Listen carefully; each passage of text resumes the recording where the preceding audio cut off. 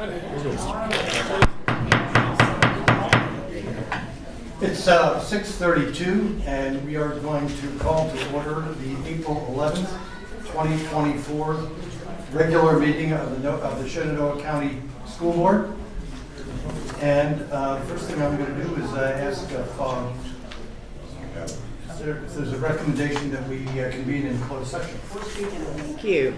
I recommend that the Shenandoah County School Board convene a closed meeting under the Virginia Freedom of Information Act in order to discuss and consider several personnel matters involving the assignment, appointment, promotion, performance, demotion, salary, discipline, or resignation under Virginia Code 2.2-3711A14, and to discuss scholastic records involving the discussion or consideration of admission or disciplinary action matters concerning any student of any state school system under Virginia Code 2.2-3711A2. And do I hear a motion to that effect?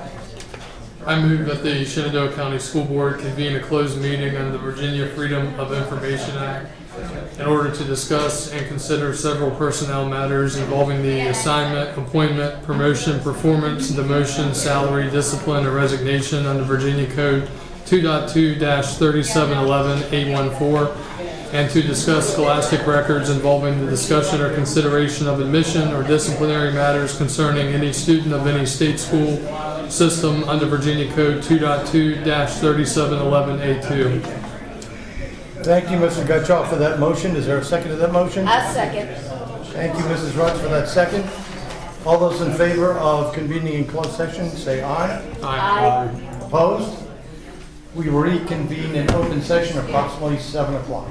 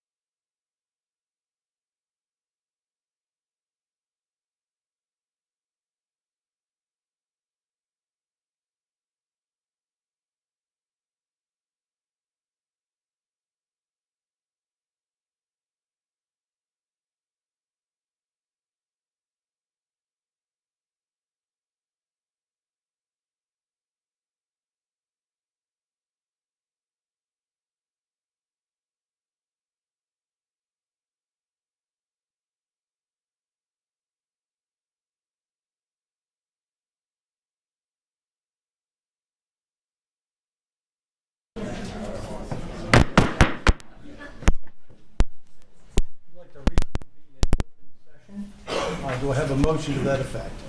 I move to reconvene in open session. Motion been made by Mr. Cutchall. Is there a second? I second. Second by Mrs. Rutz. All those in favor say aye. Aye. Opposed? At this point, we will have the closed meeting certification.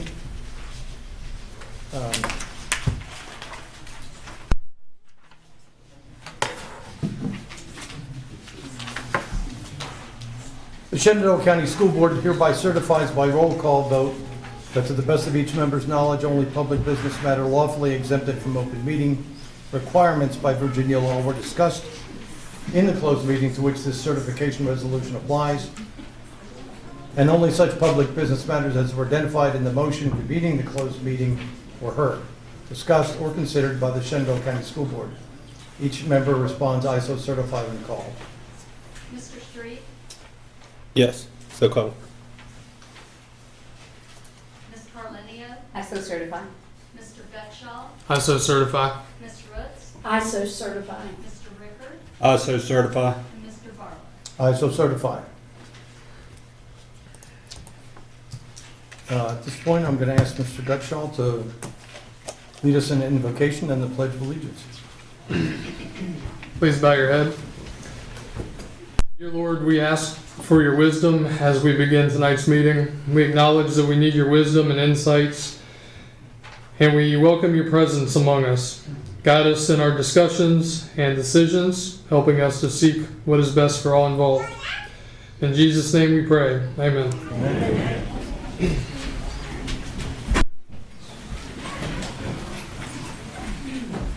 I pledge allegiance To the flag of the United States of America and to the republic for which it stands, one nation, under God, indivisible, with liberty and justice for all.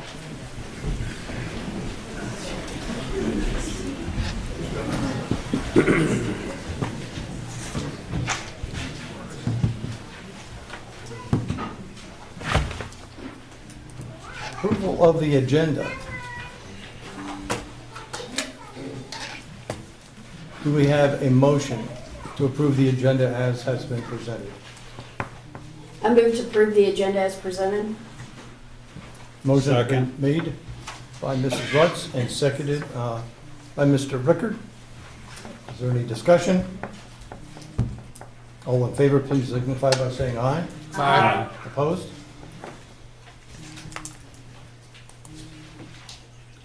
Recognitions. Madam Superintendent, do you have any? Yes, thank you. April is Autism Awareness Month, and I would like to introduce Heather Jones, President of the Special Education Advisory Committee. Heather?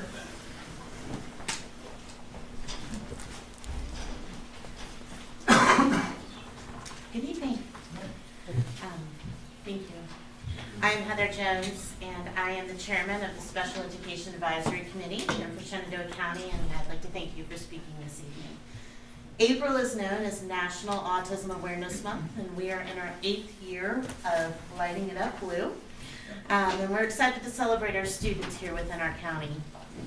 According to the CDC, autism or autism spectrum disorder is a developmental disability caused by differences in the brain. Some individuals with autism have a known difference, such as a genetic condition, while others have not yet known what are the causes. Scientists believe there are multiple causes of autism that act together to change the most common ways we develop. Individuals with autism may behave, communicate, interact, and learn in different ways that are different from most of others. The abilities of those with autism can vary significantly. For example, some may have advanced conversation skills, while others may be nonverbal. Some may need a lot of help in their daily lives, while others can work and live with little to no support. According to the CDC's 2024 statistics, 1 in 36 children are diagnosed with autism each year, while 1 in 45 are diagnosed as adults. This has increased by 312% since the year 2000. Why has this increase happened over these years? Well, a lot of it is due to the improvement of outreach and screenings conducted at an early age. Autism can begin before the age of 3 years old, and it can last throughout a person's life. Although symptoms may improve over time, some children show autism symptoms within the first 12 months of life. Others, symptoms may not show until the age of 2 or later. As children with autism become adolescents and young adults, they may have difficulties developing and maintaining friendships, communicating with peers and adults, or understanding what behaviors are expected in school or on the job. They may also have additional conditions such as anxiety, depression, or ADHD. Some interesting facts and famous individuals that we may know who have a diagnosis of autism. Anthony Hopkins, who is a famous actor. Albert Einstein, the most famous scientist of all times. Susan Boyle, famous singer from Britain's Got Talent. Elon Musk, CEO of Tesla and SpaceX. Woody Allen, famous film director. And Isaac Newton, famous mathematician. This year, the SEAC committee received autism proclamations from 5 out of the 6 towns here in Shenandoah County. We have one more on Monday. This is, like I said, in our 8th year of being able to speak and ask each town to adopt an autism proclamation. So we can't thank them enough for their support. It's also given us an opportunity to speak to community members, speak to families, spread awareness, and celebrate our students. I would like to close by finally personally inviting you. April 20th, the SEAC committee with our special education department is hosting our community fun fair. And that will be from 9 to 1 at Central High School, April 20th. This is an opportunity for the community to speak to resources available and to be able to access services. We'll have bouncy houses for children, free food. We'll have the police, fire, and rescue there as well. We have autism awareness vehicles coming so you can take your photo, MAC bus, and much, much more. Shenco is also offering free transportation, so the public can just show up to a Shenco stop, say that they're coming to the Shenandoah County Fair there at Central High School, and they have free transportation. So, thank you so much. I have personal invitations, and I have an autism ribbon for everybody, and a hand fidget, which is something that is used with a lot of our SPED Ed kids.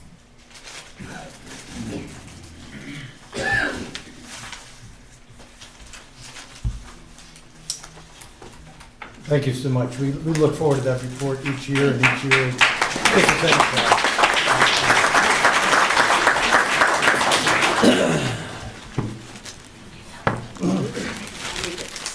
We are about to embark on the public comment section, which should be very, very interesting tonight.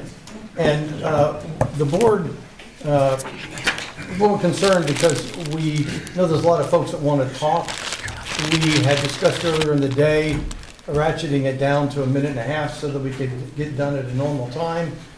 And then we thought that over and thought, you know, a lot of you have worked pretty hard at getting it to your 3-minute limit and want to say your piece. We wanted to make that decision as a board out here in front of y'all. So if you don't mind, I'm going to ask for a motion from somebody on the board that we to nominate the amount of time that we devote for each speaker tonight. Mr. Rickard? I move that we give the public 3 minutes per speech. Is there a second? Second. Second by Ms. Carlonio. Any discussion? All those in favor, please signify by saying aye. Aye. Opposed? Okay, you guys. 3 minutes, but we will be very, very, very tight on the 3-minute time. How's that? That's fair enough. You okay with that, Steve?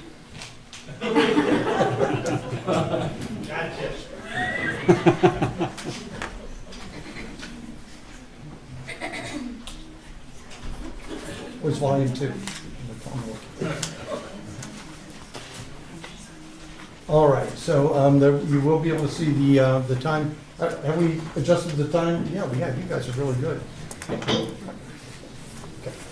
So let me read the ground rules because I think they really apply more than ever tonight. So listen up.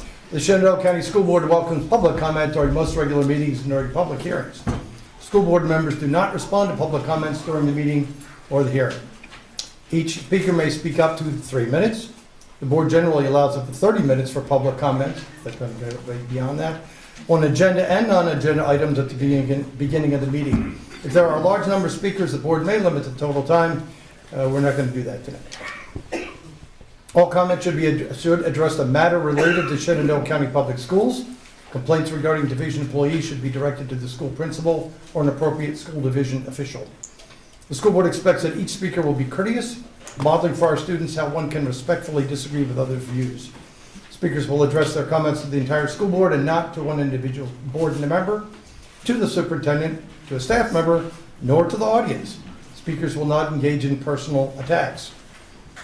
Speakers may sign up to speak at the school board meeting, a public hearing, on a document provided by the clerk of the school board, which I believe you've had access to. Speakers are called in the order in which they signed up. If time allows, the chair may allow comments from individuals who have not signed up. I don't foresee that this evening. A speaker may not speak more than once on a specific topic. Speakers who wish to speak on more than one topic must submit a separate request. If the speaker would like to present written comments to the school board, 8 copies should be provided to the school board clerk as the speaker approaches the podium to speak. Charles Street, you are first on this list.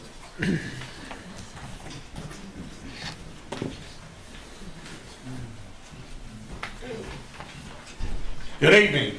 It's good to see a full house here. It's too bad it can't be every month. I hope everyone is well. Elected school board members, Dr. Melody Shepard, thank you for allowing me to speak tonight. First, I'd like to congratulate the North Fork FFA cattle working team for finishing 12th out of 17 teams at a regional competition. The majority of the teams were high school and adult teams. I'd like to wish all the athletic teams that are preparing for the postseason good luck. As for the transgender policy, I support Mike Rickard's proposed policy. As with all policies, I'm sure there's some tweaking and wordage could be involved. The budget, I challenge the Board of Supervisors to try and invite business is in the Shenandoah County to help increase the tax base. Most of the surrounding counties have a good balance of business and agriculture. We have agriculture but lack the business part of it. The country is in a silent recession with many businesses either breaking even or barely getting by. From what I've been told, the county is receiving somewhat around $1.8 million less from the state. That's a big hit to this county. The wrongdoings of the previous school board and the deceitfulness of changing the 2 school names, I'm going to read a part of the email that Dr. Johnson sent out on June 10th of 2020. And I quote, "Stonewall Jackson High School is a warm and welcoming school because the students, teachers, administration, and parents have made it so. It is diverse, and that diversity is celebrated through formal and informal school events.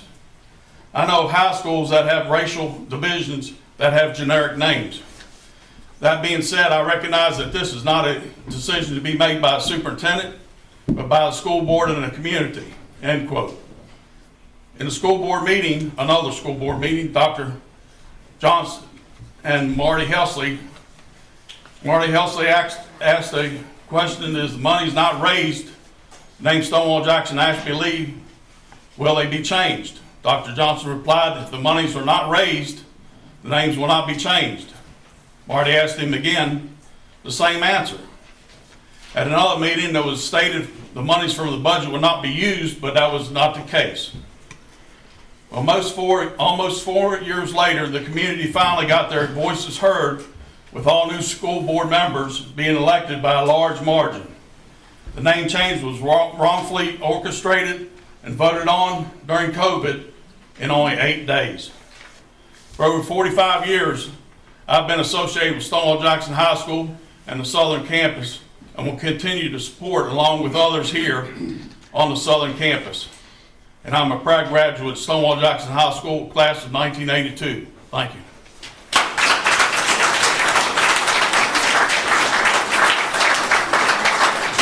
Catherine Doyle.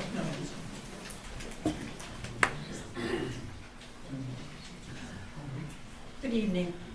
Thank you for this opportunity to speak to you this evening. I graduated from Virginia high schools and I never heard about massive resistance. It wasn't taught. I didn't know about it till I was an adult. Being a white person, I had not experienced it myself.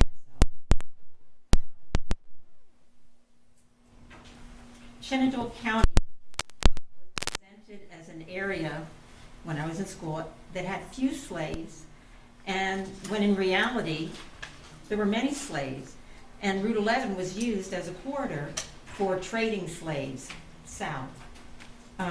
So there was a lot of history that we never learned.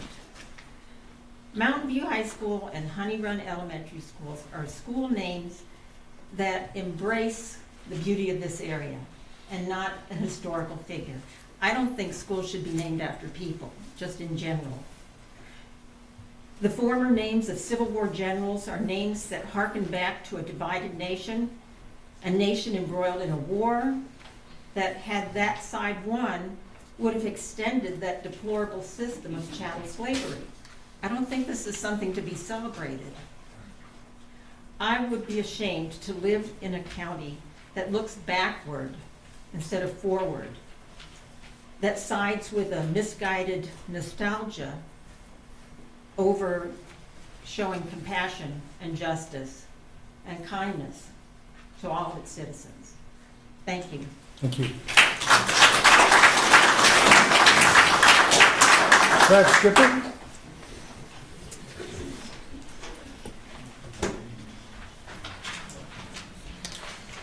Good evening. Tonight, according to the agenda, you're going to go after transgender kids while entertaining the idea of honoring traitors to the very flag that we just pledged allegiance to.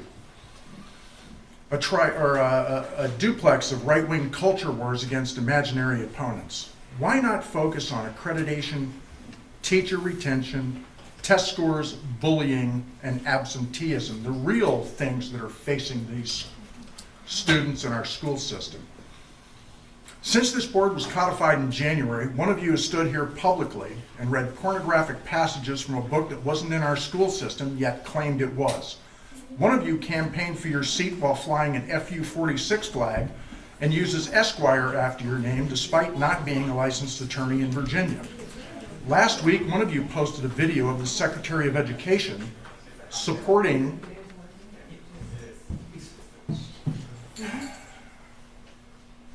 transgender kids, and then put a Bible passage with it suggesting he should be drowned. Not my God, by the way. So, there's two of you who are retired military, yet will seemingly support renaming our schools after those that killed members of the very U.S. Army that you served in. 159 years ago this past Tuesday, this great nation was born again from the ashes of those that tried to tear us asunder with their agenda of hatred and division. Supporting traitors, including my great-great-grandfather, Henry Alfred Waller, who killed the folks carrying the flag that we pledge allegiance to, is beyond the pale and absolutely irrational. The South lost. The last flag was the one of surrender. Lee was against any celebration of the South. Jackson was killed by his own men, and Ashby was driven by a grim vengeance that bordered on bloodlust. None are worthy of anything but being a footnote in history books. In closing, when you folks do these things, and I have little doubt that you will, you'll make us the laughingstock of the Commonwealth, the country, and yes, the world. You will destroy any chance of economic development, and you will have brought shame to all of us. I urge you to think long and hard about your legacies and the stains that these moves will make and leave. Thank you.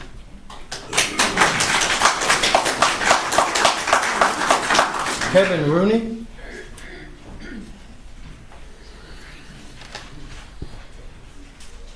Is he here? No? Neil Thorne. I have a request. A lot of us can't hear. We're wondering if maybe Yeah, you the could sound hold the system. mic. Can you hear me? Yes. Is that better? Yes. Test. Test. Yeah, if you tilt it up a little bit, maybe help a little bit more. Test. Remove it and hold it. Test.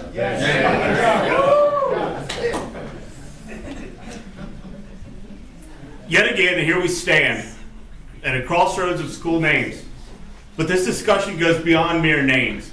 It's about aligning our actions with enduring values of respect, unity, and educational excellence. The process underpinning this discussion has been flawed from the outset. The survey deployed by the so-called Coalition for Better Schools was amateurish at best and exhibited clear biases in both distribution and framing. Furthermore, Mountain View High School is now the home of the Massanutten Regional Governor's School, an institution that fosters advanced learning in science and technology. This school represents the best we have in Shenandoah and surrounding counties, where so many of our schools are marginal at best. Renaming this site to honor a Confederate general undermines the standing as a beacon of education in our community and region. Our school district's mission, vision, and belief statements pledge to prepare students for success in the world that values respect for all and the ability to navigate diverse perspectives. Like the legally and constitutionally questionable, divisive gender identity policy, renaming these schools in a manner that creates division challenges these policies, renaming these schools in a, challenges these fundamental commitments. Also, considering the broader implications of such a decision on our students' sense of belonging and mutual respect within our community and world. Remembering the attention drawn by the last renaming attempt of 2022 should serve as a cautionary tale.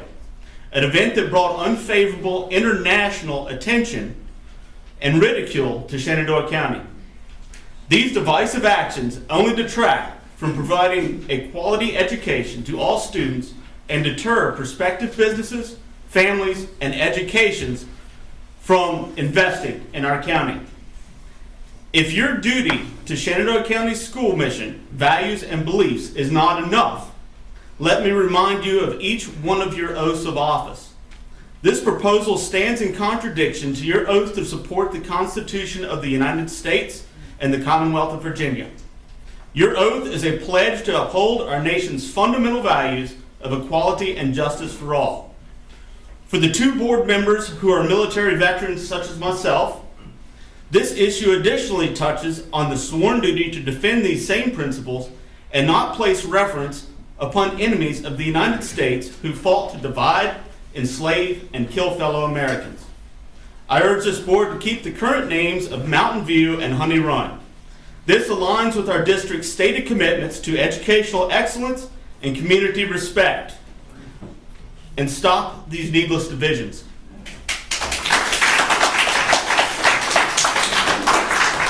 Karen Casperson.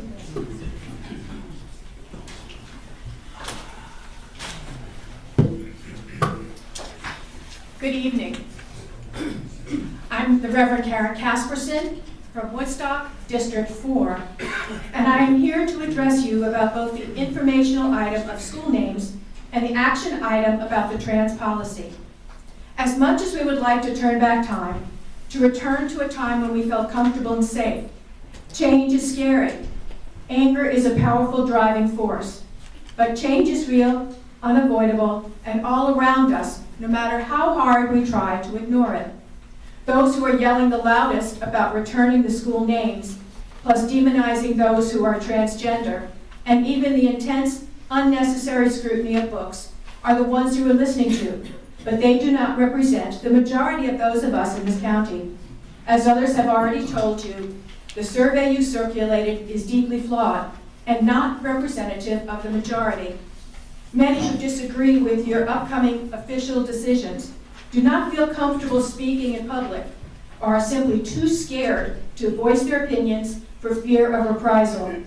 We can't turn back time. Those who are strongly advocating for the return to the school names are primarily alumni of those schools, back when they were named after Confederate generals. They want those times back to avoid scary change, to return to a simpler and easier time. Those who are presently students there have attended Mountain View High School for their entire academic years. What kind of message would it send to them? Loud voices, lots of money, and power can get their way. Anger prevails. Is that the type of lesson we want our students to learn?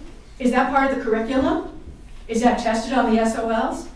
Perhaps we need to demonstrate to our students that adults are not afraid to accept change, no matter how painful and scary it might be. It's the same with the transgender policy. We can't turn back in time. It might feel comfortable and safe, a desire to protect the normal kids, the ones like us, but you're protecting the wrong students. The trans students are the ones who need to be safe. We can't shove those who are LGBTQ back into the closet as they were years ago. The policy you are proposing and will vote on tonight is cruel and out of touch with reality. Humanity and compassion should prevail. Let's model kindness for our students. Isn't that the lesson we want our students to learn? Perhaps we need to put the past back into the past where it belongs. Time to move forward. Keep the Civil War back in the 19th century where it belongs. Time to look at the present and recognize that it is our reality. The world has changed, no matter how hard we try to change it. Is this the message we want, that we want to look backwards and not forward? Thank you.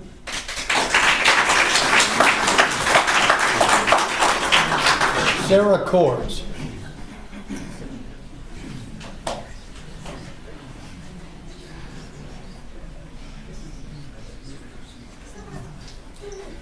Thank you for allowing me to speak on agenda item 4.4. My name is Sarah Nichols Kors. I'm an alumni of Stonewall Jackson. I'm a parent of students who attend North Fork and Mountain View. I'm also a community member in District 2. Like many in this room, my ancestors came to this country and this county in 1700s. The same even said for many African American friends here as well, only their ancestors came enslaved. If we claim only Confederate heritage, then we also claim as just enslavement of thousands in this county, the selling of them as cattle. We also claim as just the rise of the KKK and the county holding a Klan Day at the fair in the 20s, and separating African American and Hispanic children from the white children for learning in public elementary school. We also claim as just forcing those same kids to leave our county in order to earn their diploma. We claim as just building a white-only high school, and then during Brown versus Board, massive resistance, naming it after a Confederate general in the 50s. And then also remembering that we cannot separate these things apart from the heritage we want to claim here tonight. Ultimately, we are all neighbors. Just weeks ago, we rallied around firefighters during recent wildfires, and that's what I hope we focus on here tonight. What kind of neighbors do we want to be? Because how we treat all of our neighbors is far more important than being right about a process. What legacy do we want to leave to our children? Do we want them to keep fighting a civil war? Or do we want to focus on cultivating a community that's founded on what we hold in common? Choosing to be a good neighbor takes courage, but the United States of America is filled with people of courage. Consider all of the U.S. veterans in our county today, some here tonight. They took an oath of allegiance, the same one that Jackson, Ashby, and Lee broke when they fought against our country, the one they were supposed to defend.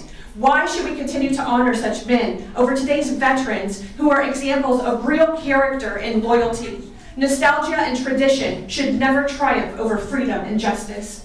You have the information you need, all of it, to make the very best decision. And you know what? You're right. You are the ones who have the authority to make this decision, to focus on the issues that you want to. But I want you to remember, just because you can doesn't mean that you should.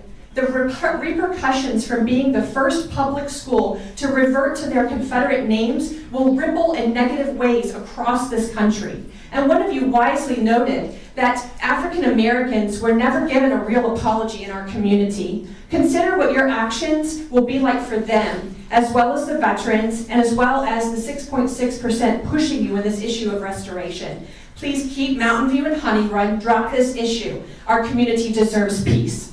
Thank you.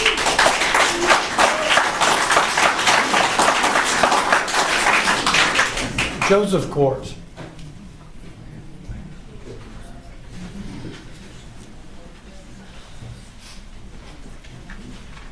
Good afternoon.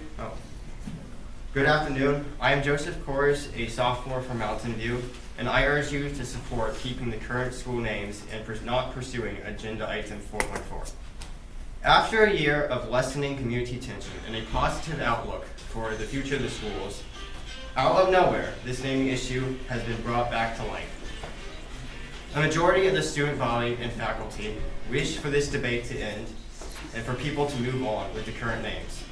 Students, including myself, will be applying to colleges in the next few years, and incredibly controversial names like Stonewall Jackson do no good on college applications. Additionally, should the second renaming be prevented, our community will put pressure on other parts of the county or country to move away from tendentious names and themes. If the names are reverted, it will create a seemingly unending cycle of renaming, breaking the community for an indefinite amount of time. Please end this strife by opting to close this issue without a vote. Thank you.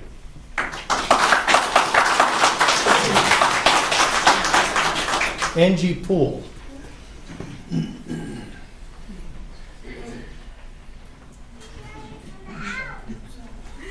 Good evening, board members. My name is Angie Poole. Good evening, board members. My name is Angie Poole, and I'm an alumni of Stonewall Jackson High School, class of 1999, and a parent of a current Stonewall Jackson senior and upcoming 8th grader at North Warwick Middle School. I have spent my entire life in Newmarket, attending all 3 Southern in-campus schools. My years spent at Stonewall still hold some of my fondest memories. I was a cheerleader for all 4 years. I can stand here today and believe firmly that there was not an issue, one, with our school's name as Stonewall Jackson High School. It was never about hate or slavery or injustice for anyone. However, what I can tell you was there was a lot of pride in our school. I find it unbelievable that some of my fellow classmates that I stood beside in the classroom or on the field have supported the name change from Stonewall Jackson High School. I know for a fact they wore that name with pride and honor, and now they've turned their backs to have it changed. Many left and came back, only forgetting where they came from. My daughter, who is now a senior at Stonewall, decided not to get a class ring because she wanted Stonewall Jackson and not Mountain View. She also made the decision to keep her FFA jacket the way it was, with Stonewall Jackson on the back.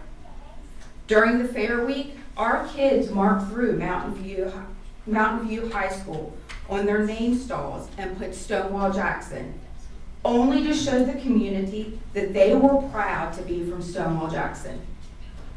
That, board members, is what I call pride, not hate or whatever else others want to call it. I'm asking each of you to really consider what our community, including our kids, want and change our Southern school names back.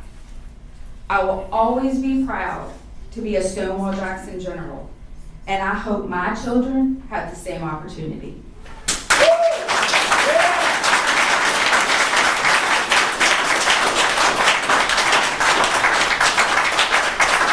Mike Scheibe.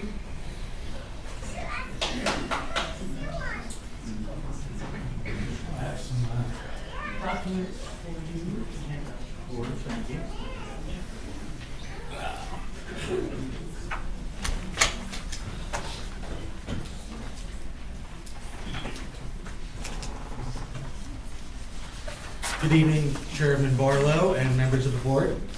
My name is Mike Scheibe from Quicksburg, Virginia. I have handed out a document that I have written up for you with some recent research regarding cases by the state Supreme Court of Virginia that in regards to virtual meetings and processes during the pandemic. You'll see on those two court cases that I've listed that anything that was considered non-emergency or related to the emergency, which in this case was the pandemic. So anything not related to the pandemic was not permitted to be done, and the only other thing that was normal business by the school boards, the general running of the board, the schools, or the county.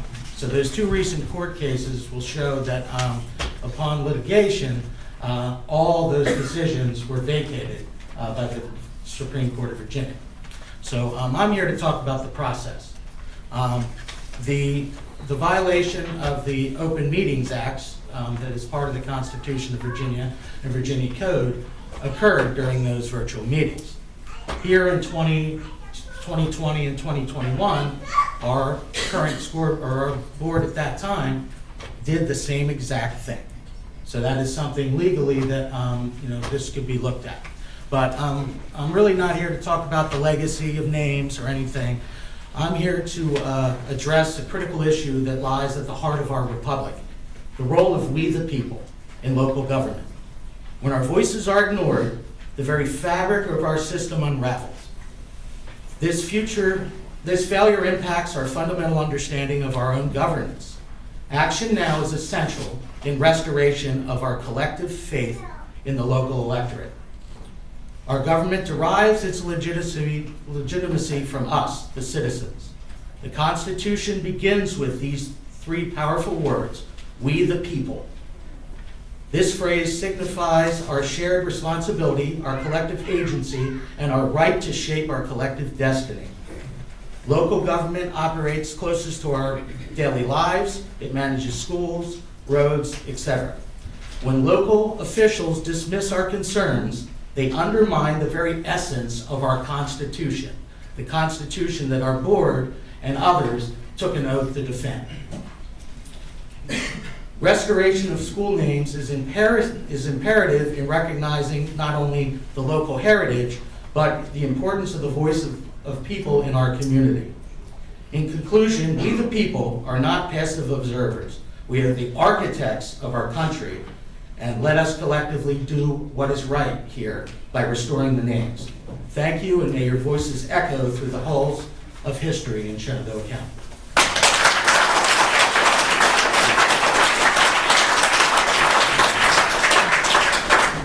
Luther, is it Santaful?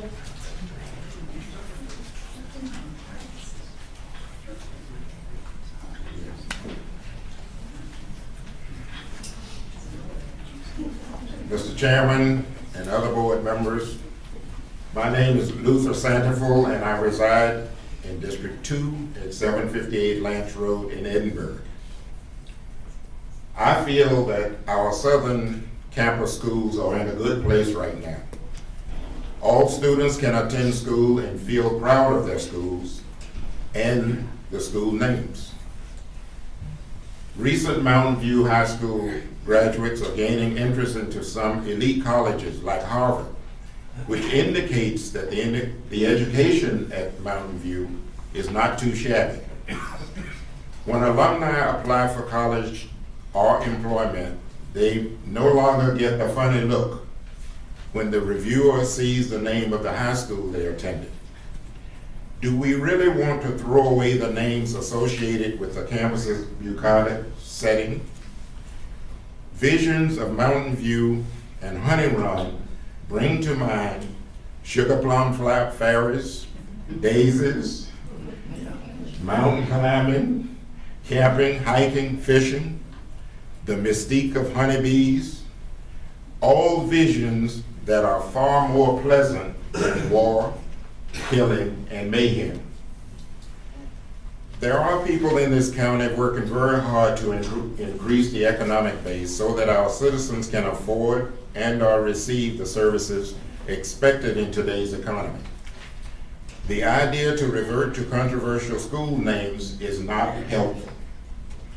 My son and I are involved in a winery tour business. You know, tourism and agriculture.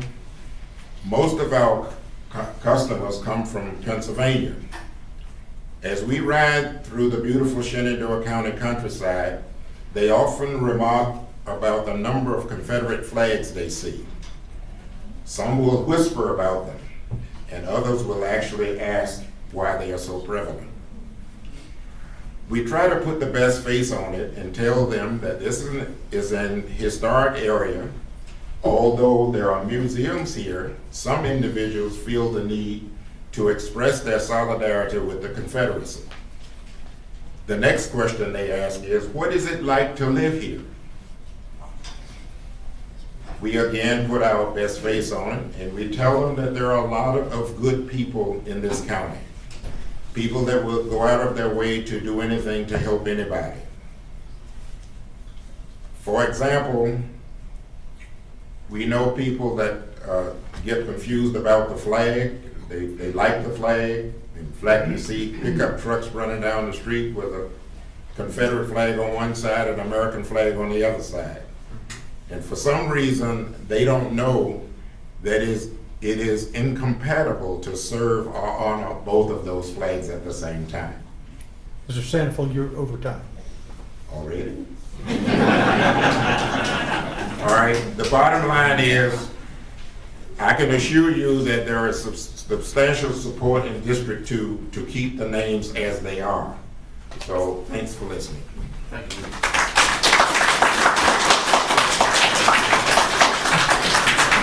Linda Kosa.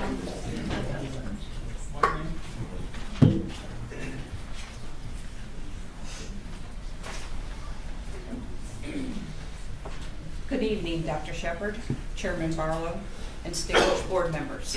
My name is Linda Kosick, and I live in Edinburgh. I grew up here when I was young, moved to Manassas in my teens. I graduated from Stonewall Jackson in Manassas. My two brothers graduated from the Stonewalls here in the Shenandoah County. After graduation, I worked for Prince William County Schools for 43 years. I happily returned to my lifelong roots here in the Valley. The love for this county and our schools run deep in my family. Even after 50 years plus, we still wear our high school name proudly, remembering the support of all students that we had with each other. And in August of 2020, I stood right here before the board and shared my thoughts and feelings why this county should keep Stonewall Jackson's name as well as the others. But sadly, it fell to deaf ears. The previous board didn't listen to the countless people who stood here and spoke, who wrote letters, who sent emails, pleading with the board not to change the school's name. The process was, as you know, rushed through, and I believe some underhanded dealings were at foot. They said it was only a name. It offends some people. This is the Valley history. No matter how hard you try, you can't rewrite it or erase it. As a taxpayer of this county and a U.S. citizen, I am tired of all the woke individuals who are eating away at our values, our morals, our God-fearing way of life, and it's just another example of a handful of individuals getting what they want, the squeaky wheel. You as board members took an oath to be the voice of the people. Be our voice. Listen to the majority. Vote the people's voice. Reinstate our school names. And last but not least, I want to say I fully support my regard on the gender identification policy. Be blessed, and thank you for your time.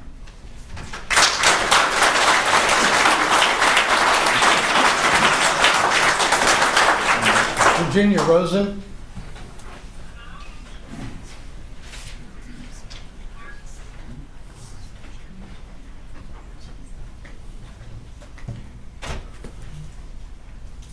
Good evening. It's time to correct a mistake that was made in 2020. It's a moment to remember who we are. The school names have a much deeper meaning than what is on the surface. It's not about the negative things you've heard, but it's a story of the human spirit. So what does it mean to be a general? To be a general means doing your best and being your best and showing the world what you're made of, even when the odds are against you. It's instilled in all of us. It's our identity. It's who we are.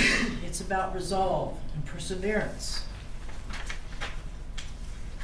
This is something no one can understand unless you were there.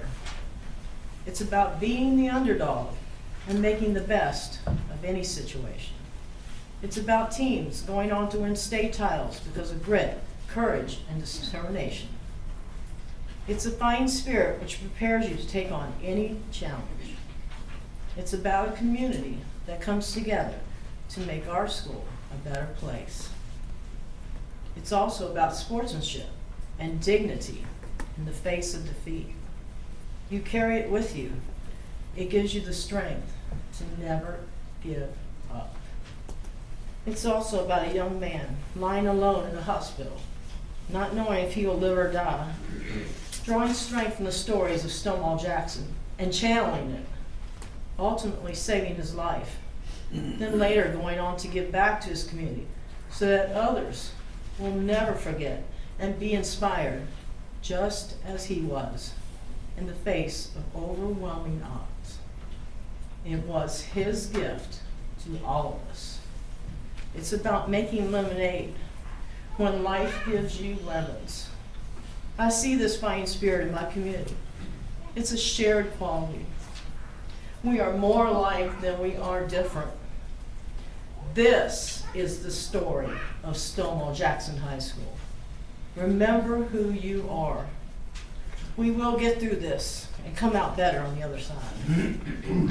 From the words of Stonewall Jackson, you may be whatever you resolve to be.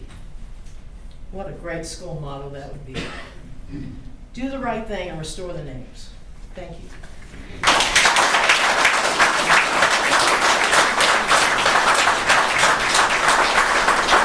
Rhonda Richard.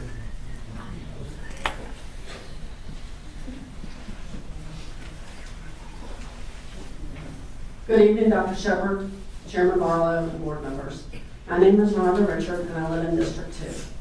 I would like to ask the board to support the transgender policy presented by Mr. Bickford. I would like to thank you all for putting the name change informational on your informational agenda tonight. Your actions show that you are allowing all citizens to be heard, unlike the last board. Mary Payne, a then student from Central High School, collected signatures online wanting the names of our southern schools changed. This online petition generated approximately 2,200 names. The majority of those names were not even from the state, much less this county. States included were California and New York, just to name a few. Was that petition a true testament of what the people of Shenandoah County wanted? I don't think it was. The past school board listened to her and the other woke people that think the letters on the building cause harm. That is like saying firearms should be banned because they kill people. We know how absurd that statement is. Through the days leading up to the name change, many spoke in favor of changing the names, but I dare say more spoke out against. We were not listened to, our voices were not heard. We were betrayed and lied to. April 2022, we circulated a petition asking District 2 Representative and Chair Board, Marty Helsey, to vote in favor of restoring the names. We only had 2 weeks to collect and collected signatures of those in District 1 and 2, along with students of the high school. We collected 139 student signatures ranging from grade 8 through 12, so some of those are still in school. And 377 voters/stakeholders. Again, our voice was not heard. That vote dropped with a 3-3. I am sharing that petition with the board this evening. Community input. In the letter sent to the board by the group claiming the names, they state that 86% of the stakeholders from the southern campus didn't complete or fill out the survey, that they are the silent majority. Are they really? 13% cared enough to respond. We don't give consideration to voters that choose not to vote, nor should the coalition that did the survey. Votes matter. The coalition cannot force someone to complete the survey and return it. Does that mean they want the name kept as it is?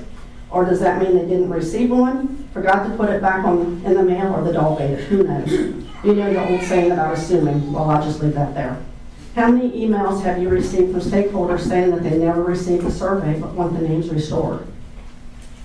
Remember that the last board was only able to put $36,000 toward the name change. after lying to us all. That board reappropriated $268,284 by taking funds from students and teachers to fund the name. This time that won't happen. Remember this, history is history for a reason. Has the name Mountain View and Honey Run stopped all that bad behavior that was said to have happened there? Sorry, I dare say it didn't.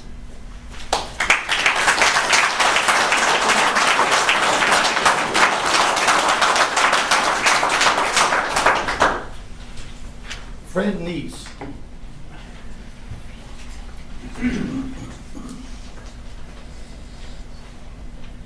Evening, folks. Thanks for letting me speak.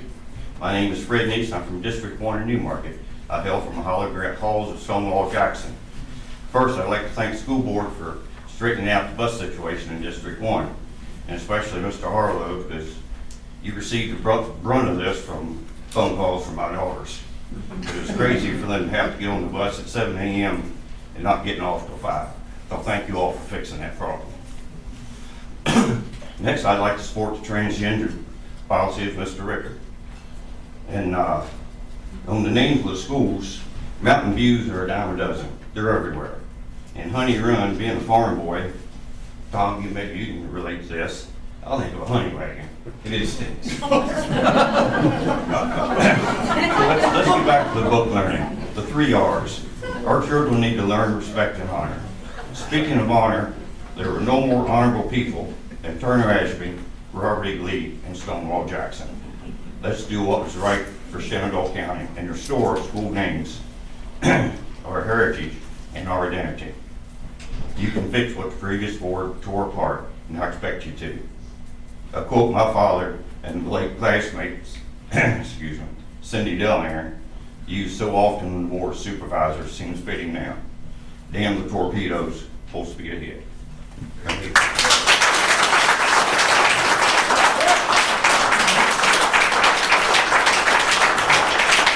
Pat Murphy.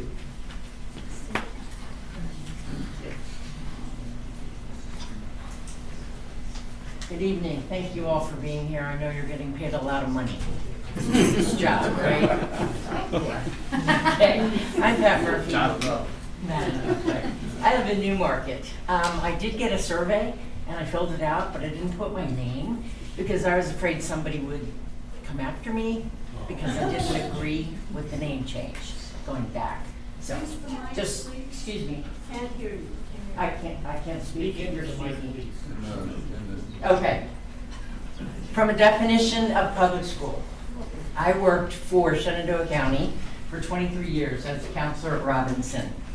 I was from Pennsylvania, and all I knew about Virginia was slavery. That's all I ever heard of it. Now that I've been here for half of my life, I see that there's so many other great things about Virginia, but I still have my qualms. Being a Northerner was not a problem when I worked at the schools, except for one teacher who unfortunately had a bumper sticker on her desk that said, do the South a favor, give a Northerner a ticket home. So that really didn't sit well with me. I thought that was kind of rude, especially for a teacher to have it on her desk. Put it on your car if you want. Okay, definition of public school. An inclusive, respectful learning environment. All students are valued, regardless of race or background. That's from the dictionary. I didn't make that up. Okay. How can all students be valued if a school is named for white supremacists who tried to violently overthrow the government and to pressure for slavery during the Civil War? Stonewall Jackson said slavery was sanctioned by God, and he purchased a slave to give as a gift to his wife. Lee also said slavery is necessary and ordered by God. Okay. We can commemorate exceptional military skills and soldiers and pride as general soldiers. That's wonderful. But naming a public school after Confederates, slavery proponents does not provide an inclusive environment for our students. I agree with putting up statues in private lands, museums, all of that to show the pride of this area and Virginia. But God doesn't sanction slavery, I don't think. Let's celebrate the South for all the good things by please staying with the names that have been changed. Thank you for your time.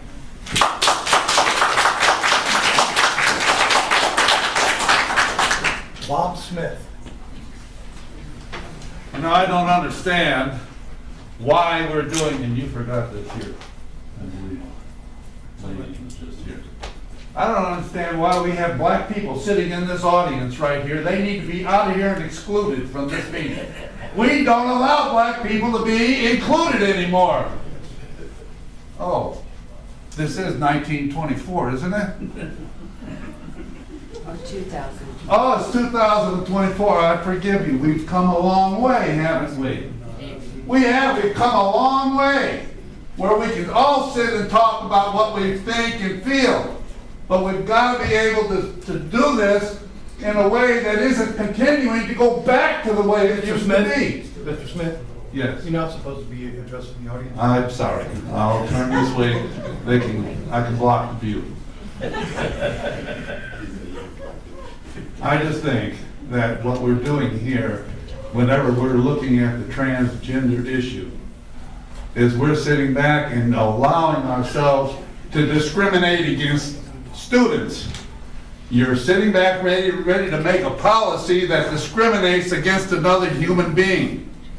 You're going away from any possibility of being humane towards another human being. No, because you've got the old way of thinking about them. We've got to exclude the transgender from all these activities. Oh, we can't even go to this bathroom. We'll make you know what? You don't even see the damage you're doing to those individuals that are transgender. You don't even see it. They have to ask, my government is against me. My school is against me. My roommate, other students are against me. Because the school board made a policy that allows that to happen, that allows them to suffer, that allows them to sit back and feel bad about themselves. We have, if you look at the figures around this country, you see that over half of the number of people that have had bullying done to them, the crime is up, everything else against bullying because of the policies being adopted across the nation. It's a shame to sit there and say, oh yeah, but that's the way I grew up, that's the way I feel, that's my religion. It's not just your religion, you're just one part of this community. You can't discriminate against another part of this community. You can't sit back and do the damage to those kids. I've seen it when I was a teacher in Arlington County. We had 48 students that were transgender there. And they're discriminating, the pain and the emotion when they come to you and they talk to you and they say to you, why is this happening to me? I'm trying to find out what's going on. And you're making policy decisions on the lives of these people. Think about what you're doing whenever you're doing this.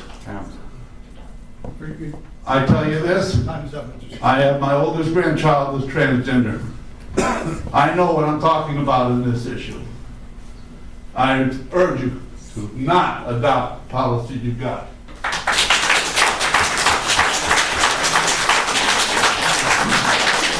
Jolene Vini.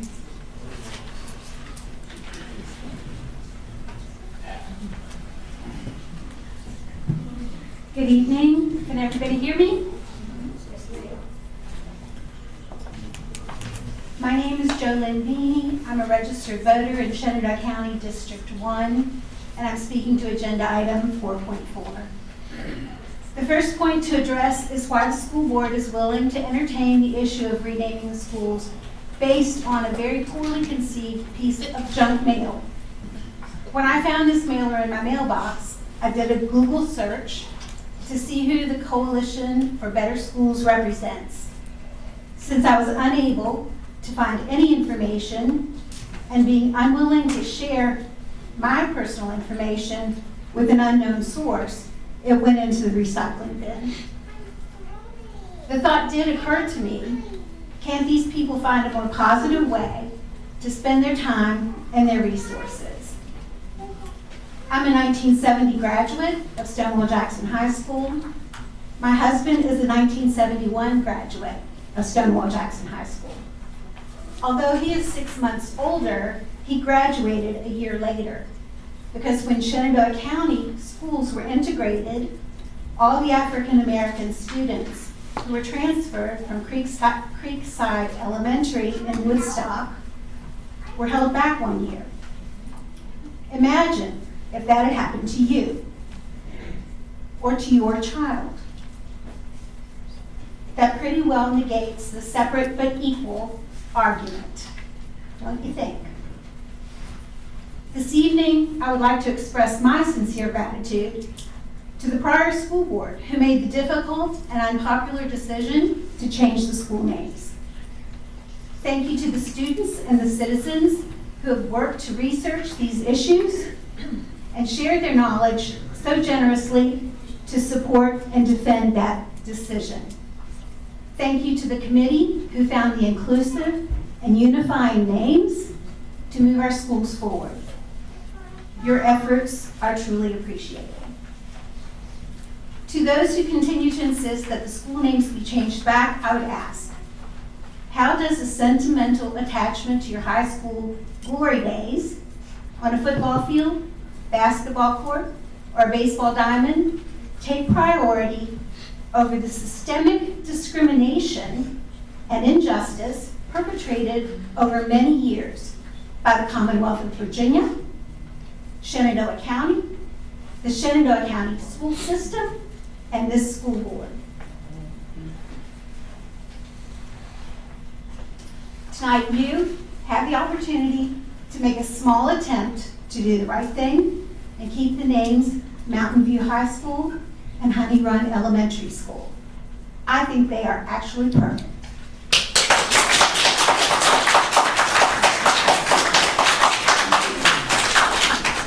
Jay Jarrett.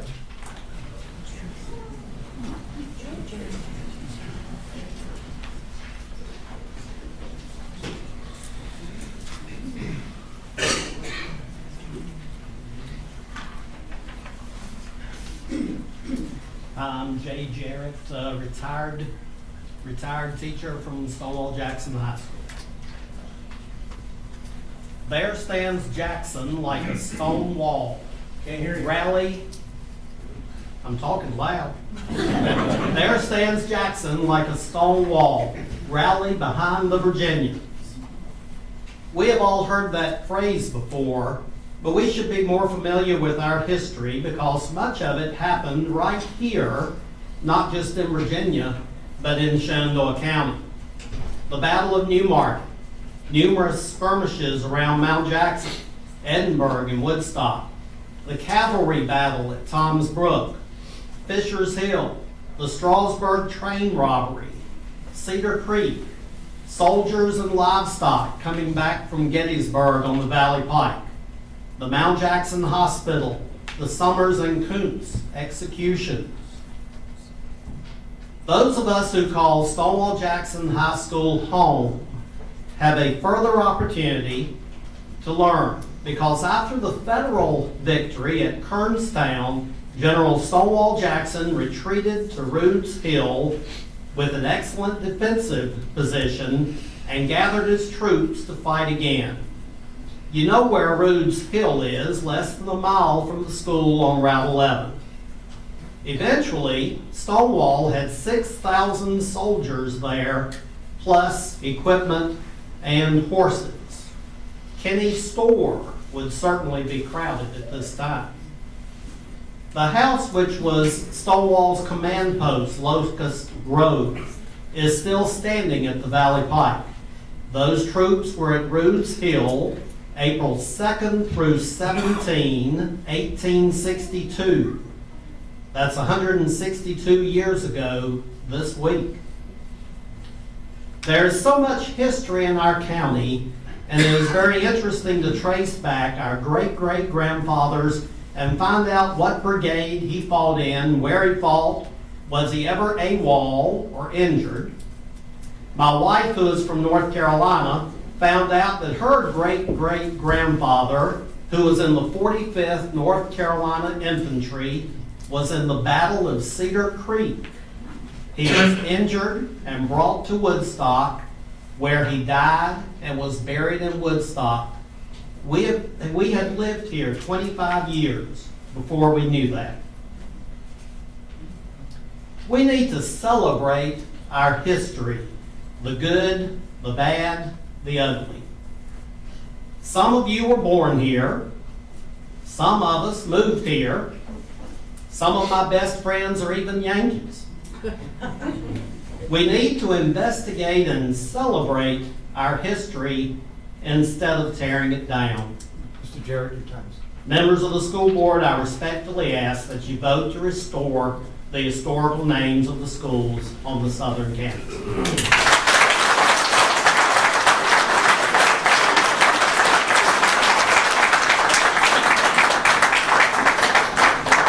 Glenn Ogle.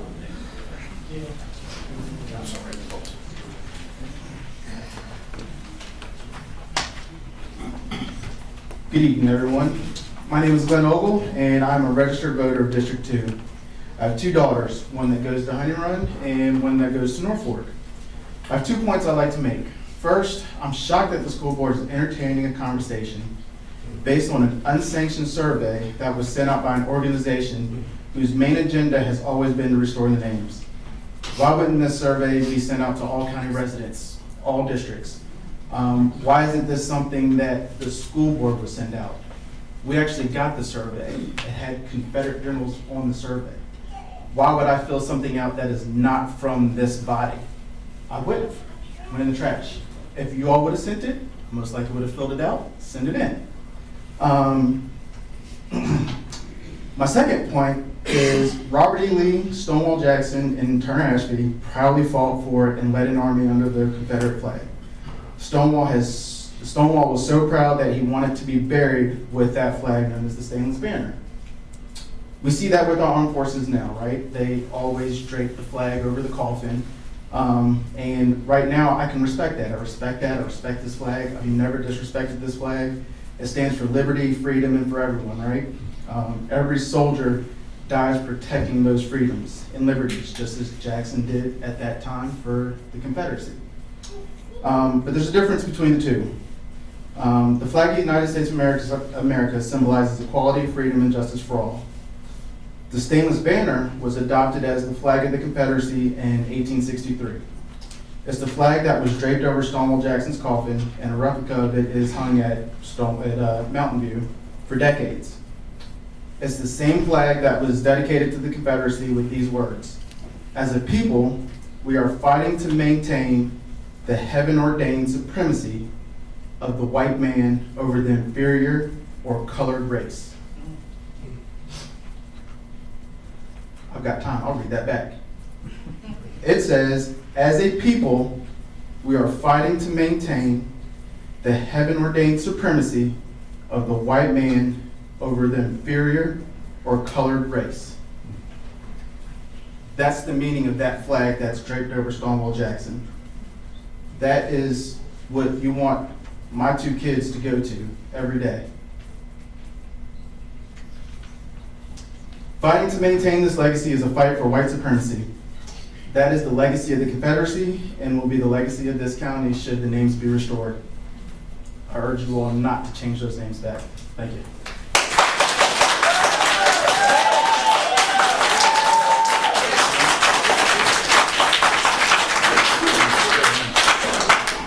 Dennis Atwood.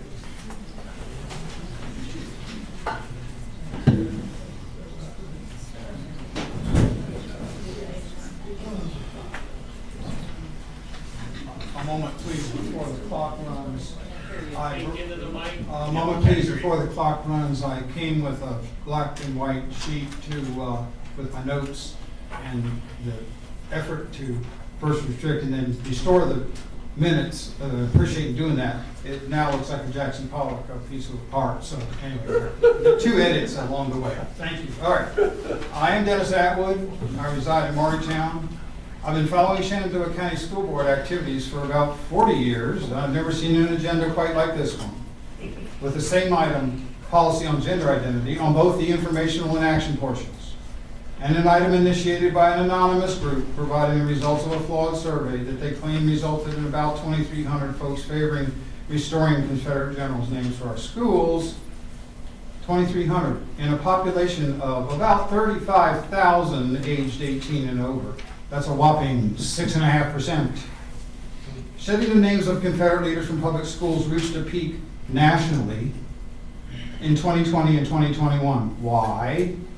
Because the impact of white supremacy on black lives was brought into sharp focus by an event in broad daylight, captured on video, 9 minutes and 29 seconds of police officer Derek Chauvin's knee on George Floyd's neck. 9 minutes and 29 seconds. I challenge you to watch that. It's on YouTube. A murder witnessed by other police officers and civilians. That shock engendered thousands of local and state actions collectively called national racial reckoning. And there is a national context.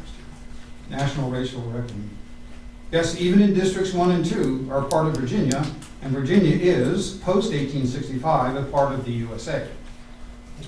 The Shenandoah County School Board joined dozens of public school systems across Virginia and hundreds across the nation in taking the proper policy, leadership, and justice action to shed the names of Confederate leaders from their schools. We should continue to honor those actions taken by the county school board members, Karen Wetzel, Marty Helsley, Cindy Walsh, Michelle Manning, Shelby Klein, and Andrew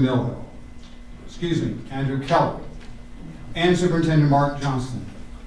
They really did the right thing, even though they've been criticized and chastised.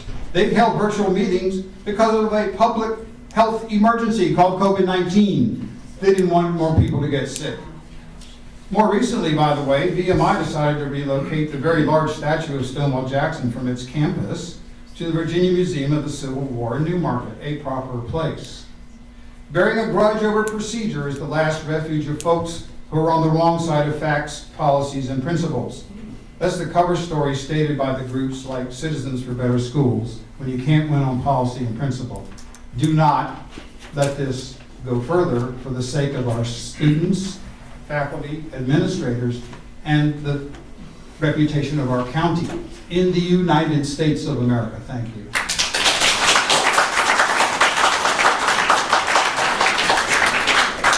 Alan Dodson.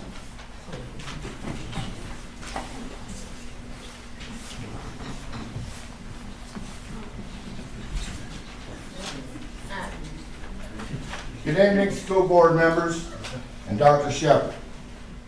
My name is Alan Dodson. I live in District 2, Edinburgh, Hamburg area. I am a 65 graduate from Stonewall Jackson High School. I support the Mike Rickard gender identity policy. I also support destroying the names of my schools on the southern campus. I'd like to read a letter from Mike Wakeman, who lives in Edinburgh and could not be here this evening.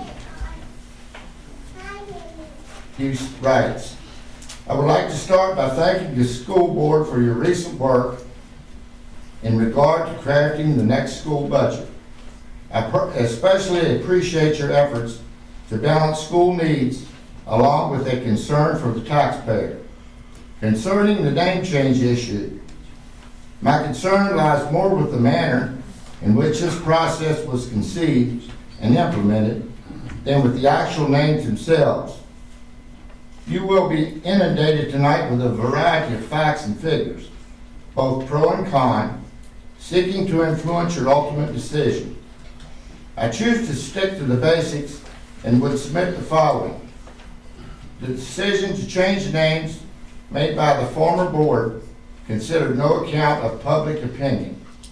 It was arbitrarily made based on personal opinion and remains highly unpopular.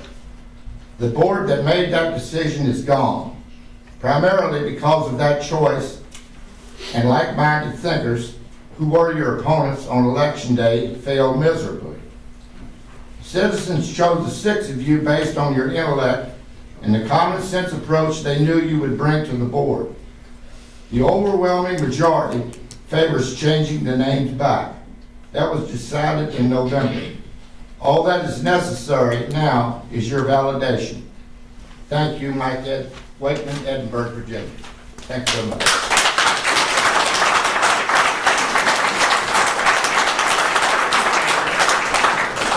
Scott?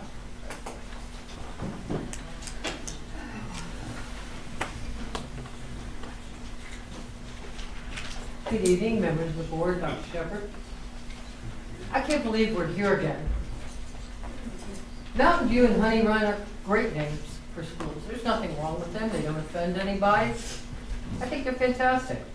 Fortunately, I went to Central. I didn't have to go to Stonewall Jackson. But I'd like to talk a minute about right and wrong. And I think we have to look and all agree, perhaps, that insurrection, treason, discrimination, they're all wrong. And when we go back and change the names of the schools to honor insurrectionists and traitors, we might want to think a little bit about what's right and what's wrong. We don't want to honor insurrectionists and traitors. Essentially, Confederate generals were just that. They would have been hanged without the grace of General Grant and President Lincoln. So when we go back and we name our institutions for insurrectionists and traitors, we're simply saying we're proud of being racists. We're proud of being provincial. We want to stay out of step with the rest of society. We want to go backwards. We don't want to go forwards. We might as well put up a banner that says, "Welcome to Shenandoah County, home of racists and insurrectionists," and we're proud of it. Thank you very much.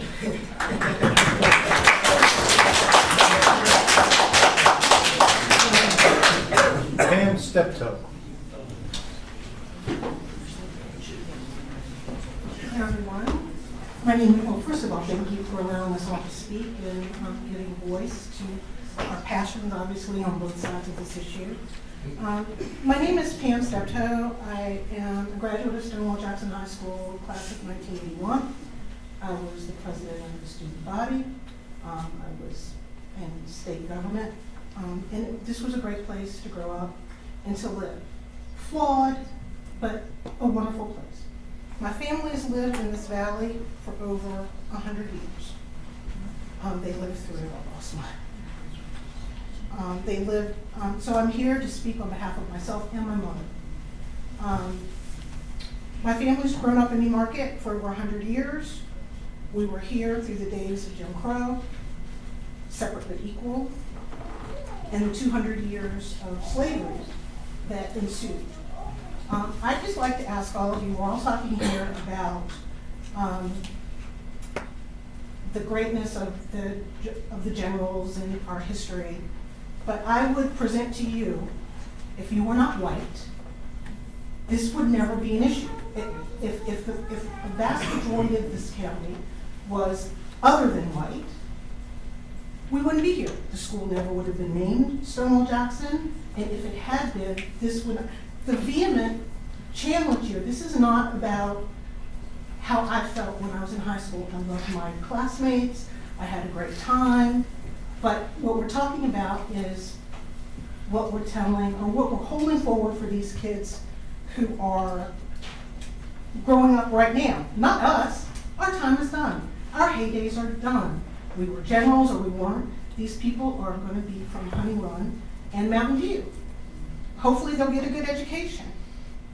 I just want you to know that there's no fondness for people who are not white, for the Confederacy, for slavery, for being treated like cattle, traded, families broken apart, and through ensuing Jim Crow and living in Newmarket even in the 60s, not being able to get a loan, when all of the white families were able to get a loan. This is systemic for the county. And I was thrilled to see that the school board decided to make a change. What I would love to see, however, is for us to focus our time on what we can do to ensure that the students coming up grow up in an inclusive, inspired, and encompassing academic experience. And I would hope that we could use our time and our energy to support the schools, the teachers, and all of the academic endeavors for our children to make sure that they have the best education possible.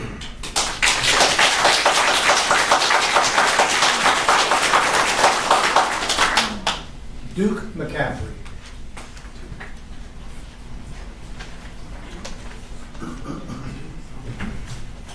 Chairman Barlow, members of the school board, Duke McCaffrey, Fort Valley, Virginia.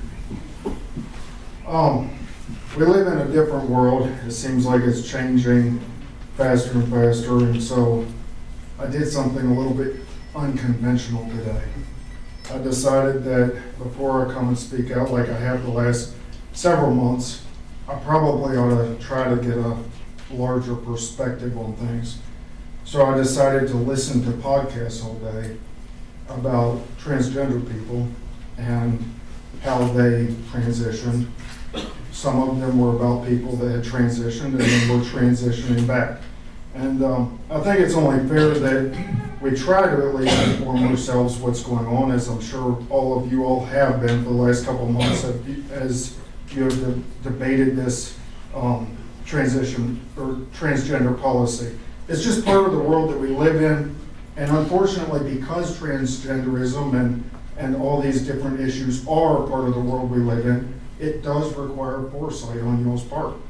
I mean, people say, well, it may not be a problem now. Well, we have to look forward to what could happen, what is going to happen. And so, while Governor Youngkin's policy and his model policies that have been suggested for every school board to adopt, but also saying, look, we encourage you all to even go more in depth in this.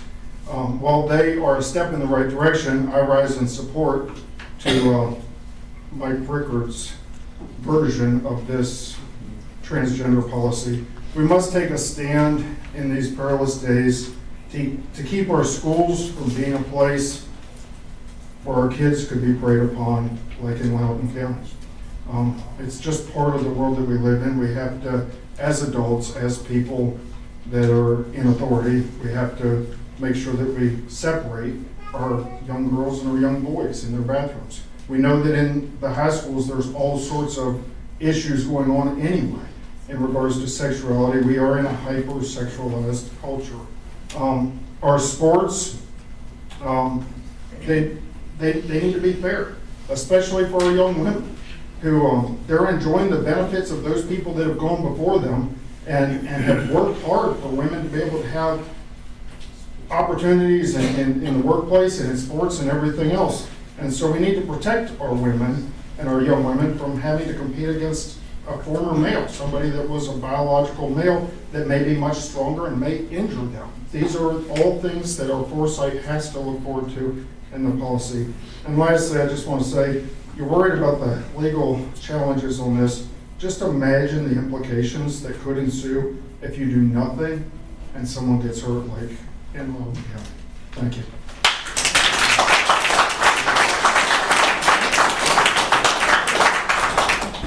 Kelly Stouff.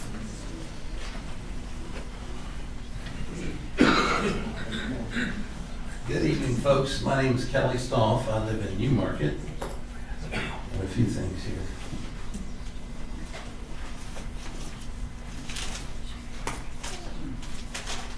Two things I'd like to speak on this evening.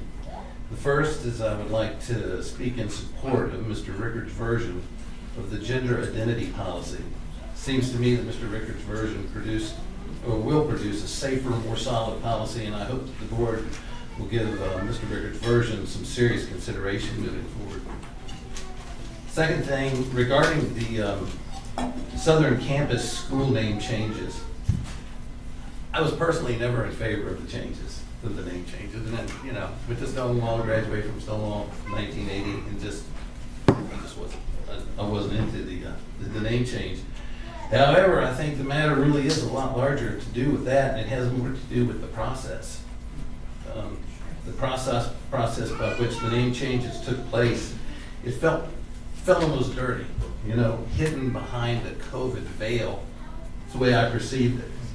And I don't think the community had a chance at all to provide input. Based on the statistical information that I'm seeing, I'm not sure if some of the folks, Stuart, are you back there?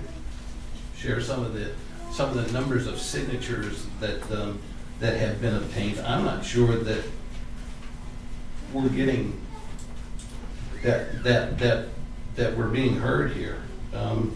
I'd like to encourage the board this evening to take a look at their community, listen to our voices, take a look at the numbers, and feel good about the process of changing the name back. We just weren't heard at all to begin with, and I'd like you to just, consider our voices this evening, please. That's it. I thank you for allowing me to speak a little bit. Thank you.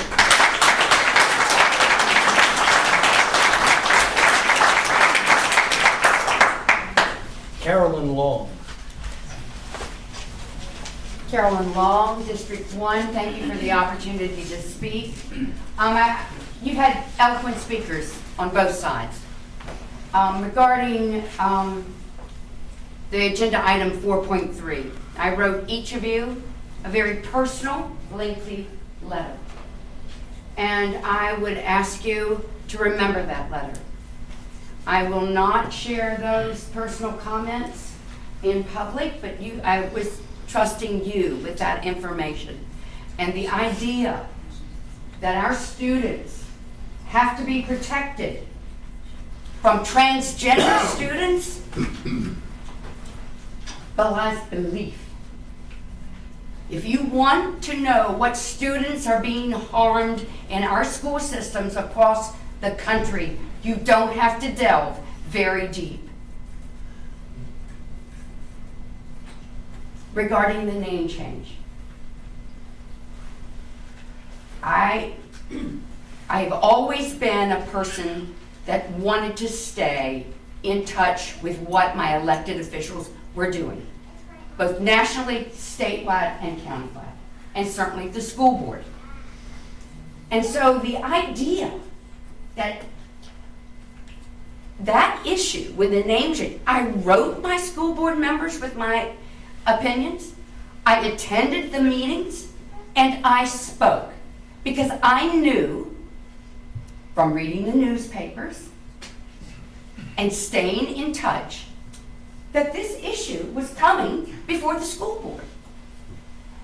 There have been many times when things have escaped me, was I was not paying attention.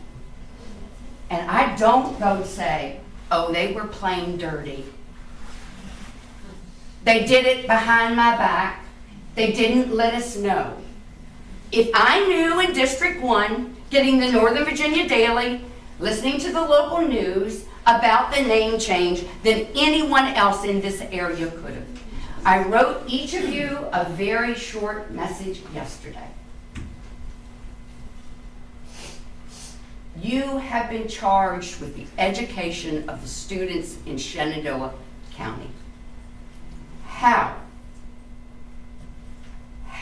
will changing the names of Mountain View and Honey Run, how will they benefit the students in those schools?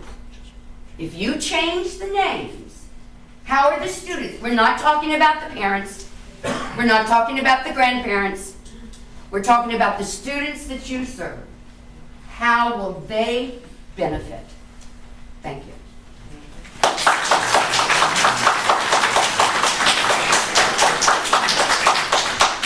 Pat Potts. Who? Pat Potts. I saw her here earlier. There she is.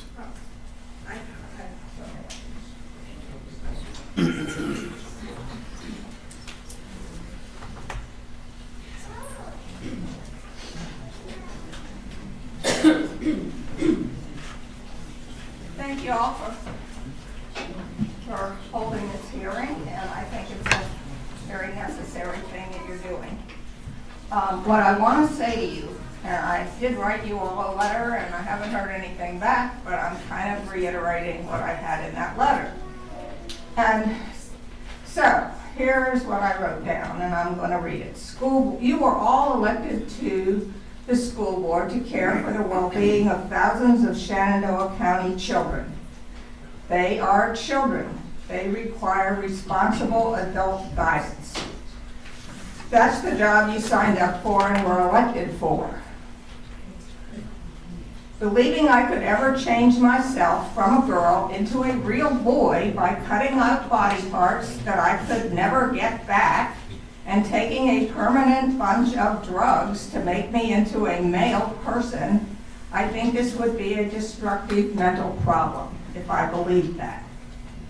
If I justify this one, what about all the other ones? Psychological intervention is used, hopefully end up with a person who knows real from make-believe. That has been the medical response for many unhappy people who don't like the reality of their lives. This idea is a fairy tale, but unlike Cinderella, it's very destructive and it is irreversible. These are children.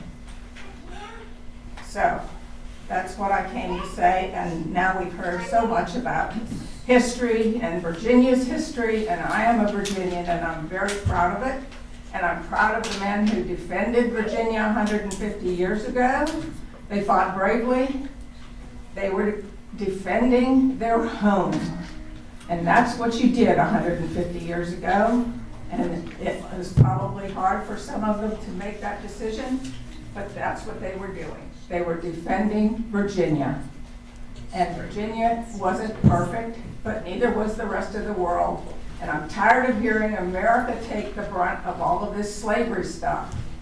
Because slavery was worldwide and it is still being practiced in many places today. Not here, as demonstrated by the intelligent and educated black people in this room. So the world has changed and people are now going to school together and they're doing very well. That's it.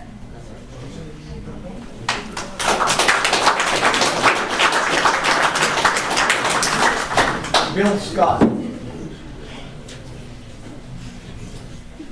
Members of the school board, Chairman Barlow, Superintendent Shepard, I want to thank you for the opportunity to speak, but I think it's most unfortunate that we have to go back and relitigate something that's already been settled.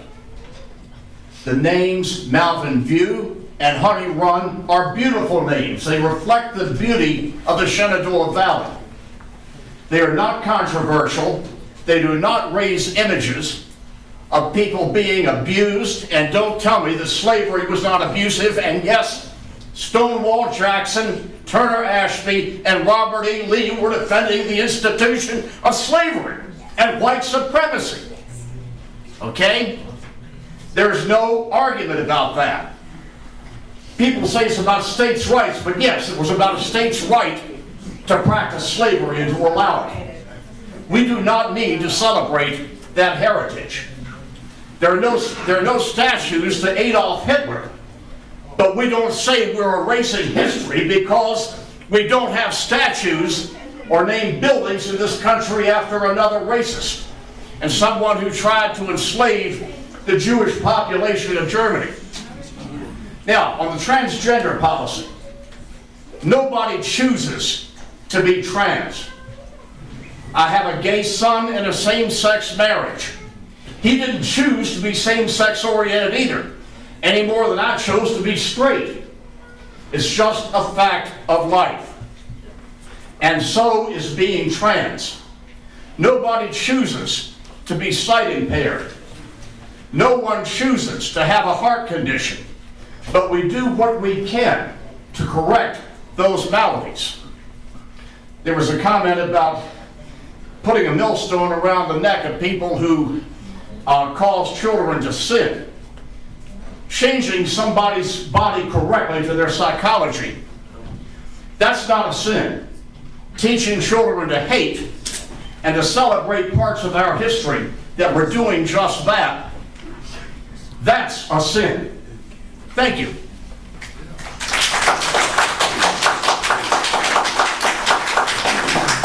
Carrie Heichman.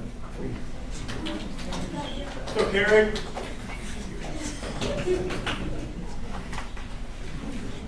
Good evening.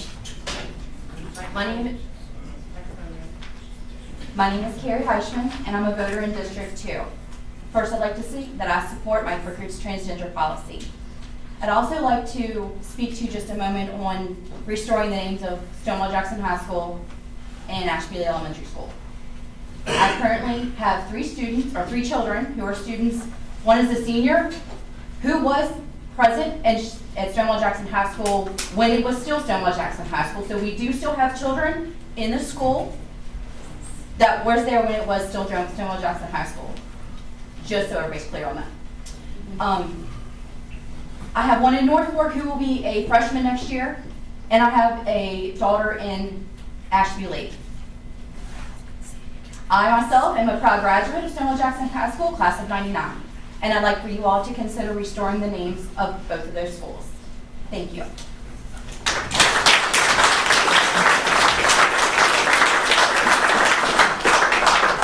Bill Wine.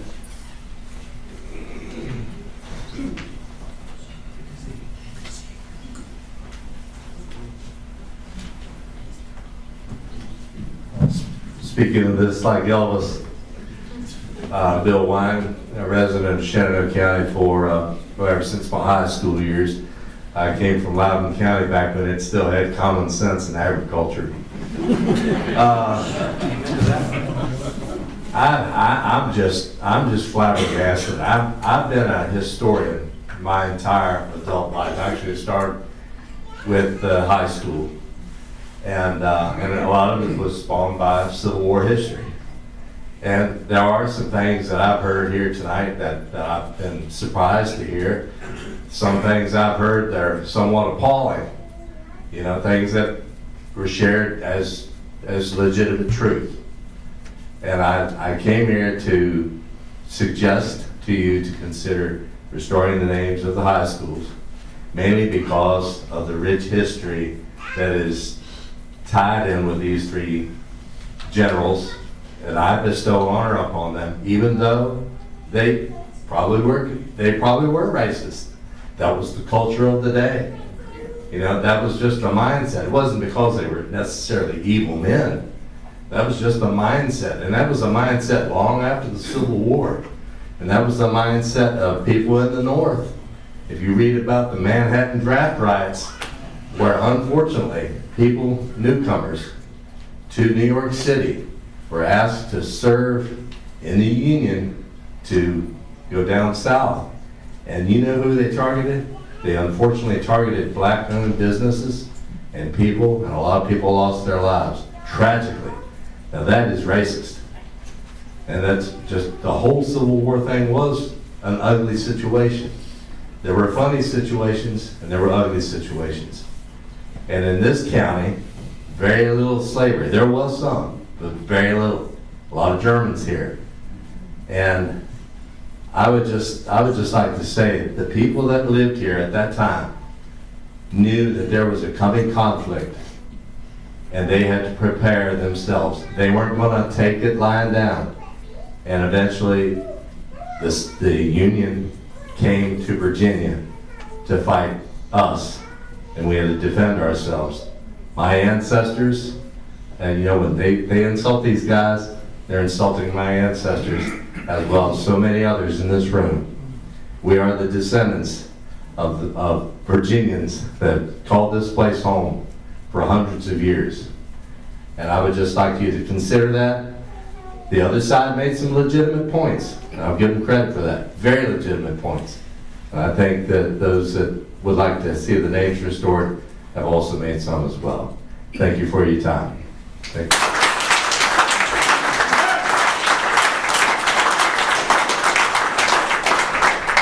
Rhonda Zingrath.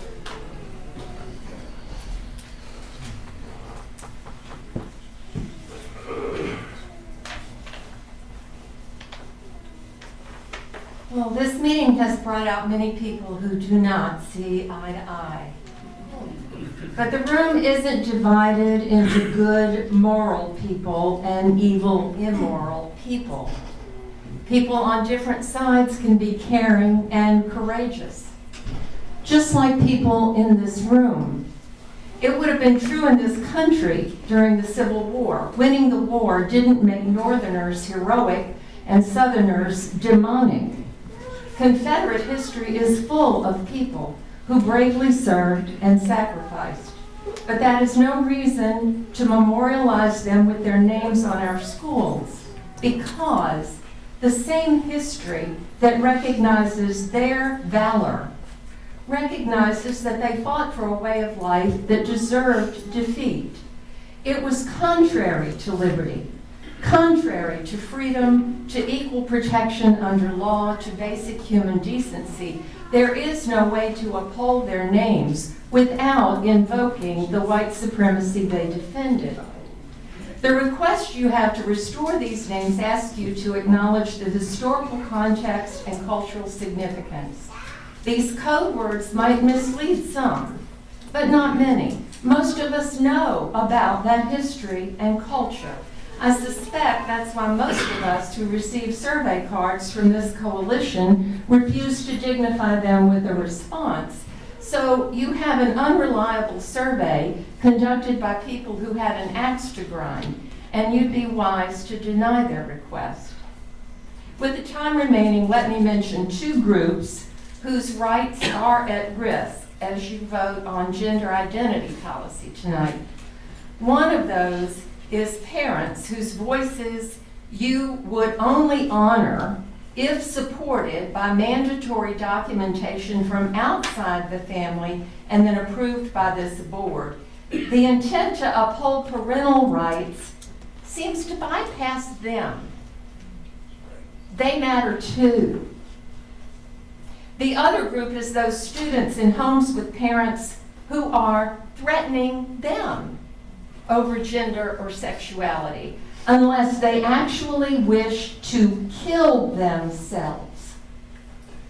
They cannot turn to anyone at school for safety or support, because apart from risk of suicide, their abusive parents will be told.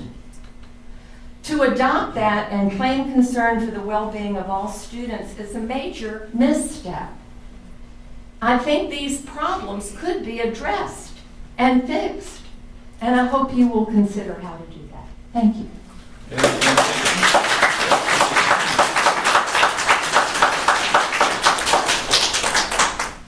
John, is it Krotek? Yes, sir. I have my leg broken in November, so I'm moving kind of slow. But I appreciate the time, and we have heard a lot of folks. Thank you very much for listening to us. As Americans, we don't live our lives without controversy. My dad was from Pennsylvania, and my mom was a Southerner and a rebel in every sense of the word. I'm married to a Virginian, and she dragged me up here 3 years ago. We live in Newmarket. We love it. Think about controversies that brings people out, and people get very impassioned and compassionate. In December 2020, after that horrific death of George Floyd, an Army buddy of mine sent me a book written by a man named Manning Johnson. I suggest everybody pick a copy of it up. It's titled Color, Communism, and Common Sense. It's an interesting read. This person was killed in a one-car accident in the state of California after he wrote the book, but he had been a member of the Communist Party in America for 10 years. And when he saw what they were doing with race, he denounced communism, wrote the book, and strange enough, he dies the next year in a strange car accident. Yeah, things did happen. As far as slavery goes, my last name is Krotek. It's Slavic. The word slave is a derivative of Slavic. My ancestors, who for 1,000 years were enslaved by the Barbary Coast pirates, African tribes, and Arabs, the Bedouin Arabs, 1,000 years of slavery. I thank God every day that my ancestors left Croatia and came to America and raised 7 children, state of Pennsylvania. My grandfather never spoke English, but he worked in a steel foundry during World War II. My aunts, my uncles, they fought Nazis, they fought Japanese because they believed in this country. When I swore an oath to uphold and defend the Constitution and the United States of America, I was doing the right thing. I lost 2 buddies in the first Gulf War and many others in places like Afghanistan and Iraq. And I can guarantee you this, they would still raise their right hand because they loved this country. There's no doubt that everybody in here loves this country. When we talk about doing the right thing, I try to all the time. And my wife is the first one that'll remind me when I do something that's not right. But she's a lot like a voter. She's tough, because she's a Virginian. She's smart, because she was lucky enough to go to college at VCU. And she's compassionate. And I know this, because she has let me off the hook many, many times when I made mistakes. I'm out of time. Do the right thing. Let's right the mistake. And if we have to reprocess, let's do the process the right way. Thank you very much.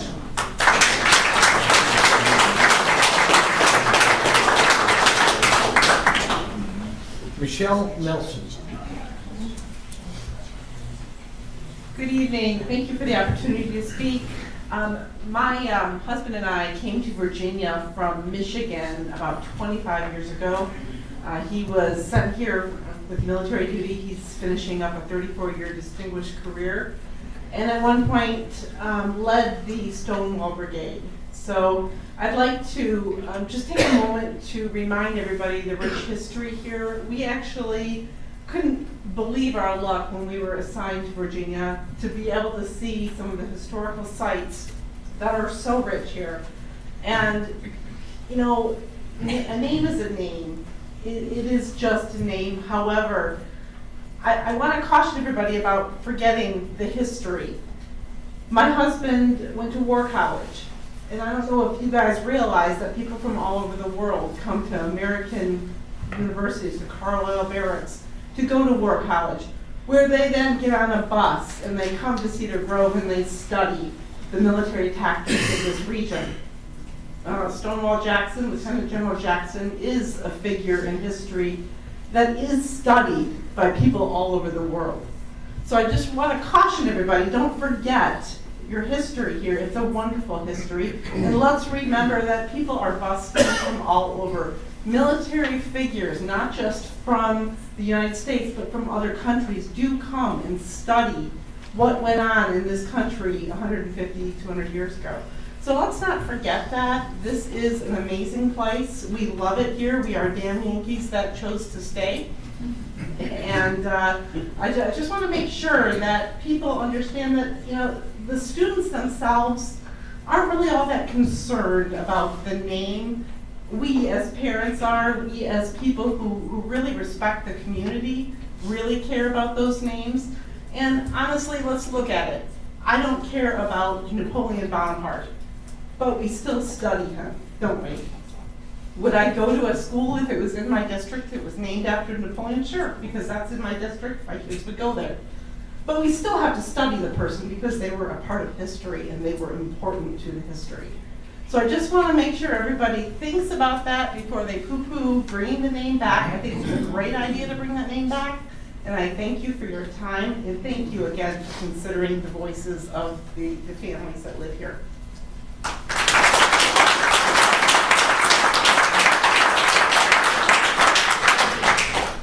Billy Mullins.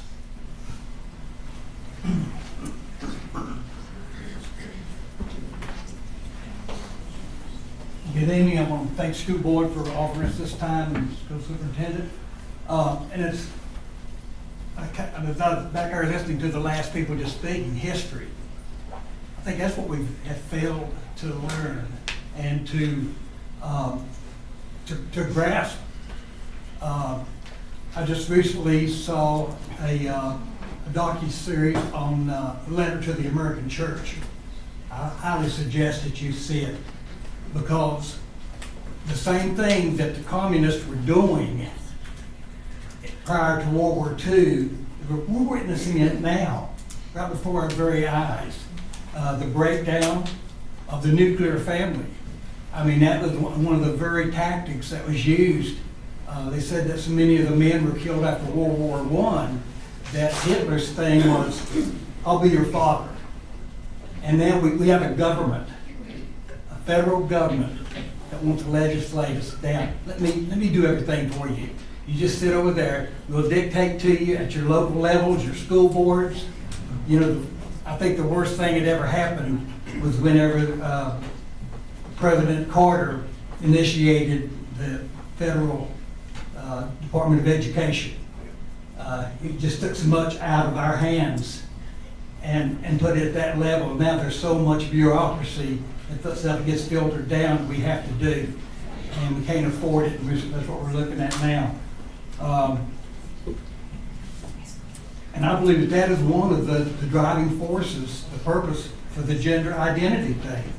If they can break up the family, if they can have the families arguing, which is the very backbone of our country, they've got a good foothold on breaking this country down.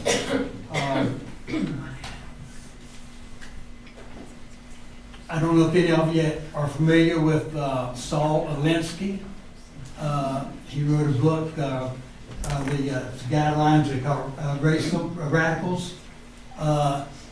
He explains the way that you break down a constitutional republic kind of government for the people, that you just overwhelm it.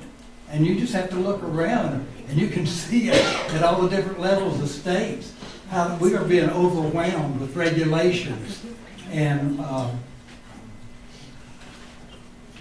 that's enough on the history. I would like to encourage y'all, though, to approve Mr. Riker's policy. I felt like the governor's policy was much too vague. It would just left more litigation at the outset because there weren't really answers. It would just left things open, and we need to have answers. We need to have things defined. Women need to be sorry about that. But anyway, thank you for your time. Please support Mr. Rucker's policy. Thank you.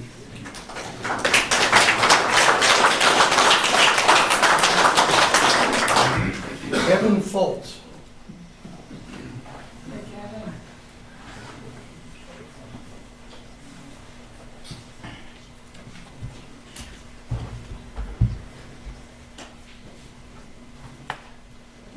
Good evening, y'all. I'm Kevin Foltz.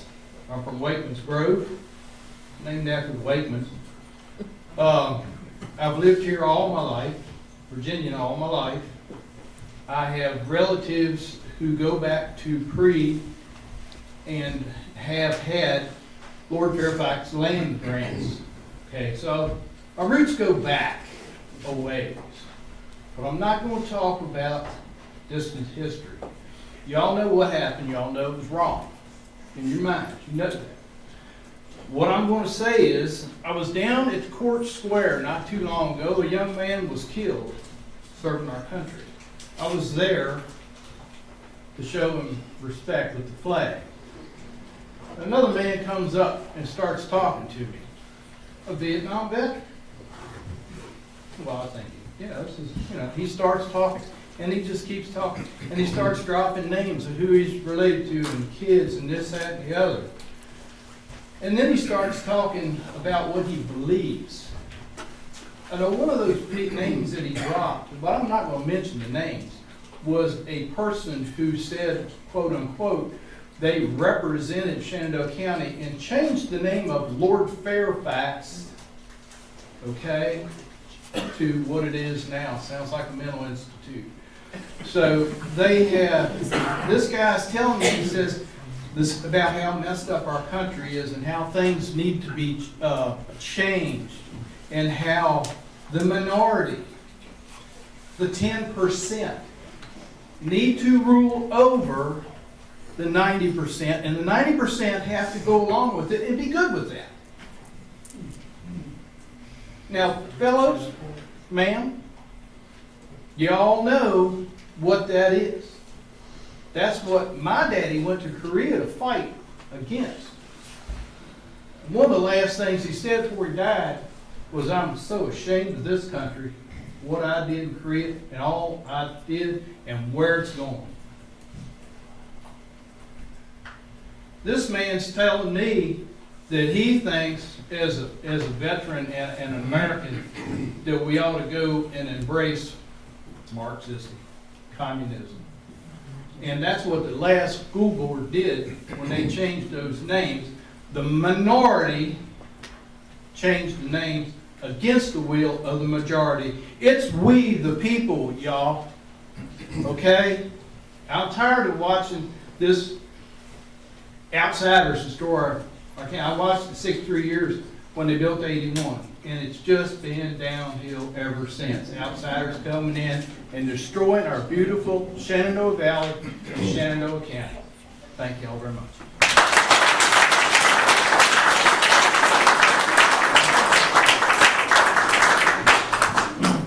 Steve Heisman.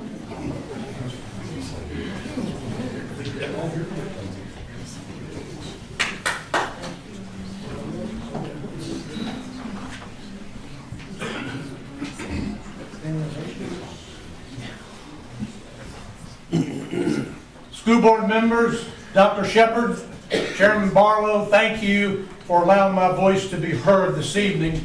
I'm Steve Heisman, District 2, Connickville. It's good to hear that the weekly religious education program has been a success as it winds down for this school year. I am in support of the Mike Ricker gender identity policy and hope that this board will vote yes to put this policy into action. It is very important that all students and the employees of this entire school system is protected from all of this nonsense. I also strongly support this consideration of restoring the original names on the 2 schools on the southern campus. I am a 1977 graduate of Stonewall Jackson.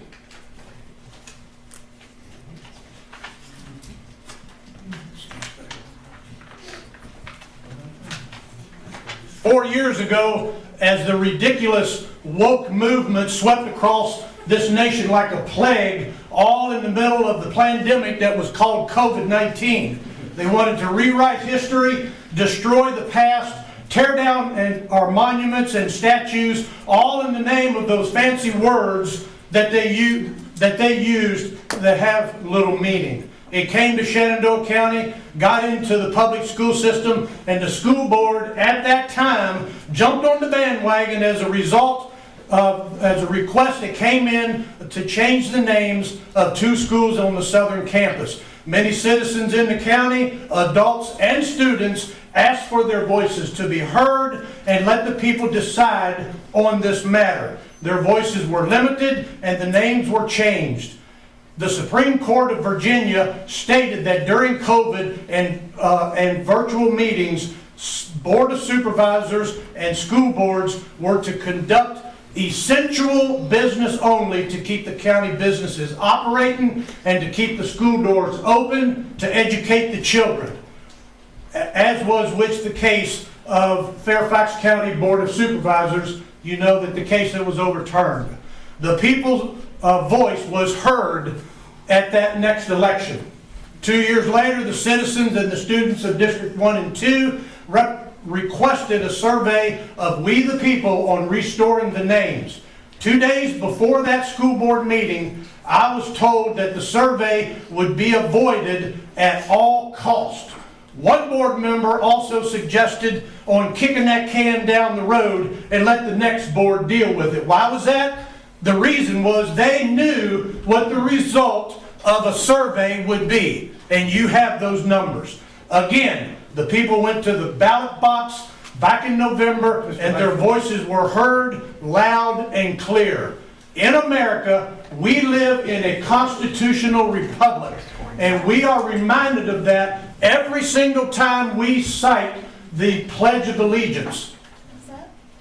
We are a government of the people, by and for the people. This school board has now heard the voice of we the people. Thank you very much. Thank you.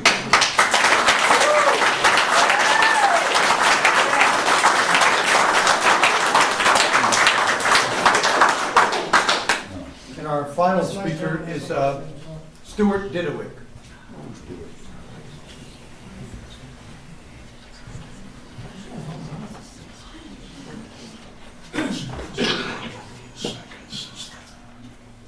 Good evening. My name's Stuart Diddlewick. I live in Edinburgh. I'd like to thank each of y'all for the personal time you sacrificed to serve on this board. In the past several years, over 8 million illegal aliens have simply walked across the southern U.S. border. Their impact will stagger this country for decades. Shenandoah County has its own version of Eagle Pass, Texas. Ours is 66 west at Manassas. Beltway refugees have streamed into this county for over 40 years. Some have embraced the history and culture of their adopted home. They've become good friends and valued members of the community. The others need to be reminded they no longer live in the liberal cesspool of the D.C. suburbs. They came here as refugees, not missionaries. The woke movement that has upended this country did not start in Morristown or Quicksburg. If it had, it would have quickly ended with a trip out behind the woodshed. The woke movement started in metropolitan areas where everyone gets a trophy and no one's feelings get hurt. One of the prime targets of the woke movement is anything related to Southern culture. Our memorials to our family members, the names of our highways, our military bases, and our schools are being erased from history by groups of people who had no clue as to the start of the Civil War. I don't have time tonight to educate you on the Burrell Tariff Act of 1860, the Corwin Amendment of 1861, or Lincoln's plans for Cow Island off the coast of Haiti. But I am here to remind this board you were elected by the people as representatives of the people. There's no question what you need to do. Americans are mad. The 3,243 signatures I'm holding from 2020, these people were mad then and they're still mad. They're mad about what was done to them by the previous board. The road to recovery for this nation starts locally, and it starts in this room. This board has a moral and ethical obligation to the citizens of this county. Let me read that again. This board has a moral and ethical obligation to the citizens of this county to restore the name Stonewall Jackson and Ashby Lee to the southern campus. We need to put common sense back in our schools and some backbone back into the United States of America. Thank you.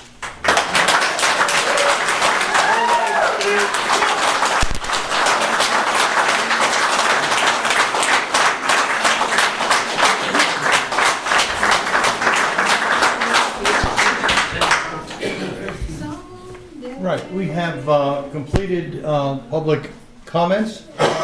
We're going to move on in just a moment for the consent agenda. Before we do that, I'm going to entertain a motion for a short respite so we can take a little break and return here in Mr. Chairman, 5 minutes. I got a question real quick, and I don't know, you have to tell me. I have a resident of my district that couldn't make it, but he wanted to be in public comment. Am I allowed to represent him or not? I don't know. You have to tell me. Do you have, is there a comment, is there a written comment for you to make? Yes. He's given you a written comment. Well, he sent it to me, he couldn't make it. So I don't know, you have to tell me if I'm allowed to do that or not. Anybody have any objections? I don't. I'd love to hear it. Go for it. All right, real quick, this is from Steve Baker, District 2. For whatever reason, he did not make it here. He wanted to send it. To Shenandoah County School Board members, thank you for your service to our students, community, and school board elected officials. In June 2020, a decision was made to change the names of 2 schools, Stonewall Jackson and Mountain View, and Ashby Lee to Honey Run Elementary on the southern campus without sufficient public voice and a rushed timeline. In point of fact, the 2020 school board decision went from a discussion item to an action agenda within just a few days during COVID. During COVID, the school board should have focused, like neighboring school divisions, on teaching and learning. This decision continues to cause unrest, discord, frustration, and even division among families and friends. My sincere hope is for this issue to be resolved soon in the future, and the school board will focus on teaching and learning and strengthening our community. Thank you, Mr. Steve Baker, 1341 Connellsville Road, Mount Jackson, Virginia. Thank you. So I'm looking for a motion for a short recess. I move that we take a short recess.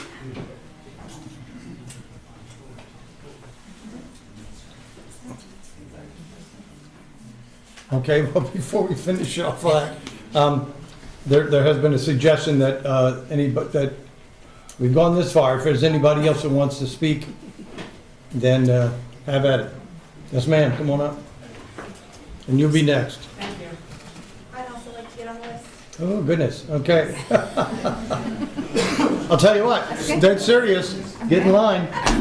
Get in line. When the line is gone, we'll stop. That's important to do. So, name and residence. My name is Brenda Welch. I live here in Mount Jackson, Virginia, and I'm kind of a sojourner. And I want to ask, has any of you ever gone to Hawaii on a vacation on the board? So one? Okay. Do you know who Queen Liliuokalani is? Kind of. Okay. So it's part of the history. And just to give you my background, I was born in Chicago. Lots of crimes. I wore a Star of David armband on my arm in 1977 when I was 11 years old as the Nazis marched through. My dad was a World War II vet. He fought in the Rhineland against the Germans. Come to find out, if you truly know your history, the Germans were brought here. Warner von Braun, look up your history. You know, and my grandpa was a World War I vet before they had the dog tags. He had his dog tags with different numbers rather than the Social Security number. And I was a military veteran since I was 18 through 42. So we were stationed in some states like North Carolina where the people were pissed off because there was helicopters flying over. Well, you know, HMX-1 is a presidential helicopter squadron. We were stationed there too. But in North Carolina, when the people complained, the Marine Corps finally put up a wall that says, pardon our noise, but it's a sound of freedom. Being a spouse, getting stationed to 11 states was crazy. We were stationed in Quantico. My kids knew nothing about segregation. When you're in war, the Gulf, whatever, you know, I was a key volunteer for the United States Marine Corps. Not only were my kids in a DOD school, they were in a DOE school, private Christian schools, and I homeschooled them in the 1990s when it wasn't popular. Each one graduated, went on, got their degrees, and are making a huge impact on every one of your lives if I told you what they did. But as for history, the reason why you guys don't know about Queen Liliuokalani was because she was the first queen ever imprisoned in the United States of America. So knowing our history as they're taking our history down, it doesn't do anyone good because then we're going to repeat our history. We saw the Nazis brought over here. They're in every single CIA, you name it. They're three-letter agencies. I have a degree in historic and political studies and a degree in psychology, double major, because the state said I had to have a piece of paper. I talked to Mike when we were at one of our meetings and said, why did the name change? He said, through a Zoom meeting. That's illegal. It's unconstitutional. And that's what I needed to say.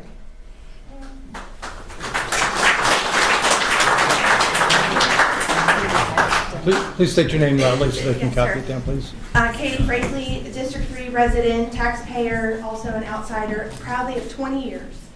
Good evening, school board members. First, thank you for engaging in active listening, self-reflection, and respectful civil discourse when hearing from your constituents both in your district and throughout the greater community that you ultimately represent. I'm a concerned citizen who would like to speak about the consideration to rename our schools.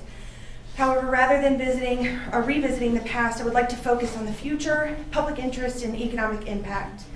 I implore the school board to really look at the recent survey results and what that data is actually telling us and how it relates to the bigger picture and the collateral damage that entertaining this conversation has on the whole of Shenandoah County. The survey that went out yielded a 13% response rate, which for those familiar with research methods is considered a low rate of response. Of that already low 13% response rate, 9% of respondents voted in favor of keeping the names as they are currently at both Mountain View and Honey Run. But perhaps what is most telling is that 87% of those who got the survey card did not feel moved enough or engaged enough in the effort to change the names back to even return the card. 87% out of 100% of those who were asked did not care to respond, which leads us to the sample used for the survey. Only those in districts 1, 2, and part of 3 were asked. However, the consequences of changing the names back impacts every single citizen and every single business in the county.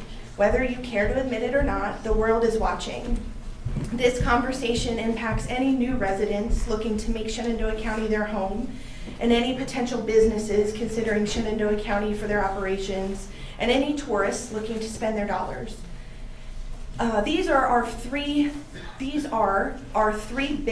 revenue streams, sustaining our local economy as sources of tax dollars, all negatively impacted by what will inevitably be a signal to the nation that Shenandoah County is so unabashedly unwelcoming.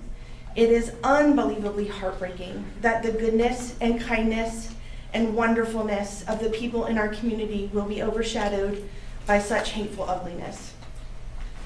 As is the case with the board's intentionally harshened model policy, restoring the names of our schools to celebrate the oppression of already marginalized citizens will have a devastating impact, not only from a moral standpoint, but also in the wallets of all of our taxpayers. So for the well-being of our community, please choose kindness. Thank you.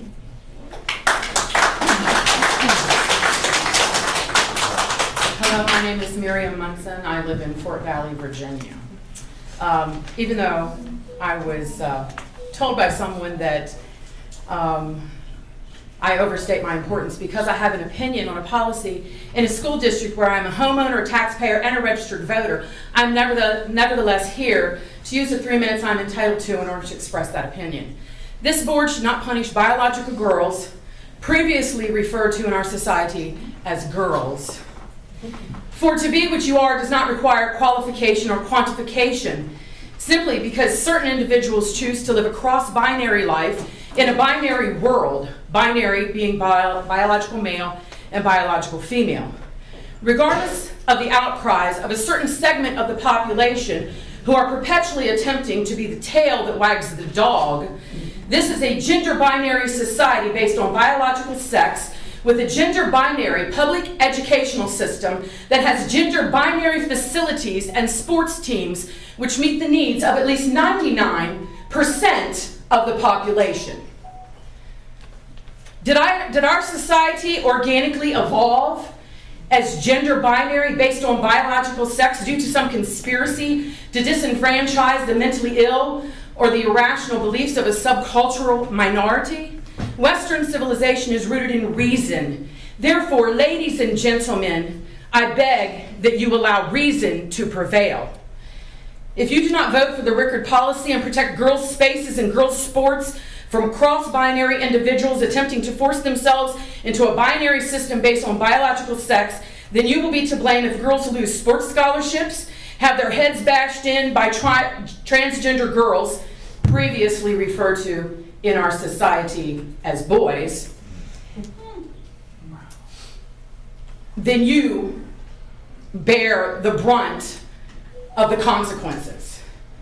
Children should compete according to their biological sex in gender binary sports, even if there has to be a third category of cross-binary co-ed sports in addition to girls' sports and boys' sports in order to accommodate those who wish to compete as transgenders.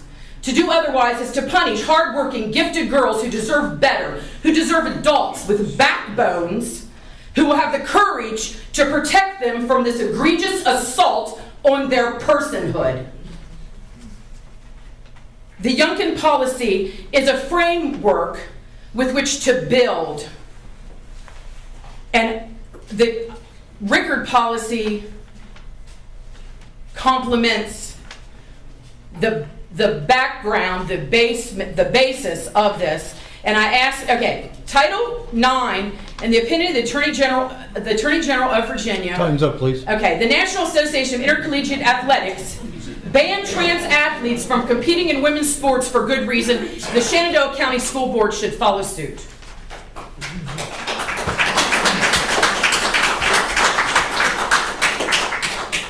Hello, board members. Thank you all for giving us this time to come and speak this evening.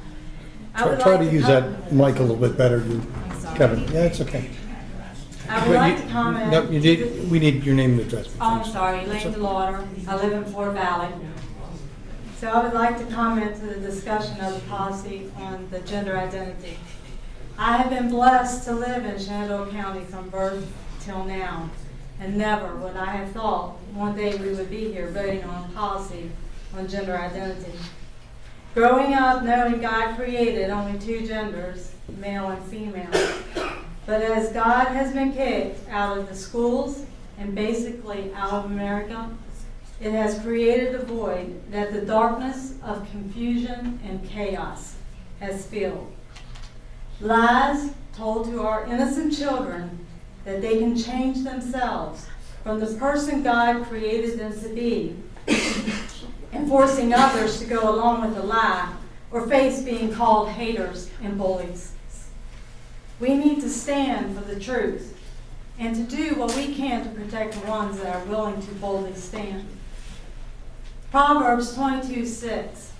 Train up a child in the way he should go, and when he is old, he will not depart from it. Children are a precious gift from God. Jesus emphasized the importance of caring for children. Matthew 19:14. Let the little children come to me, and do not hinder them, for the kingdom of heaven belongs to such as these. And Jesus also gave a strong warning about causing harm to the children. Matthew 18:6. But if anyone causes one of these little ones who believe in me to stumble, it would be better for them to have a large millstone hung around their neck and be drowned in the depths of the sea. I didn't say that. Jesus said it. So I said it. I repeated. I read from the Bible. So I pray that you adopt this policy for the protection of all involved. Thank you.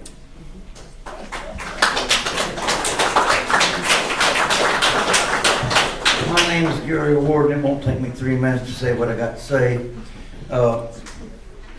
Appreciate y'all letting us talk, ladies and gentlemen. My problem is the southern campus down here has always been Shenandoah County's redheaded stepchild. We get what's left over from the other two schools, but that's okay. My question is, how come, if we're going to be so woke on these schools, how come Peter Muhlenberg schools never changed? He was a slave owner. Did anybody think of that? That's all I got.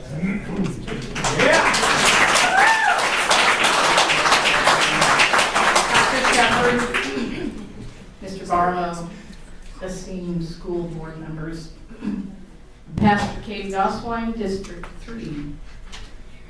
I want to thank you for your continued support of WRE, Weekday Religious Education, as our year comes to an end and we'll be having celebrations next week, giving kids their Bibles and their certificates.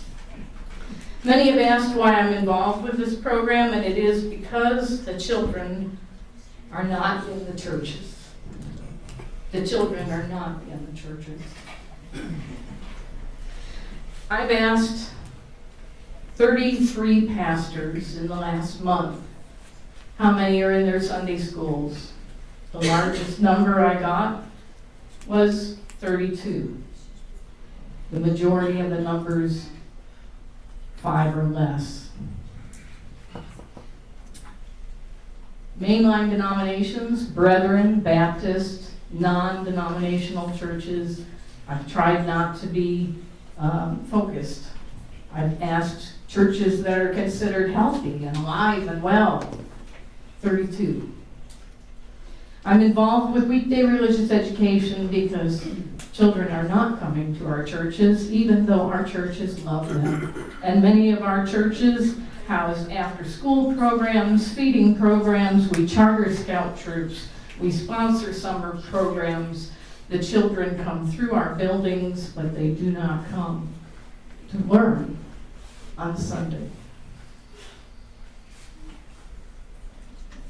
So I want Weekday Religious Education available for those who want to learn from God's Word. I want them to know of Jesus' dying love for those whose parents want to encourage them in that program.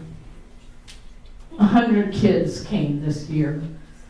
Dr. Shepherd, thank you so much for supporting a program that gets 1.5% of your school enrollment. 6,000 kids and 100 come to Weekday Religious Education School. I challenge those who are in this room about where the children are learning about the Bible. I want them to know Jesus. I want them to know the commandments. Honor your father and mother, which means honor the leadership in your community as well. You shall have no other gods before me. Idolatry. The insidious nature of idolatry. And if you don't know that word, insidious, think kudzu. It strangles. Idolatry is one of the commandments we need to be most concerned about. Thank you.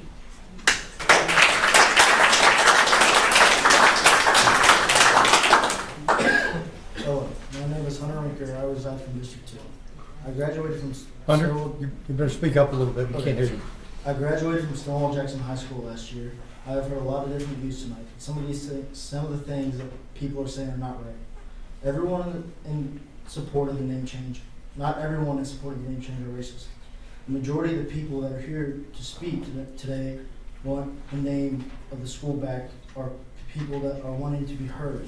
That's what we are asking of you, is to hear us. There are many students that were upset about the name change, not because they're racist, but because they have school pride.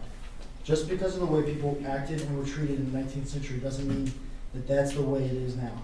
Me personally, I have black friends and coaches. I respect all of them, and I'm grateful for everything they have done for me. So please listen to the people and change the name back. Thank you.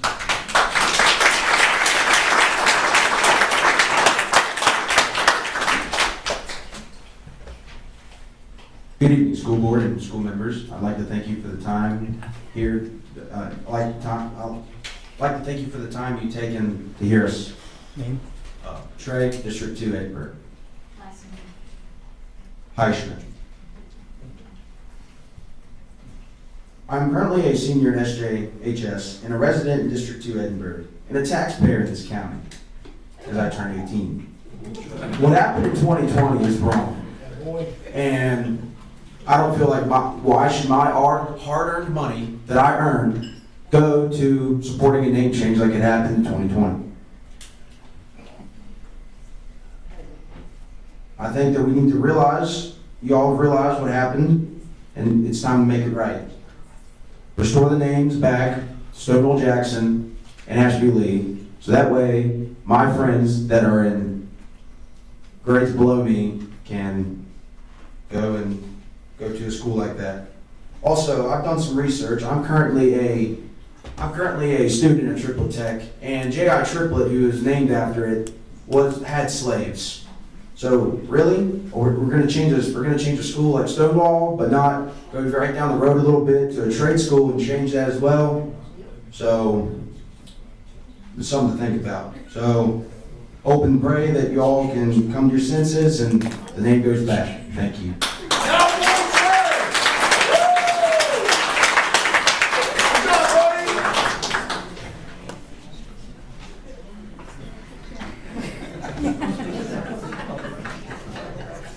My name is Kiana Hirschman. I am a current student at Ashby Lee. Please consider restoring the school's names back.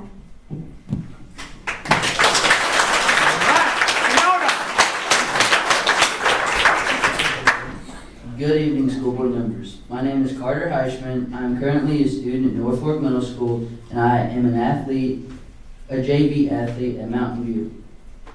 As I enter high school next year, I am wearing Mountain View, and it isn't something I would present I am proud of. If the benefit of all this is for the children, then please take into consideration changing the name back to Stonewall Jackson and Ashby Lee Elementary, so that student athletes like me can go and play for our high school and wear something that they are proud of.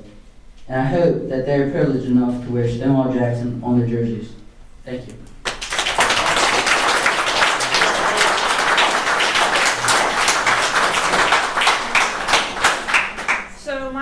Dorian Langston, and I'm in Mount Jackson. And most of you guys know my emails, you know my phone calls, but you don't know my face. Now you see my face. I am very passionate about our schools. I love our schools. Sorry, I'm not an emotional person, but this whole issue pisses me off. My daughter was the last Stonewall graduate. My son was the first Mountain View graduate. He went through 11 years of school just for someone to take Stonewall away from him. I ordered his class ring, his jackets, all of his shirts, so that he could get Stonewall on his stuff, because the last school board took that away from my son. Now, anybody that knows me knows I don't play when it comes to my kids. I will rip somebody apart. Like, the whole school board is well aware of this. Like, I'm not saying anything you don't know, even in the back. My thing of it is this: it was done wrong. The whole process was done wrong. The taxpayers were not heard. Nobody listened to us. The 10% or whoever it was, they pushed through here, they got what they wanted, and the hell with the rest of us. You know, we pay tax money too. That was our tax money that was not supposed to be spent. I sat and listened to people tonight. It was very hard, as you all know, for me to keep my mouth shut. I was gonna walk out that door, but that did not happen. My thing of it is this: is all these people that spoke about this name change and how great it was, they used our taxpayer money that was never supposed to be used. That was my money coming out of my kids' pockets, my kids' schoolings, everybody else's kids' schoolings in this room too. That money was never supposed to be touched. The superintendents go through this budget and they had to cut $1.6 million this year because of not having funds. But yet we spent $300,000 to change school names and took that away from our kids. Now, where is that right? Who asked our kids? Who in that school board asked our kids? Our kids stood before that school board and told them what they wanted. And not a damn person on that school board listened to our kids. It's our kids that we're representing. Us parents are passionate because of our kids. It's not because of the name. It's because of what our kids want. Ask our kids what they want. Who's done that? My daughter is in Norfolk. I asked her tonight before I came to this meeting. I said, what do you want that school name to be? My son was mad because he didn't get his voice heard. And I sent emails. Boy, did I send emails, and I made phone calls. Guarantee you. But my daughter told me she wanted to go back to Stonewall. And you know what? Before anybody in this room says a word to me, I have a biracial child. So I am not racist. And the thing of it is, she wanted back to Stonewall because it's what it originally was, and that is what she wanted it to be. Listen to our kids. The hell with the parents. Listen to the kids.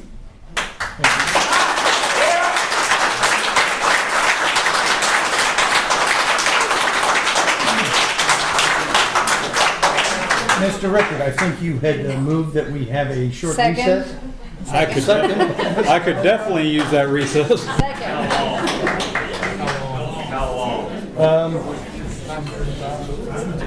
Let's do 9:35, 6 minutes from now. 9:35, regather.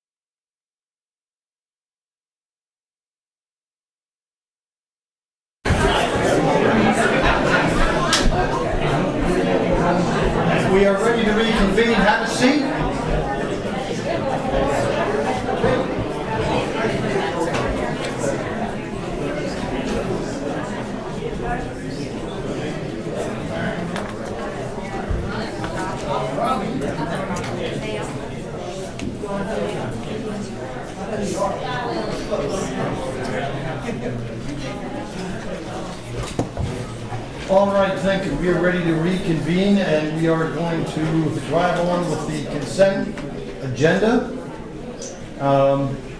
We've had these listed now, and I am ready to entertain a motion to approve the consent agenda. I move to approve the consent agenda as presented. I second. So we have a motion by Mr. Gutschall and second by Mrs. Rutz to approve the consent agenda. Is there any discussion? That being said, all in favor of approving the consent agenda signify by saying aye. Aye. Opposed? Passed 6-0.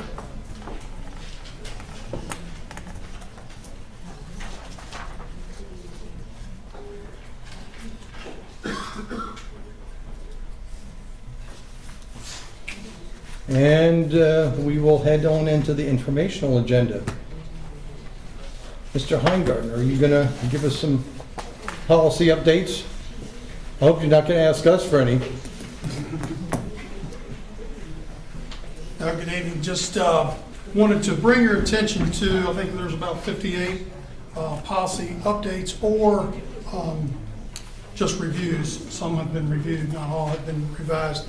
But just as you're looking over that document over the next month, know that where you see some of the red highlights and it says deleted, those policies or sections of those policies have been deleted because they're no longer required by law, and so that was the reason they're removed.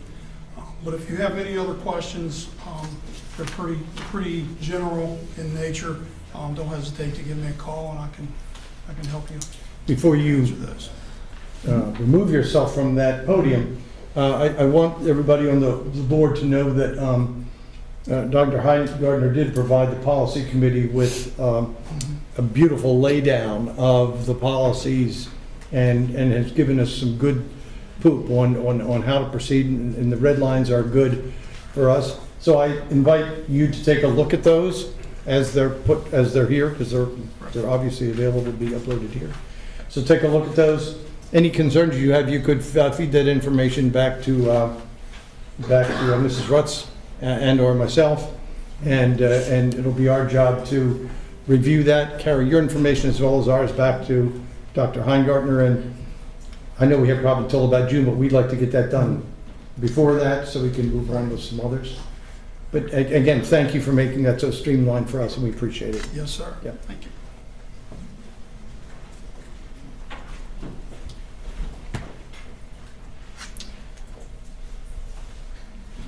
So we have a agenda item here for the request to appropriate competitive innovation program equipment grant funds. And I see before I can finish saying that, you're already up here, so go for it. All right, thank you, Mr. Chairman, members of the school board, and Dr. Shepherd. The Shenandoah County Public Schools has applied for the Competitive Innovation Program Equipment Grant. This grant is through the Virginia Department of Education and has been allocated for skills trade programs throughout the state. These funds in the amount of $37,500, if awarded, will be used to purchase training equipment for the automotive technology program at Triplet Tech. These trainers will advance students' abilities to learn, diagnose, troubleshoot, and fix multiple issues within the electronic system of the vehicles.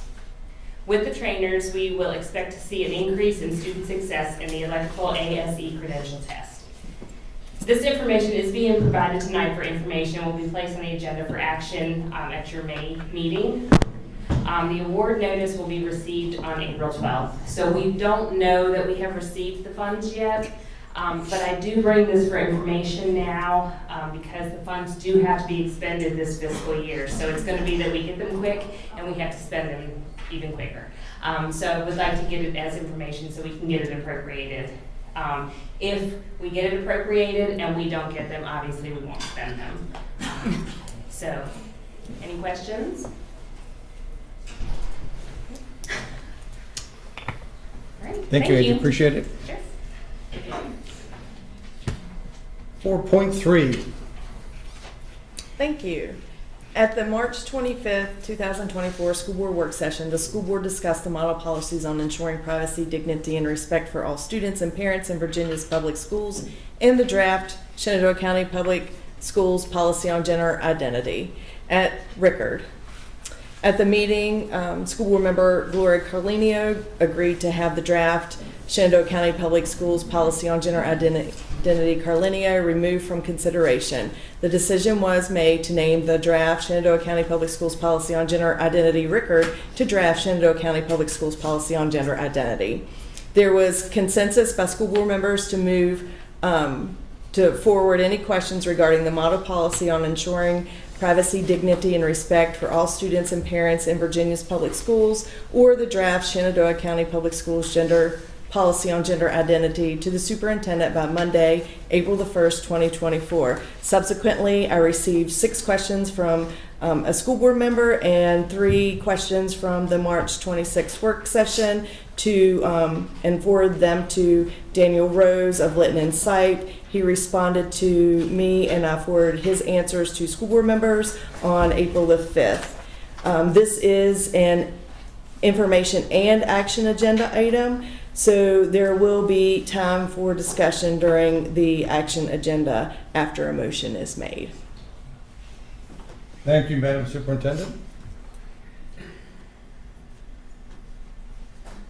The last item on the informational agenda is the request from the Coalition of Better Schools for Better Schools to restore school names. So policy FFA, school name, states it is the responsibility of the Shenandoah County School Board to determine the name of schools, school facilities, and areas of school facilities or grounds in the division. The board will solicit and accept input from the public regarding the names of schools or school facilities, but reserves the right to make the final decision regarding the name of any school or school facility. Suggestions regarding the name of a school or school facility must be in writing, must state the name of the person or group making the suggestion, and must state the reason supporting the suggestion. The policy goes on to say the procedures for renaming a school or school facility will be the same as the procedures outlined above. The entire policy on school names is attached to this agenda item. On Wednesday, April 3rd, members of the school board received a request from the Coalition for Better Schools to consider restoring the original names of Mountain View High School and Honey Run Elementary School. There was consensus from the school board members to add this item to the agenda 11th school board agenda for information.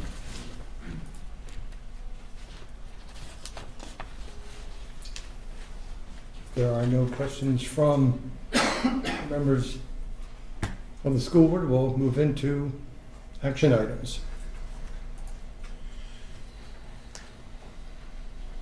First is the need to approve the personnel list as was presented. Do I hear a motion that we accept the personnel list as presented to us in closed session? I move to approve the personnel list as presented. Second. Okay, we have a motion from Mrs. Rutz and a second from Mr. Street that we accept the personnel actions outlined on the list that we were provided earlier. Is there any discussion? All in favor, please say aye. Aye. Opposed? Carried, 6-0.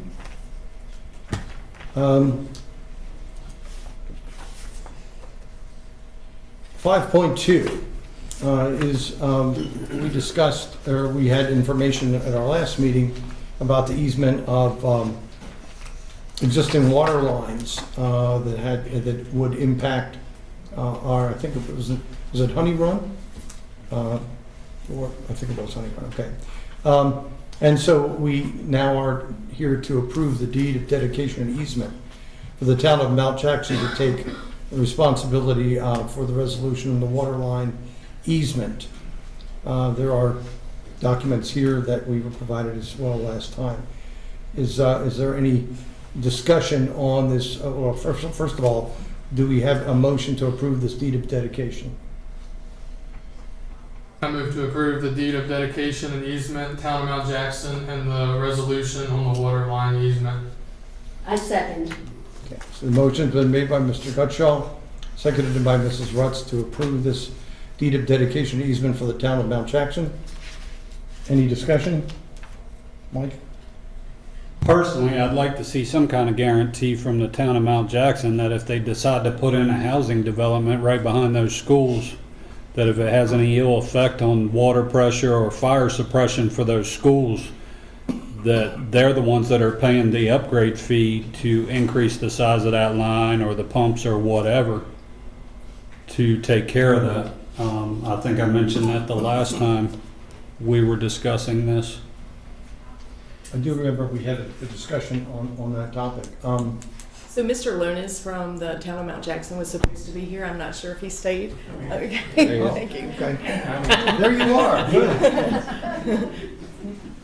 So, yeah, we don't own none of the lines on school property. We are contracted to maintain them, time and material, if anything happens.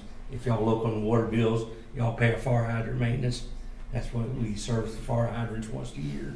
Paint them, do whatever we need to flush them. This line that we're looking to get an easement off goes back to our well at Ashby Lee that was donated years ago, way before my time. And it should have been done a long time ago. It's just a main line from the well that goes to Calvin's Road. And that's a very good question, and that would give us the opportunity to say yay or nay. But we would not use that line from the schools, from that well, because we got a 12-inch main out along Calvin's Road. That would be where water would come from. We would not use that line. That would be easement for us from the schools. Could we get that in writing? I believe we could get that in writing from the town manager, yes, or council, yeah. The line along the road, is that the line you said along the road that y'all would? Calvin's Road, that belongs to the town. Yes, is that come from the well, or does that come from the town? Well, it all comes from the town. Okay. See, we got water lines comes all the way from town up to the schools. Plus we got a well there, and we got a tank up Shadow Cameras that feeds the schools too, so, yeah. But we don't know, like I said, we don't own no lines on the school property right now, except for our well house. Yeah. So it should have been done a long time ago, deeded this water main, because all of our water mains belong to us, you know, because we got a well back here, we're feeding water to the schools plus to the town through this main. So it should be up to us. It shouldn't be up to you if something happens to it to pay us time and material for it. So let me ask you this. So if we pass this provisionally tonight and you could get us, is that Olivia? Is that what we're talking Yes, about? yes. If you could get her to provide for us a Written statement to that effect, we could pass it provisionally based on that. And then Okay, file yeah, it I'll on. get it Does first that thing in work the for you? morning, hopefully. Okay. I'll get her on it first thing in the morning. All right. Yeah. Good enough? Thank you very much. Appreciate that. Thank you. Thank you, Randy. You okay with that? I'm good. Okay. So, based on the question and answer, ready to take a vote on the approval of the deed of dedication and easement. So, those in favor, please signify by saying aye. Aye. Opposed? None opposed? Motion's carried. 5.3, we were provided a rather extensive list of the library purchase materials this past year, and I was glad to see the detail in which we received those titles, and the fact that we had these review processes and so forth, that it's going apparently swimmingly is good news. Does anybody have any comments to make about the library lists that were provided for us and the review of the selection processes that we put in place? Motion. Yeah, I'm just waiting to see if you guys, okay. So, yeah, I'm ready to entertain a motion that we accept the approval of the spring library book materials purchase list as has been provided. I move to approve the 2024 spring final approval library materials purchase list. Thank you, Mr. Street, for that motion. Is there a second? Second. Thank you, Mr. Ricker. Any discussion? Those in favor, please say aye. Aye. Opposed? Passed 6-0.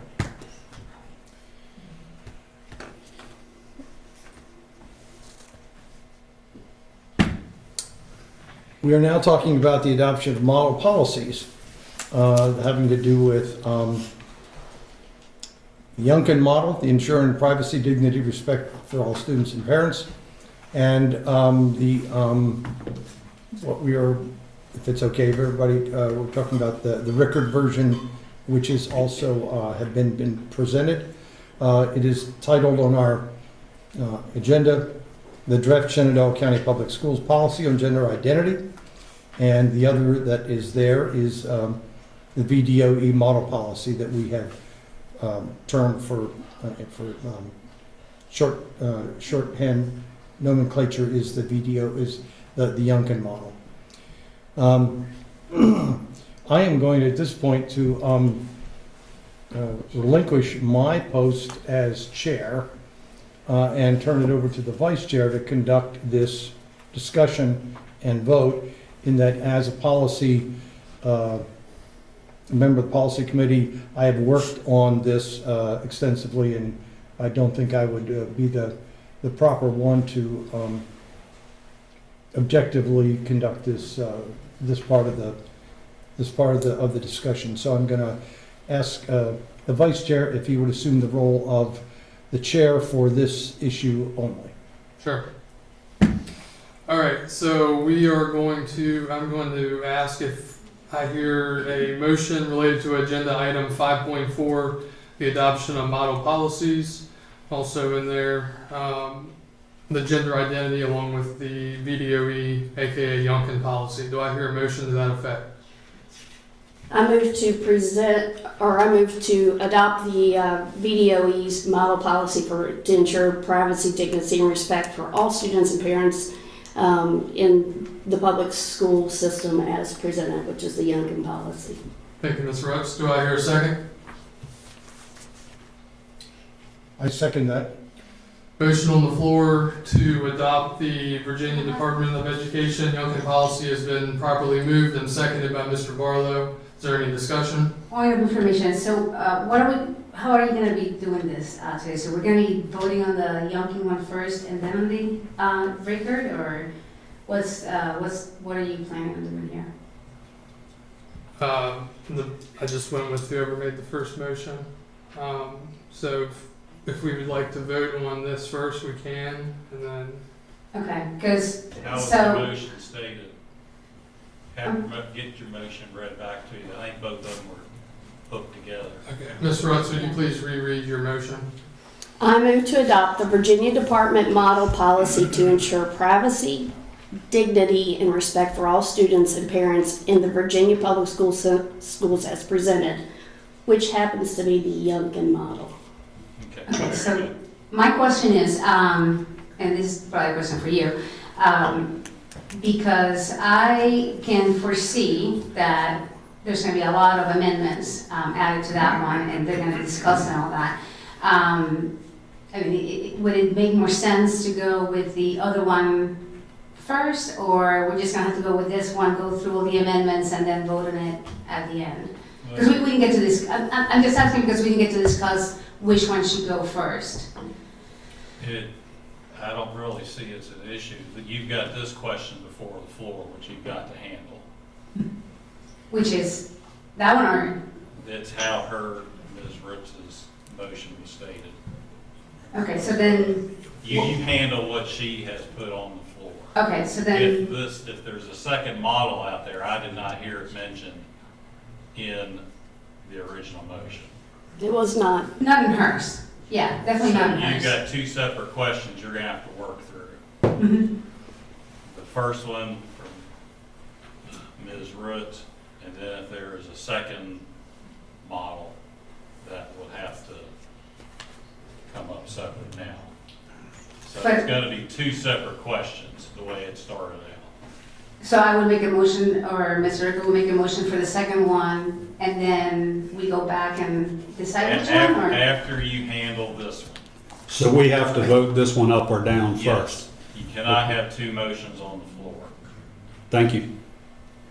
Okay, so then now that she's made her motion, now we can start doing all the amendments and all that stuff. You can handle this question before the assembly, with discussion, pros, cons, and also amendments. Now, if you feel so led, I guess you could have an amendment to adopt what I'm hearing as the Rickard model as an amendment that would pull both questions into one big box. So however you want to sort it out, but there is a way with an amendment to include what I'm hearing is a quote-unquote Rickard model with an amendment to pull that into one big box, one big proposal. As it is now, your motion is only handling what Ms. Rhodes. Okay, I think we got it. So then, that one's already being made and it's already been seconded. That is correct. So now we're gonna start into the discussion, so now we would present the amendment. However you want to change whatever the question that Ms. Rhodes presented before the assembly.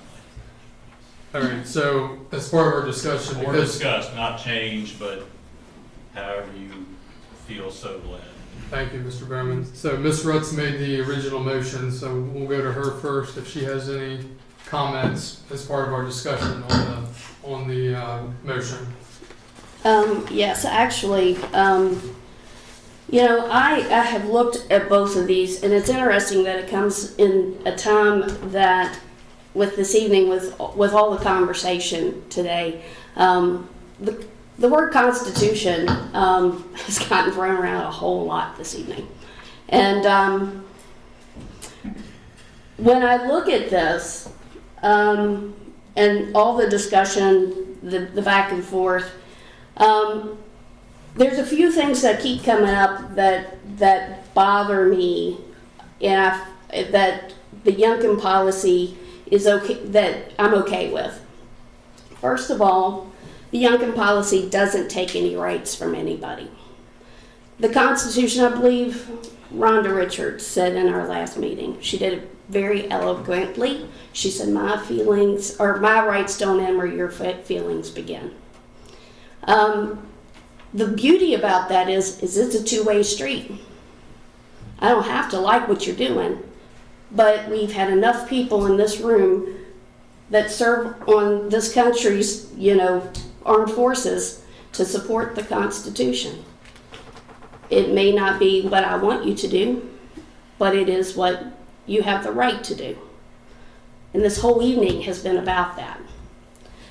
When we tear down this draft policy and we go to the Youngkin policy, I pulled up the mirror as the AG's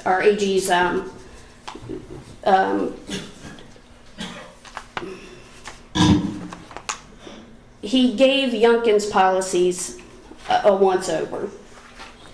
We also had an attorney do the same thing. And there was a couple things that I had some issues with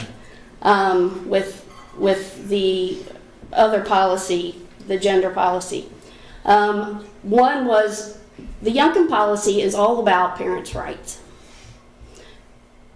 We go back to the 14th Amendment. We have Supreme Court's decisions that parents have the fundamental rights to direct the care, upbringing, and education of their children.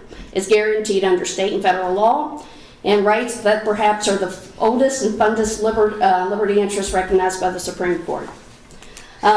Virginia Code 22.1 directs each school board to adopt policies that are consistent with these model policies, but they may not adopt policies or maintain policies that conflict with the duly model policies. So for me, this opens this board up for some possible litigation, because what the model policies do for Youngkin is to leave that in the hands of the parents. 4 years ago, this board decided that we were going to mask kids. If you didn't pay attention, if you didn't do it, you got set out. We suspended kids. We had masking. You got recess and sit in the classroom for not wearing your mask correctly. And it was wrong. So I'm struggling with the idea that this board can take somebody else's child after they go through the proper steps that the state of Virginia says that they need, and the VDOE says this is what we're requiring, and we go, we're just not going to do that. On the record policy, it says maintenance of record. Shenandoah County Public Schools, with the approval of the school board on a case-by-case basis, shall change the legal name and sex designation in a student or former student's official records if the parent certifies by doing all these things. First of all, there's nothing here that states what we would disqualify somebody on. There's nothing that states if there's an appeal process.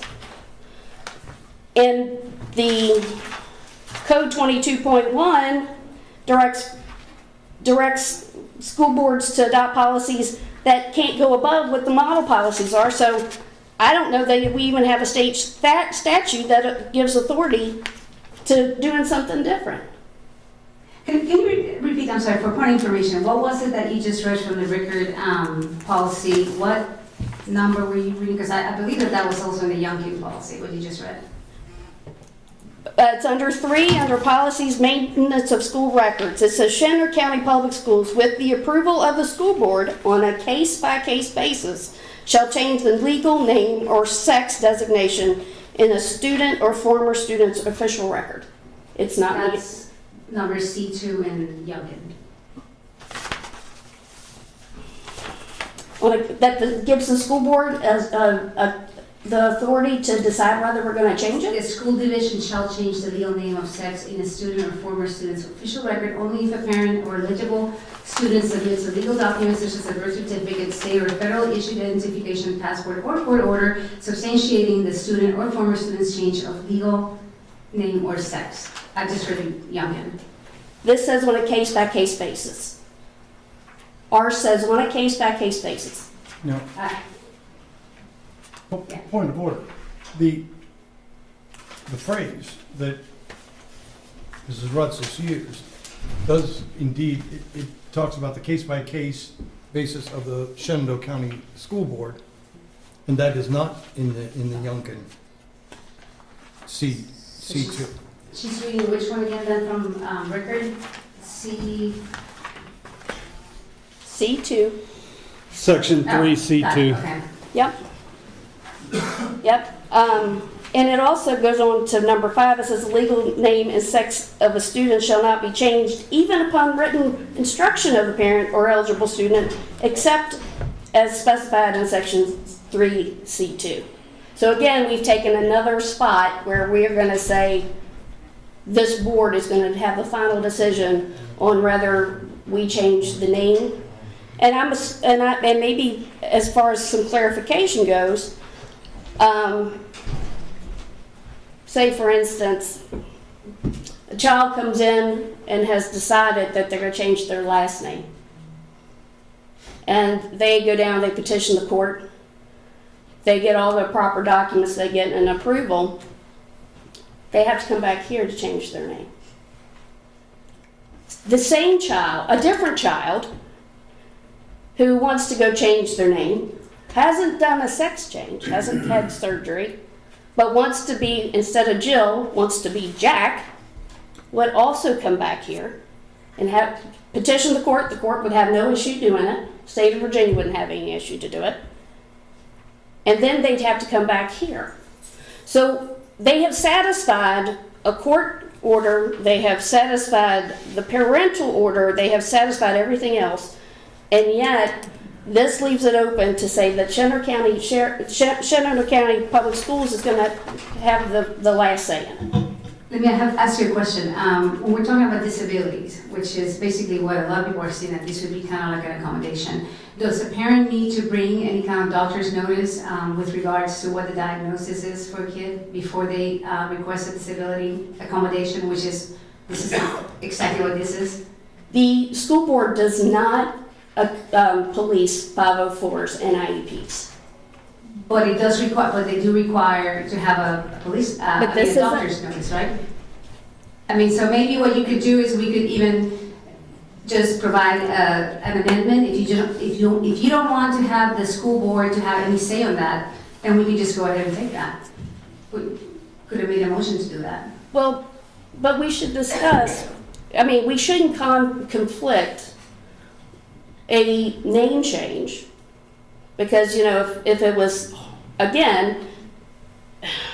We're talking about sex change and gender change. But we're not. Last names. No, yes, we are. This is a gender identity policy. This is not a last name policy. This is a gender identity policy. But they're going to go through, here's the thing. You can go through a name change, legal name change without a sex change. In the state of Virginia, you can do that. But that doesn't change which restroom you use or which sports you play. This isn't about the restroom. That's what this gender identity literally is for. Right. No, I'm talking about addressing C2. And this board's ability or oversight to determine whether a parent could go through a signature, which is all that's required by the Youngkin policy. That is all that's required. Exactly. That, like I said, is in contradiction to what we would require from somebody with a disability. Anybody who comes with a disability and is requesting an accommodation in our schools is going to have to be required to have a doctor's note. Not just a parent saying, my kid is dyslexic, you have to do this for me.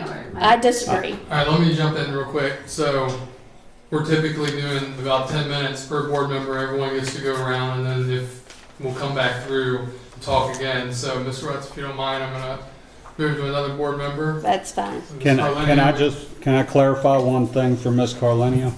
Because I did go to Ms. Stratton before the meeting. Okay. We do not require a doctor's note, but we have teachers and staff on hand that test those students and can speak to the fact of whether they're ADHD, autism spectrum, whatever, and can recommend further testing if need be. But we can accommodate a child showing symptoms of ADHD or whatever it may be.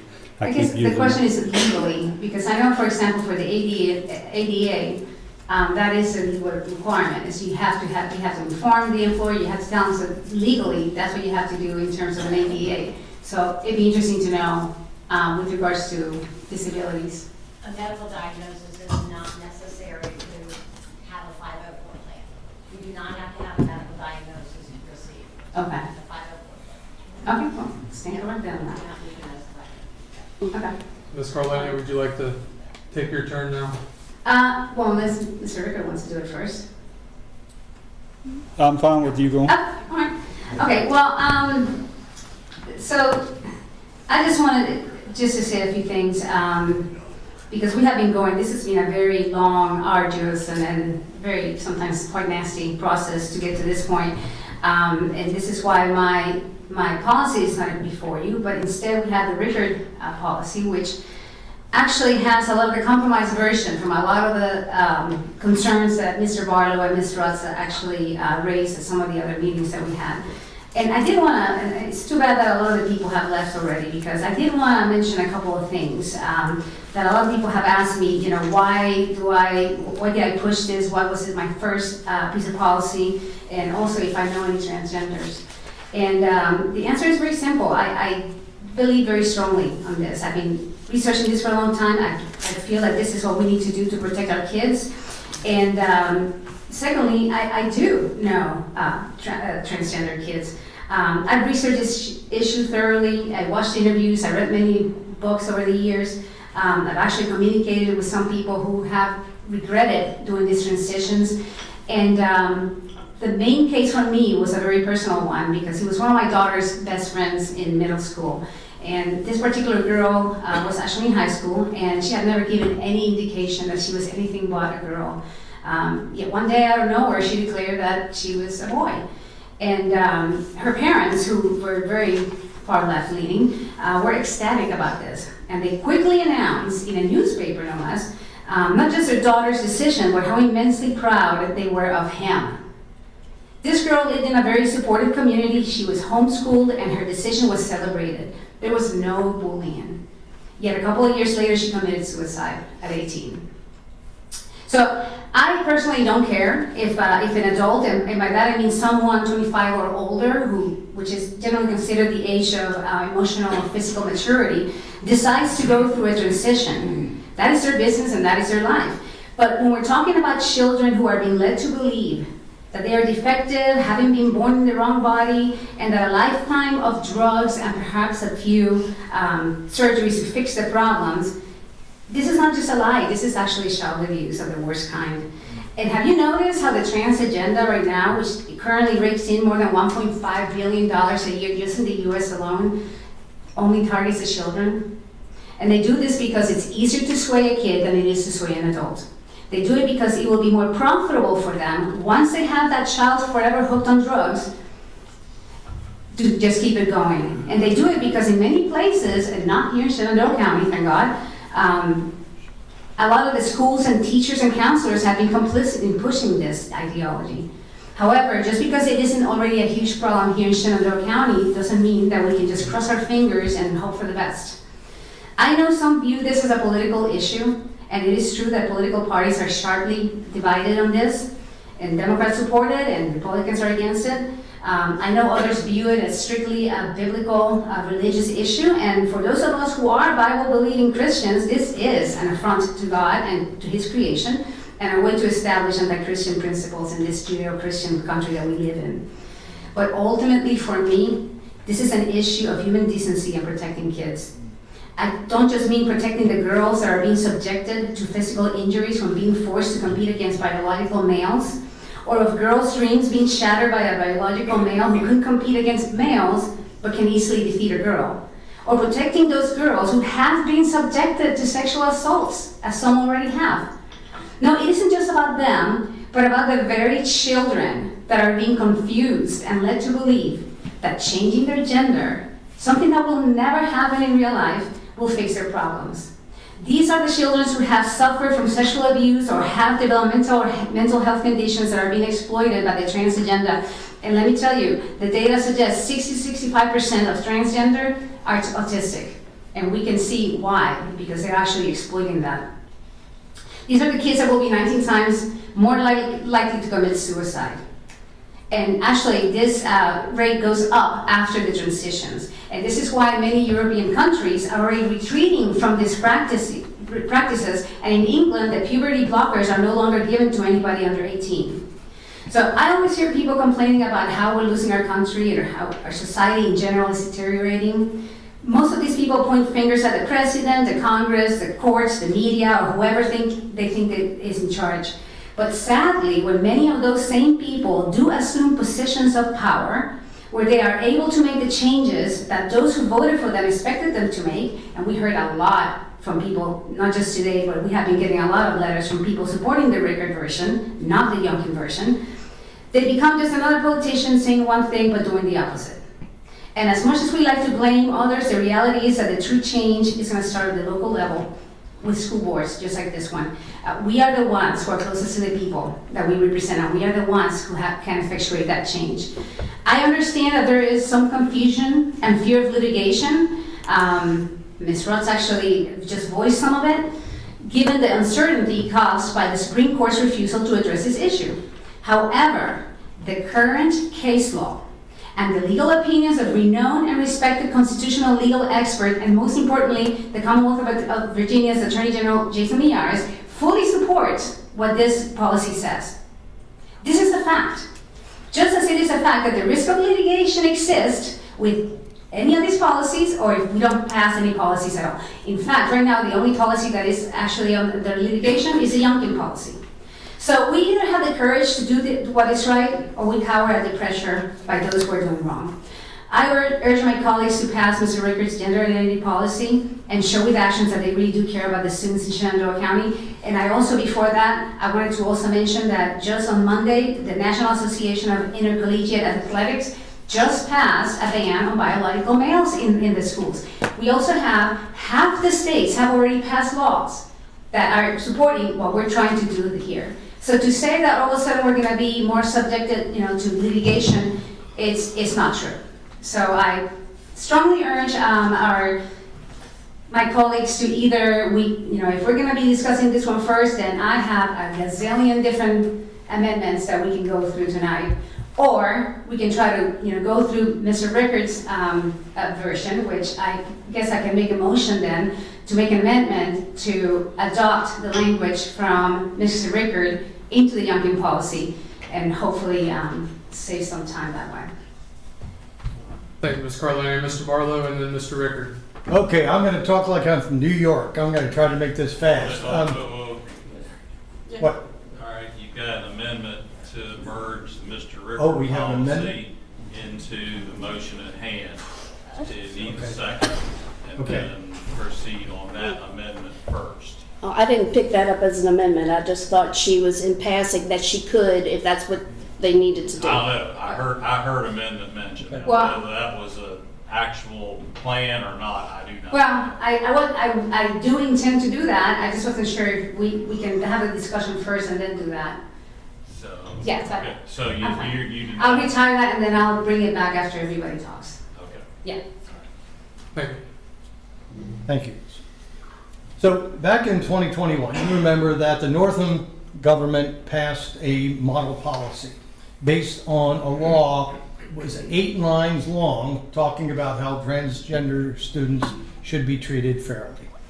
That law translated into 27 pages of almost impossible to understand leftist jargon and did not really do much. And then that's when all the problems started in Loudoun County and others where people were scared to death as to who was going in the bathrooms. And it did, no matter what anybody says, result in 2 rapes that were covered up by a neighboring county of ours. So this has caused problems for us. It scares the girls. It scares people who are protecting the girls. It scares people who just don't want somebody to willy-nilly be able to walk into bathrooms. And that would be about all of us. So when Northam was gone, the Youngkin team, VDOE, came up with their own set of model policies that were much, much shorter, and that is what gave rise to this policy that I am supporting. This was done by the Youngkin administration, VDOE. It has been endorsed and underwritten by Jason Myrie, so I'm assuming at this point, this would be the one that he's underwriting. It does a really good job of laying out some of the problems, and what I like is it treats all children as if they are valuable and equal in the school system. I'm so tired of hearing people say it's because we are bigoted against transgender kids. Those poor transgender kids who are wondering about their gender are troubled. They've got problems, and they are not the enemy. They need understanding. They need people to work with them, but they don't necessarily need people to tell them that the solution to their problems is to become another gender, another biological sex. In 6,000 years of human history, no civilization has ever done this as a matter of course.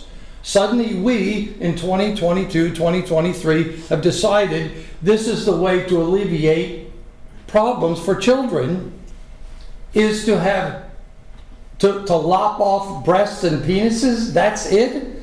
To take hormonal treatments the rest of your life to massage your body to keep body parts open? Do we really think that's the solution? Okay, now, I don't think it is, but the law says that there are people who identify with that. So we have to deal with that. The Youngkin administration has taken the concept of those children who identify as transgender and said they need to be protected, as do the girls in the bathroom, as do all of us. Now, all of our children. What the school systems have come up with is the single-use bathroom, which now is kind of the way that we're able to diffuse the situation, and that's a situation under which the schools are operating successfully today.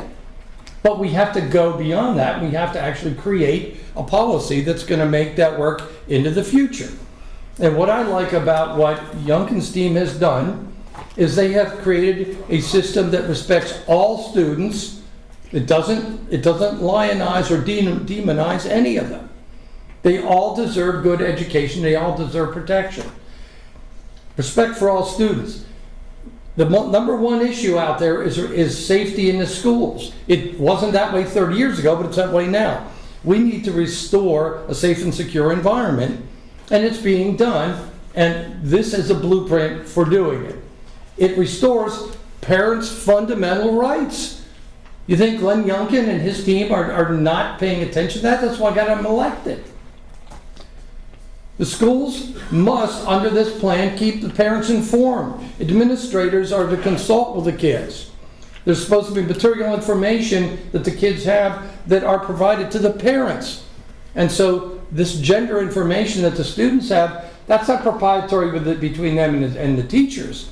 That's something the parents need to know about. And Glenn Youngkin and the team says, yes, that's what has to be done. So this policy, I think, is smart because it protects all students and not just the girls we're trying to protect in the bathroom and not just transgender. Where do we get the idea that creating another tribe of people who is a group of victims is going to enhance that group? We really think making people victims and treating them as if they've got, special problems that need gender affirming care? Okay, do we think that is the solution? I don't think so, and neither does the governor. He has come out with something that says, you know what sex is in school? It's biological sex. It's not the gender you think you are. It's the biological sex that you indeed are. But the law says that there are students who have transgender tendencies, identification, and they need to have protection. And so there is the ability for them and their parents to apply for certain categorization in that regard. And that also is what the Youngkin measure allows. Not that it presumes it, it just takes the law and deals with it as it is. It does, I think, a very credible job at doing that. I do think that there are several things in the Rickard version I would personally like to see included in an amendment to what we do. But Youngkin's on to something. Now, of the 132 school divisions in this state, only 13 have passed the Youngkin version. The rest are either lagging behind or they're liberal, they don't know what to do with it. And so if anybody's trying to tell you that this is kind of a middle of the road thing, only 10 schools that are conservative have passed it, and 2 have made it more liberal, and the third, Hanover, has done very interesting and is split it up in 3 different policies, which is kind of a smart way to do it, actually. But the point is that the Youngkin Mayor's team has given this overwatch through VDOE, and it's something right now that we have facing us and we can deal with. It is true that Governor Youngkin and Myers have asked us to look at this and see if it can be more comprehensive. But in making it more comprehensive, if we make it more vulnerable, not only to litigation, but litigation that could be successful at derailing it, we're going to take a giant step backward. A giant step backward. And I think what this does in terms of parental rights, in terms of student notifications, in terms of student protections, in protection, I mean, it talks about overnight travel, locker rooms, bathrooms, all being reserved for biological sex of one or the other, except in those cases where people feel safer to use a single-use bathroom. That's pretty common sense to me, and that's what we're dealing with. So I think we can look for ways to tweak this, but it's based on First Amendment rights, it's based on protection and safety of our students, it's predicated on making sure the parents have in writing, and, you know, a set of protections. And I just think it's a very, very good base article. The one place where it probably needs some work is on athletic games and who you allow to participate. And I'm afraid that's going to have to be in a slightly different venue from this. We could lean forward and try to do it, but as we've been told by one of our lawyers, this is going to put us at risk for Title IX litigation. And we can expect it, and it's possible we can lose on that. So my recommendation is we kind of drop that one out and we look at the athletic contest to be looked at in another venue while we pass the base document here. And when we go on, I'm sorry, I'm almost done. When we go back again, I want to talk about some of the other things that we can take from the other policy that would buttress this. But right now, I feel very strongly about staying under the rubric of the governor. Thank you, Mr. Barlow. Mr. Rickard, do you have your thoughts? I guess first and foremost, since you left off on the sports, my policy is pretty point blank. And if you look at what Attorney General Jason Miyares put out there, his exact quote was, consequently, the exclusion of males from female sports teams does not violate the Equal Protection Clause. Title IX does not demand otherwise. Indeed, commingling both biological sexes in the realm of female athletics would threaten to undermine one of Title IX's major achievements, giving young women an equal opportunity to participate in sports. Therefore, I conclude that sex separation of athletic programs determined by biological sex rather than gender or gender identity comports with the Equal Protection Clause, Title IX, and VHRA. I also want to clarify something. Ms. Rutz had said this board mandated mask. I was not on that board. I was not part of that board. And Dennis, I believe it was your exact words that parents have rights, but to a certain point. You wanted to, you and I had been working closely back and forth the past few days, and you had some great ideas. One of them, you wanted to keep in there where the child had to be persistent and consistent with the gender they chose, which goes past Youngkin's policy, which I got to give you the benefit of the doubt. You said you'd like to see some of my policy implemented into the Youngkin policy. My main thing was the sports, girls' sports. We shouldn't have boys playing girls' sports. I don't care if you dress up the outside, the inside is still what it is. God created you male or female. There is no difference. Swimming, it was already proven. Boys have bigger lungs, bigger hearts, greater capacity. It's been proven.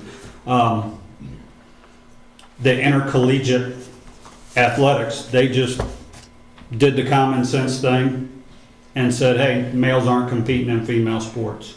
My other thing was to protect our staff. I saw something today, and I had told Ms. Rutz at our last work session that I would protect our staff up until the point where a child chose to legally change things. And then I saw something on my way home today. I listen to podcasts constantly and try to educate myself. And this was one I hadn't seen before, and it was called the CAST report. And the lady that runs the CAST report was interviewing a female. The female identified herself as they, them. And the lady that runs the CAST report, I don't even know her name, she looked at the lady and she said, I speak English. I'm not going to give in to you and call you they, them. Anybody watching this can see you're a singular female. They, them is plural. And I thought to myself, this woman is talking common sense. We shouldn't compel our staff to buy into this whole thing. It's a mental disorder. Call it what it is. Protect our staff, protect all the kids. These people that came in here tonight and were worried about us singling out transgenders, let me tell you something. I'll protect them just as much as I will my own kid. We have singular bathrooms in the schools. They can go use them. Just as my son can choose to go use a singular restroom to dress out for PE. Just because he goes and does that doesn't mean he's transgender. It should be afforded all the kids in our school system, and we should look after every single kid. Parents do have rights, but you can't walk into the school today and say, hey, Johnny, Susie for today. That's the kind of stuff that led to what happened in Loudoun County. To me, if it lines up with common sense, you can find me right there. And to me, my policy lines up with common sense all the way around. It's been tested by numerous attorneys. I should say, not my policy. The policy mine was based off of has been reviewed by many attorneys. We sat through a conference. We have to go through conferences and learn about being school board members. You don't just get elected and come up here and get to voice your opinion. So we were at a conference here recently. Ms. Rutz was there as well. They had some professionals there that spoke on the whole transgender thing, and some of these people were psychologists and psychiatrists. This one that spoke, he gave the statistics. He said the kids that have bought into this and are affirmed in their pubescent years are 19% more likely to commit suicide. If you let these kids go through their puberty and get into their late teens and early 20s, most of them revert right back to what they were born as and go on with normal day-to-day lives. To me, it's a no-brainer. Like I said, I line up with common sense. This protects everybody. It goes a step further when it goes to sports. Jason Miyares agrees with it. If you go back to the whole, we had people in here the last time that spoke about Grimm versus Gloucester, where it went to the Supreme Court and they upheld her becoming a male. She was going through surgeries. She was going through the full extent. Parents condoned it, the whole 9 yards. That's a totally different situation. To me, that's something you have to look at. If a parent is willing to let their child go to that great length, then you need to look at that and you need to realize, okay, we've got a situation we've got to deal with here, and maybe we need to start recognizing this student as a male. If this is what she wishes. She went to the extent of changing birth certificate, driver's license, the whole 9 yards. To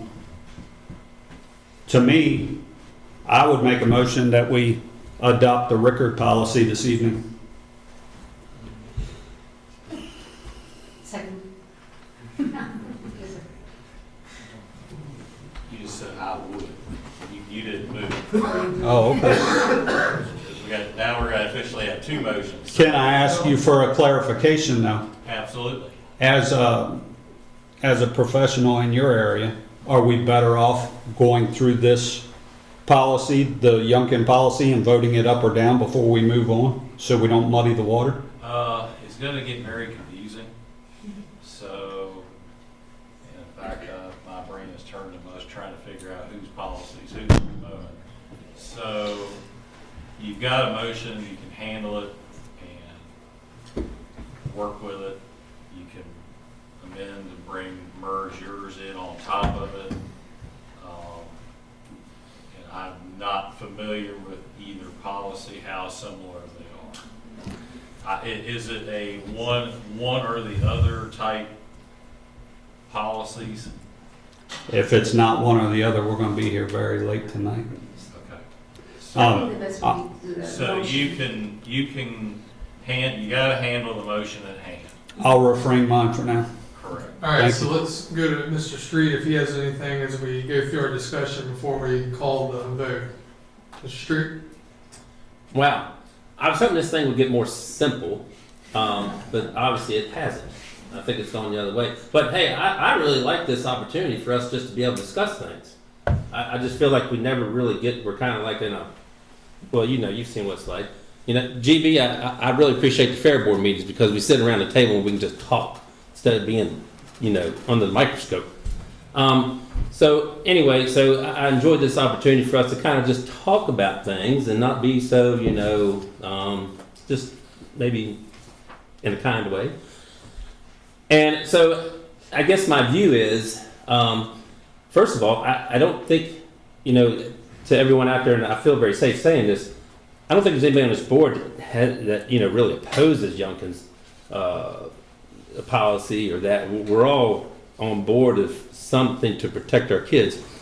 And I guess that's, you know, my view is, and I'll come back to what I've always kind of said and mentioned, but, you know, my view, if people are wondering, and everybody, 82% voted for me, and they know that I view things, from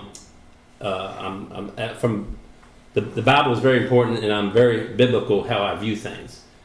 And so in Genesis and in Psalms, without a doubt, God makes it very clear He is the one that decides male and female. It says it very clear. And I understand people are going to say, well, we're all God's children. God's loved everyone. True. Very true. That doesn't mean that you get to do what you want to do. Or it doesn't mean like back in the day at Burger King, you can have it your way. No. You have to be obedient to what He also says in the Bible.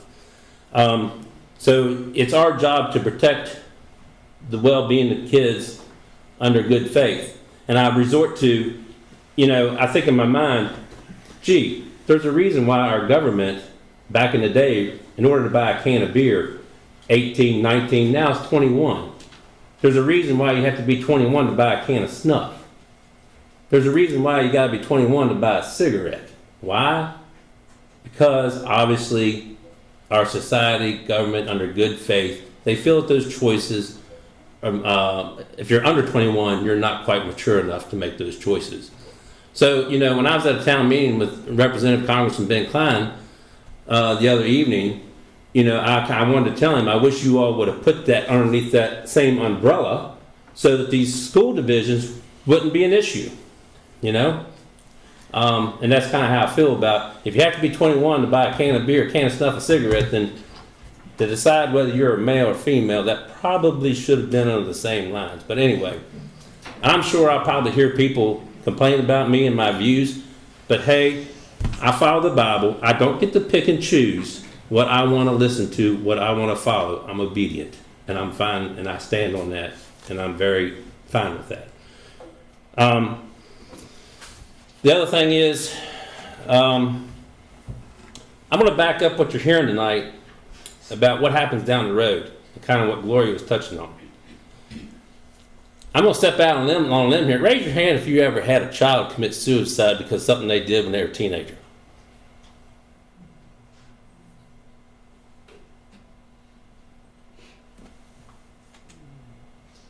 I'm the only one. So, it's going to be hard for somebody to tell me that, and with respect to the rest of the family, I'm only going to say so much, that it's going to be hard to tell me that there might not be an impact on a child's life down the road. Because the note that my daughter left went back to things that when she was 16 or 17. Unfortunately, I can say that, and I'm in that position. So, under good faith, I have to look out, just like our government has, to be 21 to do certain things, which that sounds pretty simple, just to buy a can of snuff. And we're talking about you want to decide whether you're a male or female, what sex, and what God said in the Bible. He is the one that dictates that. Now, with that being said, what I've always said all along, with the two policies on the table, I guess, Mike, with we call them your policy. What was the lawyer's, is there any lawyer recommendation on that policy? The only one we have is Daniel Rose. The policy that it's based on has been reviewed by Josh Hessler with the Freedom Family Foundation. It's been reviewed by Corey Brewer with the Wisconsin. They help write policies for school boards in Wisconsin. They were at our last conference. She reviewed it. Those are Daniel Rose. Those three attorneys have reviewed that policy, and given the one from Wisconsin wanted to know if they could use it in Wisconsin. Was there any? So my question is, was there any concern of being targeted highly from lawsuits? The only one that voiced that was Daniel Rose, and he gave no examples to back up his beliefs. Most attorneys give case-by-case basis to back up their beliefs. There were two things in his diagnosis of the policy where he backed it up with a case law. But if I can add, I mean, basically, one of the things that he said about the biological males claim was just flatly wrong. I mean, we have the Miares opinion that said this does not violate Title IX or the Equal Protection Clause, or what was it, the Virginia? What I read was word for word what Jason Miari said. I can pull it back up here. Which Mr. Rose ignored. Because what I'm getting at is simple. This is all so many things. Just like so many things, it comes down to the legality. I run trains for a living. I don't know anything about the legal aspects, so I have to go by the lawyer's recommendations. How far do we go within legal limits to protect our kids and protect our staff, protect the other kids? That really brought to my attention. And there's no, and it's not a form of bullying or anything like that. We're just trying to protect all the kids and everybody in this whole picture. And so I really am weighing on the legal advice. Jason Miara's exact words were, it does not violate the Equal Protection Clause. Title IX does not demand otherwise. And leading up to that, he said the exclusion of males from female sports teams does not violate the Equal Protection Clause. It doesn't violate Title IX, and it does not violate VHRA. So that's our Attorney General, his words. So to me, if he's willing to state those words, I could pretty much guarantee he'd be willing to back us on this. If I can answer that question a little more, because basically the only three differences that we have between the Youngkin and the record have to do, the main ones, with the student record, what we're saying that we're going to be requiring of students. And again, I'll talk about that later, but the second one was the biological males playing in the girls' sports, and that's what Mr. Rickard was just talking about. That Miares and the constitutional attorney that actually looked at our stuff said that does not violate Title IX or the Equal Protection Clause. And the final thing that is different is the retaliation clause that we put at the end so that you won't retaliate against their teachers. And that one, everybody said that it was fine. So there was nobody complained that there was any problems with that. And that is not covered in the Youngkin policy. Right. All right, let me jump in here and try to keep us moving here. Mr. Barlow? Well, okay, so a question's been asked and been responded by two people, so I want to respond to it myself. We have a legal memorandum from a lawyer, attorney, that was specifically tasked to review this issue for us. And we have his response here. The other mentions that have been made here of Josh Hetzler and Corey Brewer were not under contract, and they were speaking at a conference and giving opinions, and it was kind of a roundtable discussion. I'm putting my money right now on the lawyer who responded to us with specific questions we sent him, in which case he said, regarding the Rickard version, that not using the term transgender, even though it's captured in the law, could put us in risk for not using or referring to that term. He said putting quotations under gender identity, which reflects hostility or other negative sentiment toward a transgender student, could cause litigation. He said that messaging that ascends to a reviewing judge that may be viewed as a refusal to use the term transgender student could cause problems. I'm sorry, just a question when you're reading that. Can you please cite all the legal citations that he actually provided No, to I back that up? can't. I'm Because he merely did not. responding, telling you. No, I understand. I'm telling you what our attorney sent us back with his caveats. Now. But that's, the question was, can you at least explain that? No, I don't know what site there is, but remember, There's a reason why. we asked him his opinion on these and he gave us his opinion. Okay. Well, it's supposed So, to there are seven of these concerns that he has that could put us in the crosshairs of litigation. I'm not afraid of litigation, but I don't want to do it willy-nilly or if we think we're going to lose. And he mentioned several places here where, in my view, this change poses substantial legal risk of a lawsuit. I don't want to put us at substantial risk of a lawsuit. Now, what Jason Mayaris said is that we keep saying that he would like the one we have. We don't know that because he hasn't opined, but he does say that the one he reviewed for the governor, he likes. Okay, so I feel pretty firm about that. And I'd like to tighten up some of these other ones so that we don't, like we took out an anti-discrimination clause. I don't know why, but when you take out an anti-discrimination clause, it makes judges wonder, why did you take out an anti-discrimination clause? So why did we? I'm not sure. Okay, but having said that, let me say that I've been wrong on a couple of things as this thing has gone along. I did say that I would like to see it so that when a child is about to be certified as transgender, that we would have a healthcare official kind of say that he or she agrees with that. Or I would like to see the case that we would actually show that this child has had persistent and consistent feelings like that. Okay, but I have to deal with the reality that probably isn't going to pass muster, with the law as it stands today.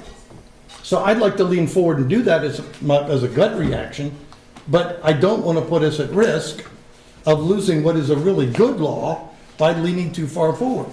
And this would be more far forward, right wing, than any other division in Virginia, which is going to name one that's more conservative. So it's more than just a Youngkin's policy that you're having? No. These are responses to the Rickard version. Okay. The ones I just read to you. Did the lawyer suggest removing anything from the Rickard? Well, actually, the things I just mentioned. But now I think one of the important contributions of the Carlenio-Rickard version is that it mentions protections for our teachers and our staff and our students. I think that goes above and beyond the Youngkin version, and it deserves to be included. I would be prepared to make an amendment that those protections, the final two bullets in the Rickard version, be included in this, and I'd feel confident we could stand with that, and it would push us further out for the Youngkin version by accepting that.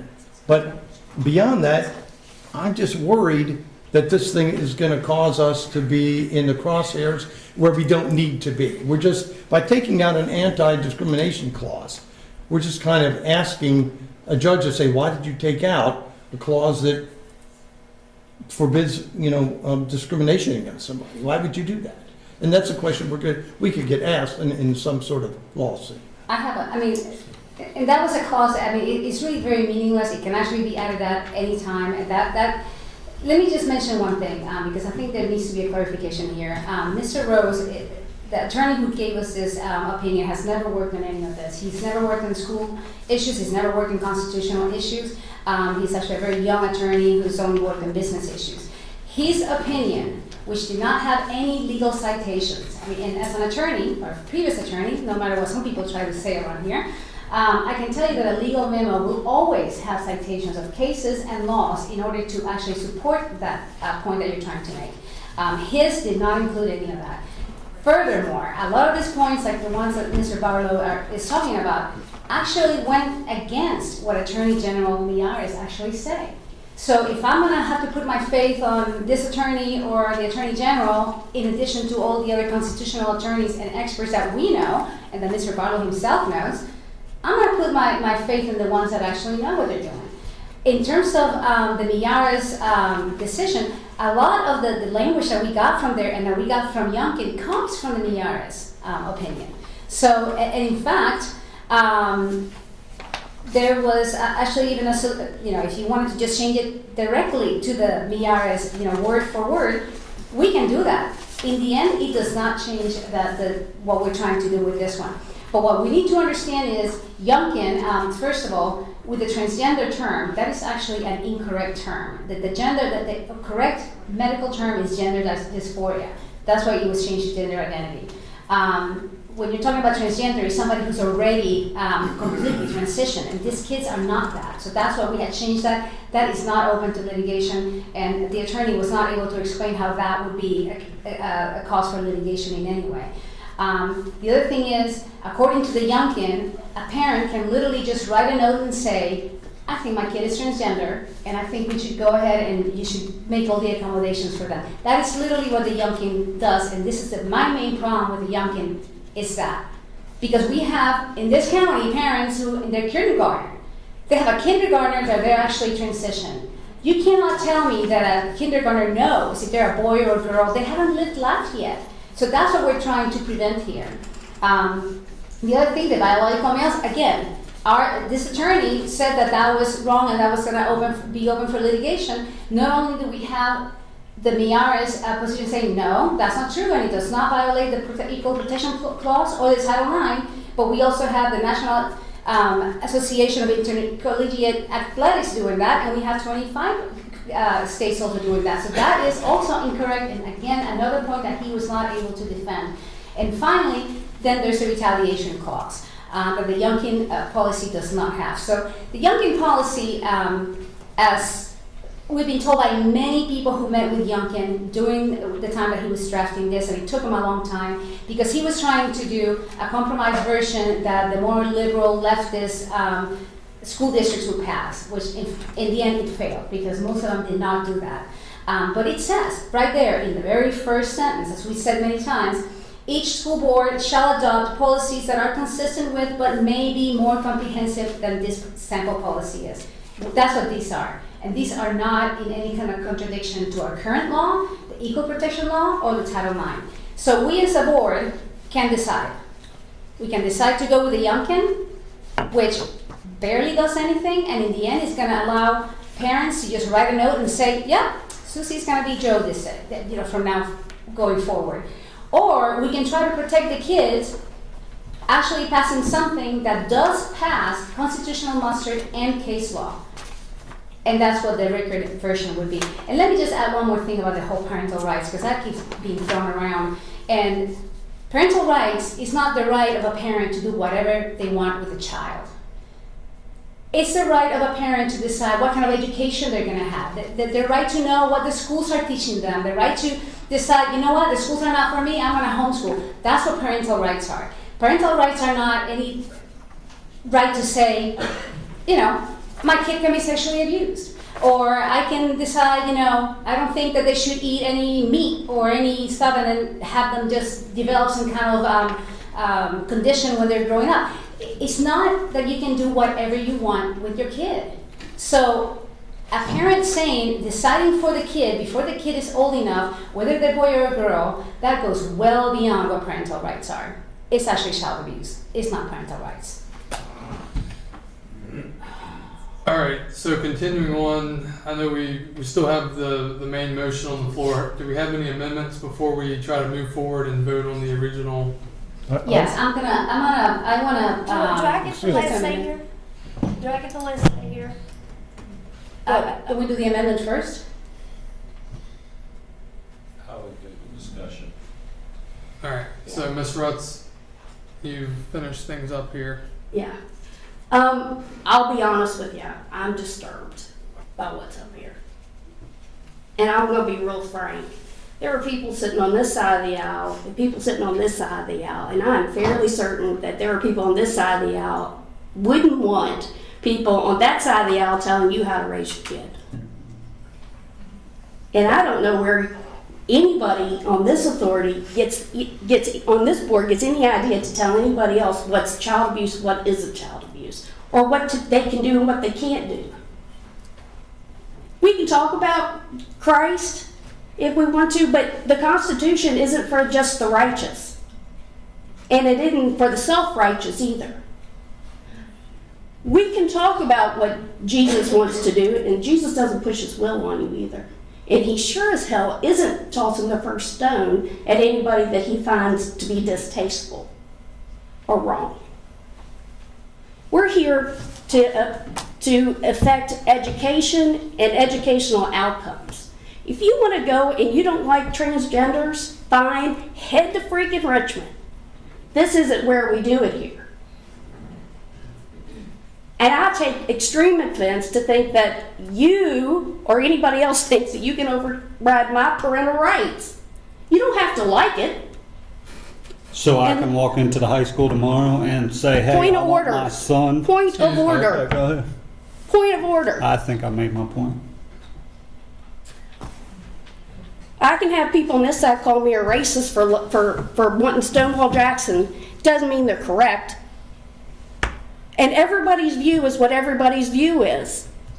If the child comes in, they're happy, they're fed, they're well. I don't agree with the process of transgenderism, but it's not my job to tell them how to raise their kid. It's my job to figure out how the best way to educate their kid is. That's where we're at. You know, there's some misguidance here on what Miaris has said, what the attorney said. He had problems with verbiage. He had problems with the school board determining after a parent goes through a court order and through the state and gets a name change, why we would have the last rights to it. I understand protecting girls. I do. But again, our policy negates the rights of somebody else. We don't have to like it. But it really does sound like we're bullying kids. It's not our job to mandate religion. It's not our job to push our, I get it. But I'm not going to walk into somebody else's house and say, look, this is how I see it. I think your kid ought to do this. I think your kid ought to do that. And while they're under my care, this is how it's going to be. A point of clarification. I need to answer two questions because you're talking about that, and I want you to answer two things. One is, what constitutional rights, as you keep talking about the Constitution, what constitutional rights are being violated by the Mr. Rickards version? And two, this whole policy is not negating anybody. It's actually saying these are the steps that you have to comply with in order to be considered a different gender. I mean, that's literally what this is. It's saying if you do all this stuff, then yes, you're going to be considered to be a girl even though you're a biological male. So can you please also state where exactly does it negate that? Here's the thing. Although this article vests local school boards with general authority over the supervision in each division, that power is not absolute. Just like you earlier said, just because you're a parent doesn't mean you get to negate this. There's middle ground here. It says, as a result of the Supreme Court of Virginia, consistently held that school boards only have those powers expressly granted and necessarily implied by statute. Moreover, a school board may adopt policies only to the extent such policies are not inconsistent with state statutes. So where is it inconsistent? Where you in this board decide that a note isn't enough. Because they can take a note and go down to the courthouse and change a name. Can they not? It's not the same thing. We're not talking about that. They can change the name to, the Lion King if they want to. We're talking about. That's not what this says. This is about gender. If you look at the title of this is a gender identity policy. This is not a gender and last name policy. This is a very specific, what is the criteria that we're going to be using for kids who are being transitioned to be something else? We're saying, okay, that exists, that is happening, so this is the criteria that we think should be happening in order for everybody else to have to accept that and to be subjected to that. It's not our job. Just like That's where we disagree. that kindergartner that hasn't had a sex change and somebody went down and signed her name over, she has every right to do it. You don't have to like it, but she doesn't have. That's but where we disagree. All right. That's not what this says. So that'll conclude, I think, our discussion. I want to say before, would it be wise, we have a view from one lawyer, and I acknowledge that, but would it be wise for another lawyer to view Mr. Reichert's policy and get another lawyer's recommendation? Would that be, in the long run, well-spent money instead of, to be fair about it? 100%. We can probably even get it for free. Thank you, Tom. Yeah. I mean, We tried. I'm just being fair. I just would like to point out that if we don't get the answer that some of us like here, then we end up defaming the credibility of the attorney. Well, only to the extent that the attorney doesn't produce a legal memorandum like he's supposed to. Okay. I would like to point out one thing. Never once tonight did I hear anybody come up here and go, vote on Youngkin's policy. Our job is to represent you, the people. You all had all the information. If you came up here and said, hey, we support the Rickard policy, I'm assuming you read it. I'm assuming you read Youngkin's policy. All right, so we've concluded discussion. Before we vote on that, do we have any amendments to that original motion? No. I'm not done discussion, but I would like to make an amendment. But I want to speak to some of the misinformation that has been put out here today because I don't think it's going to help us.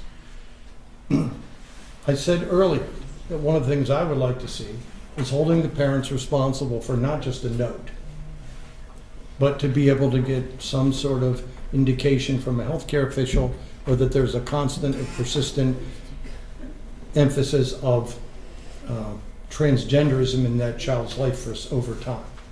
Okay. And I was in favor of that. I was the one that put that in. We got a response back from the lawyer who said, in my view, this change poses substantial legal risk of a lawsuit.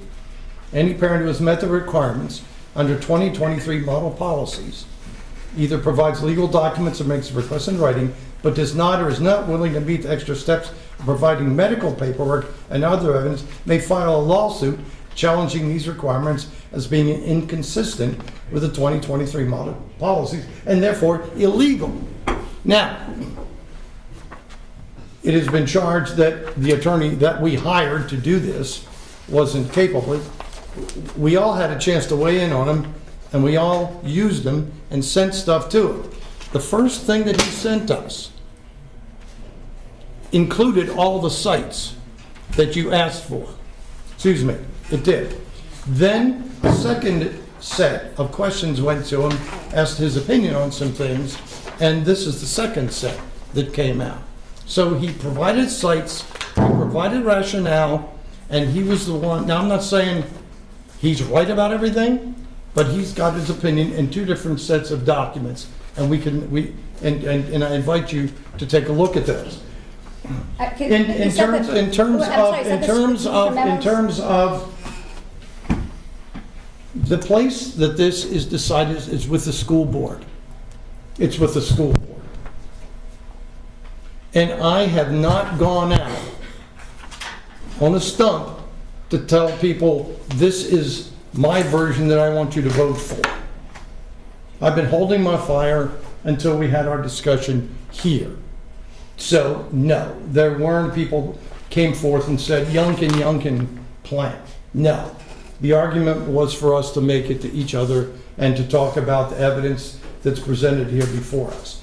I've indicated that I think Yunkin and Majoris, and I have to assume one more time that Majoris is probably in favor of the Majoris version,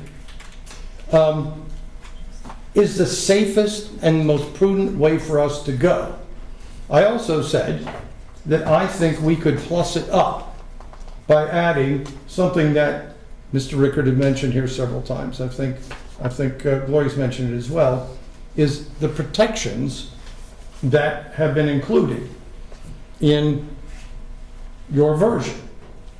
And I would like to move to delete section D number 6 from the Yunkin policy, which in the body names that protection. Wait, but I said I was going to make a motion first. I said that I was going to wait until the whole discussion was done, and I was going to make the motion. I'm sorry, it was have to wait your turn. All right, Let me ask the board a question. I've heard very good, healthy, and spirited debate, and that's what this is all about. Are you all ready to make a decision tonight? If you're not, then postpone it till the next meeting and hash out the differences. That's just that's just a question I'm asking. There is a procedure that you can delay it till the next meeting if you so choose, if you're not ready. I was told we weren't allowed to do that. You can postpone it till the next meeting. Yeah, you can always table it. Yeah. Well, you don't want to table it because tabling is a procedure that's used if the building is on fire and you want to move out of here pretty quick. Postponing it to a certain time to the next meeting until 2 months from now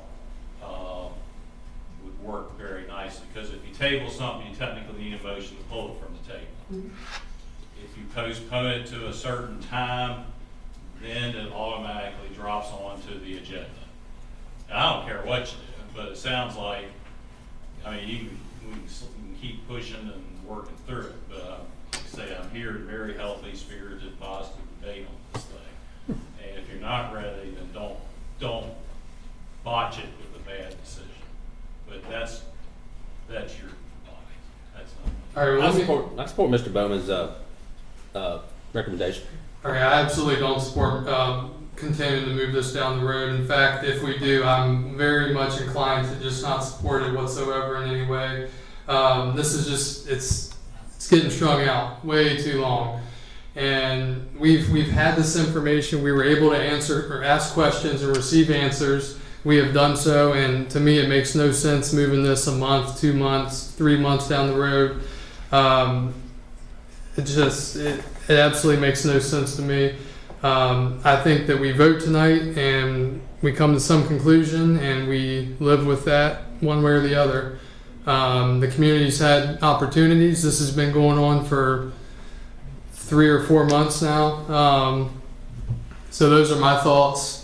But we'll see if we have a consensus to what we want to do. But that's my personal opinion. And the longer this goes, the more interested I'm becoming in this. I hate to say that, but I think a lot of people in this room are starting to feel like that. It's getting more and more strung out every month, and tabling it, or postponing it is not something I'm in favor of at this point.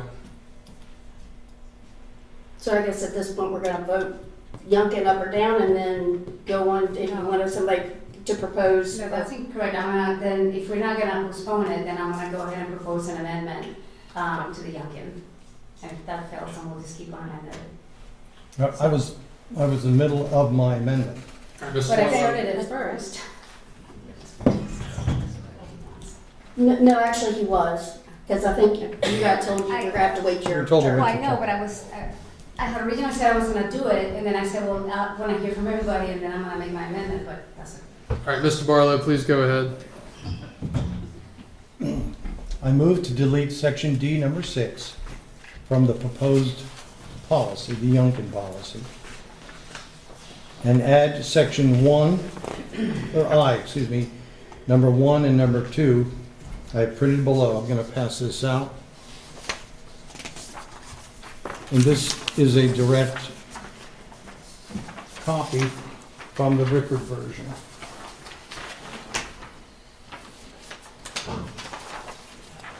I have to share this one. So you just have one paper? Yeah, it's one paper. All right. I'm going to read this because everybody doesn't have a copy in front of them. The one thing that I believe that the Youngkin version does not do properly, and which I think the Rickard Carlinio team did provide, was a set of protections for students, staff, and parents. And the protections are as follows. And again, you could read this from either the Rickard version or what I'm proposing be amended to the Youngkin version. Notwithstanding any other provision in this policy, Shenandoah County Public Schools shall not compel, discipline, retaliate against, or otherwise disadvantage any student, teacher, staff member, or other person to address or refer to any students using pronouns or other words inconsistent with the student's actual biological sex or is reflected by the official record. So this takes that pucker factor away from teachers and students who don't know how to refer to each other and are worried that they're going to use the wrong pronoun. Nah. Number 2, no person, including any student, teacher, or staff member, may be disciplined, retaliated against, or otherwise disadvantaged for his or her refusal to participate in school-sponsored activities or events and or the teaching of principles related to sexual and or gender identity. And I think that is a really important concept, that students, teachers, staff cannot be retaliated against or compelled to do something in terms of gender identity or sexual identity that they disagree with. So those two set of protections, to me, cinch up Youngkin and makes it probably the most conservative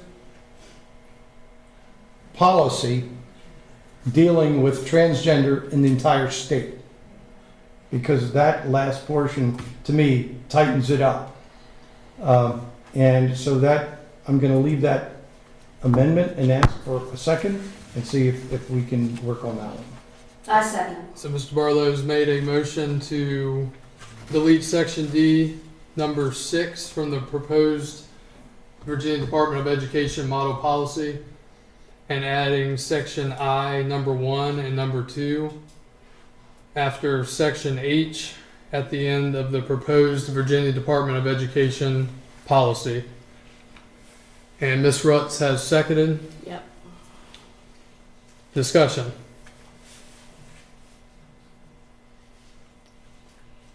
I would agree that it does tighten this up. What this does is it says that not only we're not going to retaliate against our students or teachers or staff,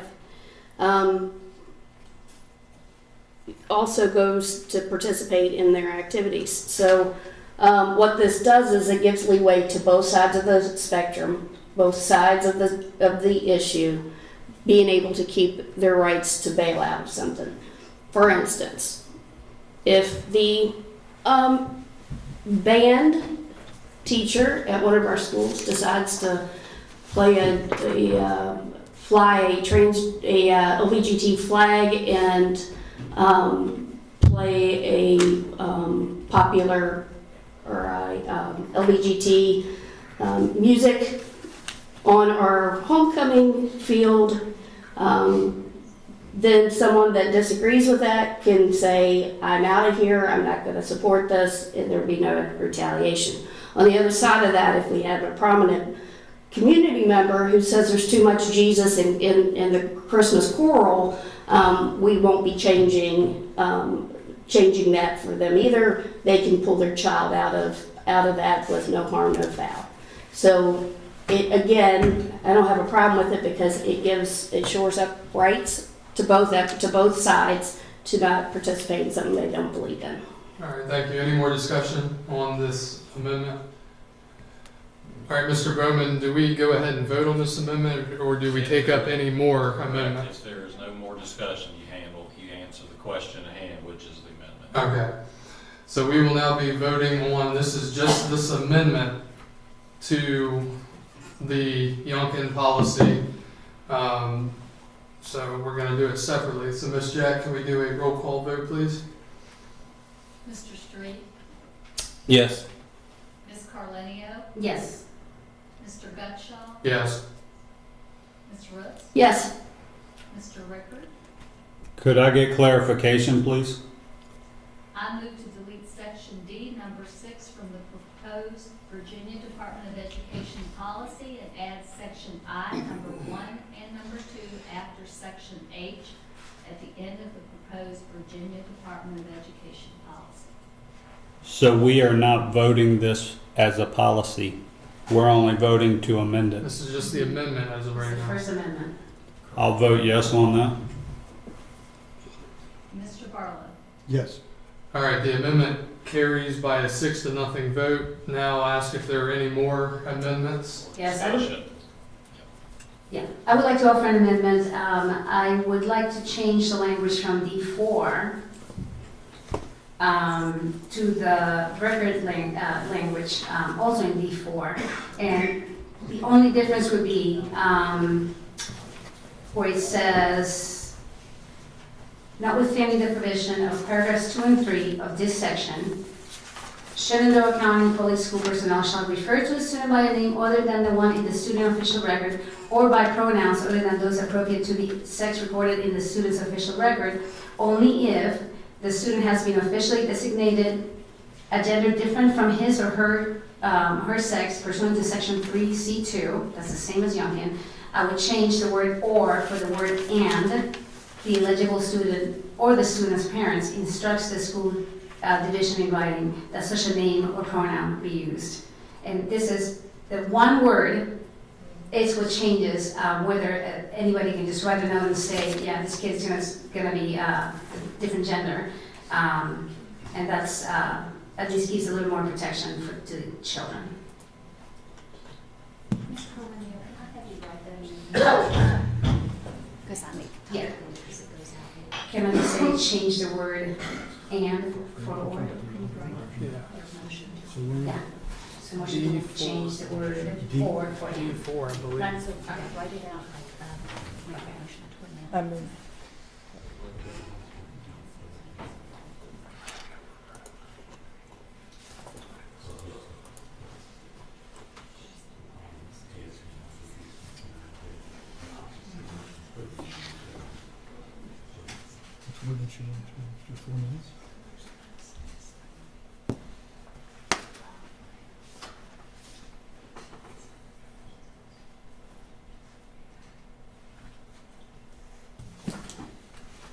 Could I get that real quick to read it?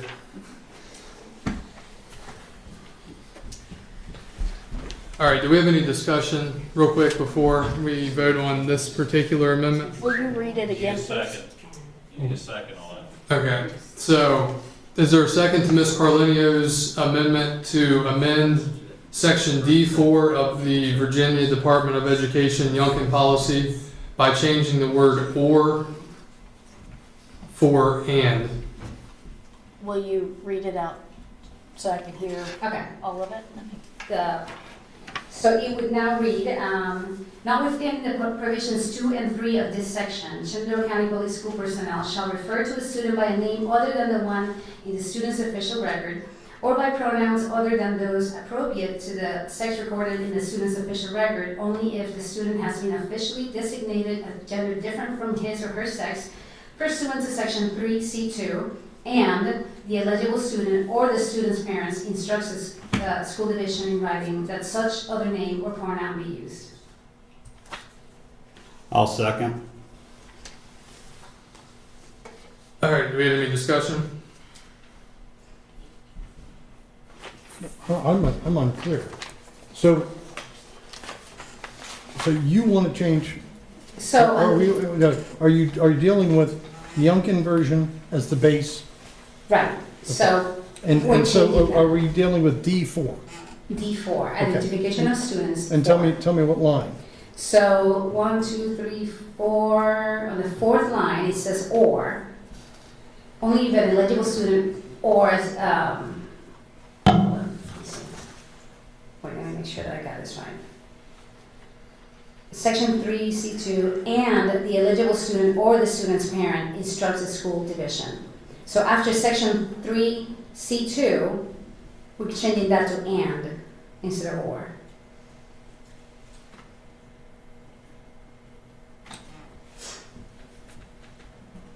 But we are differentiating between eligible students and the student's parent.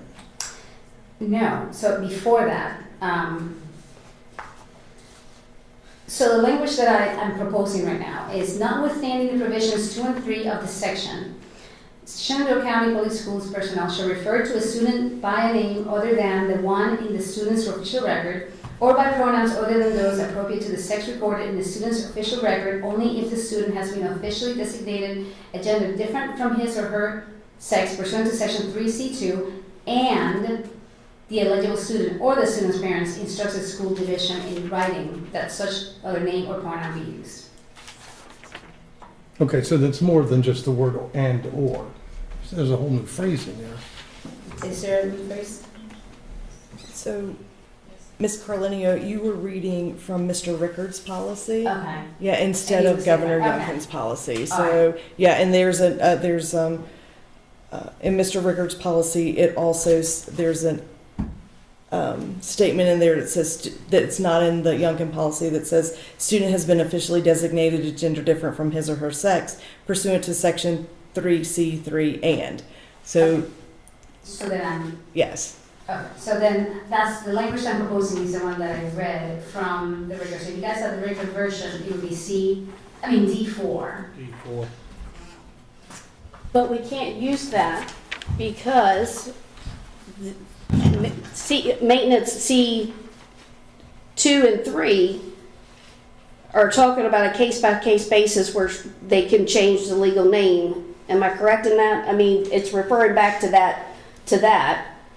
Right, to the number. Which is not in the, it's not in the Youngkin policy at all.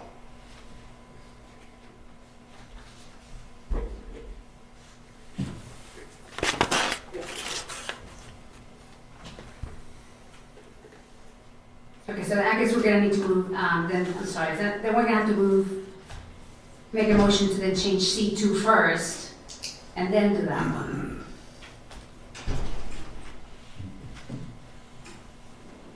I mean, this is why I thought it would have been easier to work the other way around, but it's fine. Okay, so then let me just I'm gonna take back that motion, and then the first motion is gonna be to change C2, the language of C2, to the language in the Rickard version. So we'll get rid of that, and then instead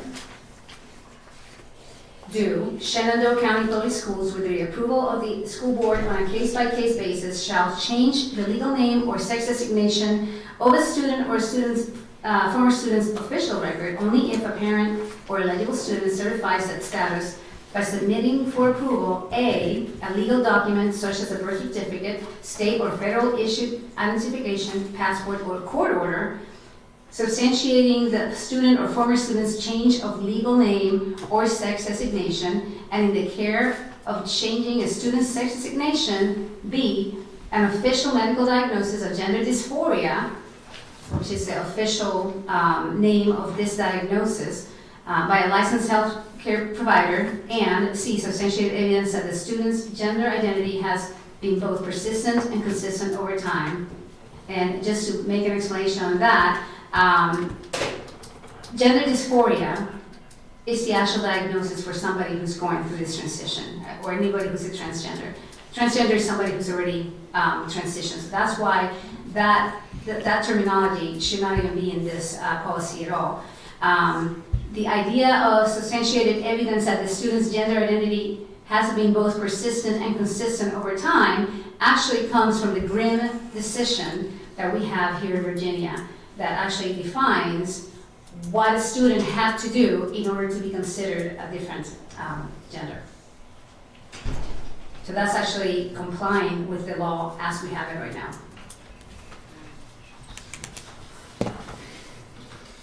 So, All right, I take it there was no objections from any of you all withdrawing the bogus First Amendment, correct? correct.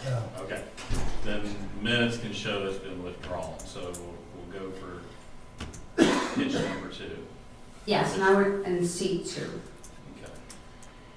If you generally withdraw on procedure before it's discussed, we kind of skipped on dancing in the shadows on that aspect, but as long as, Mr. Chairman, as long as there's no problems with withdrawing the first one, you should be okay. Now we have the second one.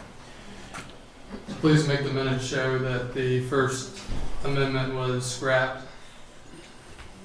The first one, Ms. Carlini Yeah, the made First that. Amendment, so we're gonna do that one next, but this one, So the First Amendment withdrawn. Was withdrawn. yes. So now, we're just gonna do the first, the C2.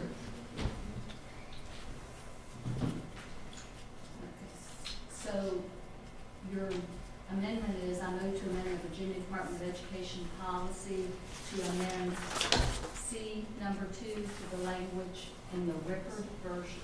That's correct.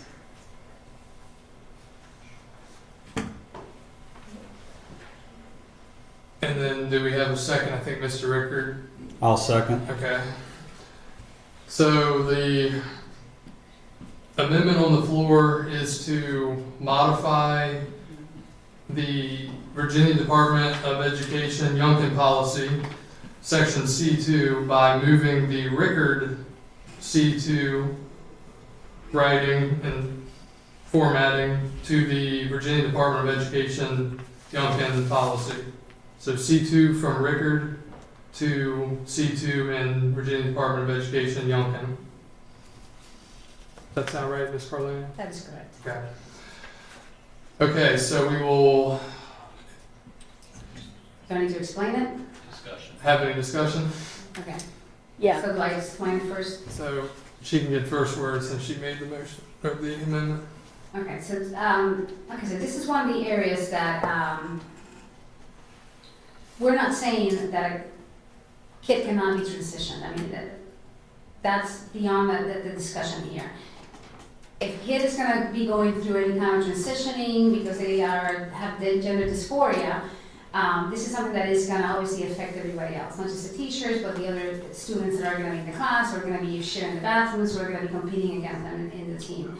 What we're saying here is, let's make sure that we have the criteria, and not make it just so willy-nilly. I mean, this is gonna be a decision that is gonna change that kid's life forever. I mean, once a kid goes through that, and I'm telling you because from my experience, that's what happened. I mean, this girl was very much, the parents were in favor of that, they celebrated it, for people who actually have studied this, they understand there's a lot of psychology that is behind these decisions. So it should not be something that somebody with something, watches a video on TikTok and decides to go ahead and do it. So what we're doing is we're putting some criteria here that is very specific as to how a student or a parent can actually change the student record for that student. That's all it does, it's just clarifying it. All right, Mr. Barlow. These are the words that I put in here several months ago. And I felt, and still feel, that they make sense. The problem is that they're not going to withstand muster with the law, the way it's written and being interpreted. Our attorney says, in my view, this change poses substantial legal risk of a lawsuit. A reviewing judge could find that the school board, by adding requirements on top of the furnishing of legal documents, is through the legal process, in essence, attempting to create for itself sort of an appeal power over what a court or other agency has already permitted. So, I reluctantly have to conclude, after listening to counsel, that this puts us in the crosshairs of looking like we are trying to be a greater authority than the legal authorities, that developed this process before us, and for this child and for these parents. So I have to say, in spite of the fact I'd like to see us ask for indications of persistent or consistent gender dysphoria, or that had some psychiatrists would say, yes, that child is suffering from that. But being able to lay that requirement on ourselves, apparently, is going to put us at risk. Can I have a question to you? I'm not quite done. You're not done. I'm not quite done. So, once again, I want to say that the Youngkin-Myers policy has given us something that 10%, or excuse me, less than that, 10 school systems have said is going to pass muster. We try to add things like on that, we're putting ourselves at risk. I'm not saying we shouldn't take these things on. We can take this hill now and then move on to other aspects of athleticism and so forth with athletic competitions. I think if we're just trying to be too greedy and get all of this at once and push it too far, we're just going to wind up right back here. But unfortunately, we're going to be facing litigation, costs, and even more turmoil than the school board. I just have a question for you. Because you were the one who had actually suggested that language, especially with regards to the consistent, the persistent and consistent. Where did you get that language from? Probably Josh Hetzler. Yes, but expressly, you had said that you had gotten this from a certain case. Oh, it came from Grimm. It came from Grimm. Yeah. So Grimm is actually the law right now. So if it is the law and we're actually following what the court says, how can, did Mr. Rose even make an allusion to Grimm in his decision when he said that? No, we don't know. What we know is that one thing that Grimm did was have a consistent and persistent time when he, wanted to acted that way, that gender. And so he was able to show that he had done that, and that's one of the reasons why the case was overturned. And that's legal basis to back us up. Yes. I mean, why our attorney couldn't see that, I have no clue, but He didn't ever cite it. I mean, if it's already been practiced law in a case and went to the Supreme Court, it backs us up. I mean, we're not asking for anything special. But everything that Grimm didn't wind up being, I mean, he did like 17 things. You've seen it? Okay, about 17 different things. That's one of the things he did. And we could say, well, let's lean forward on these various ones and hope that's not the one that triggers it.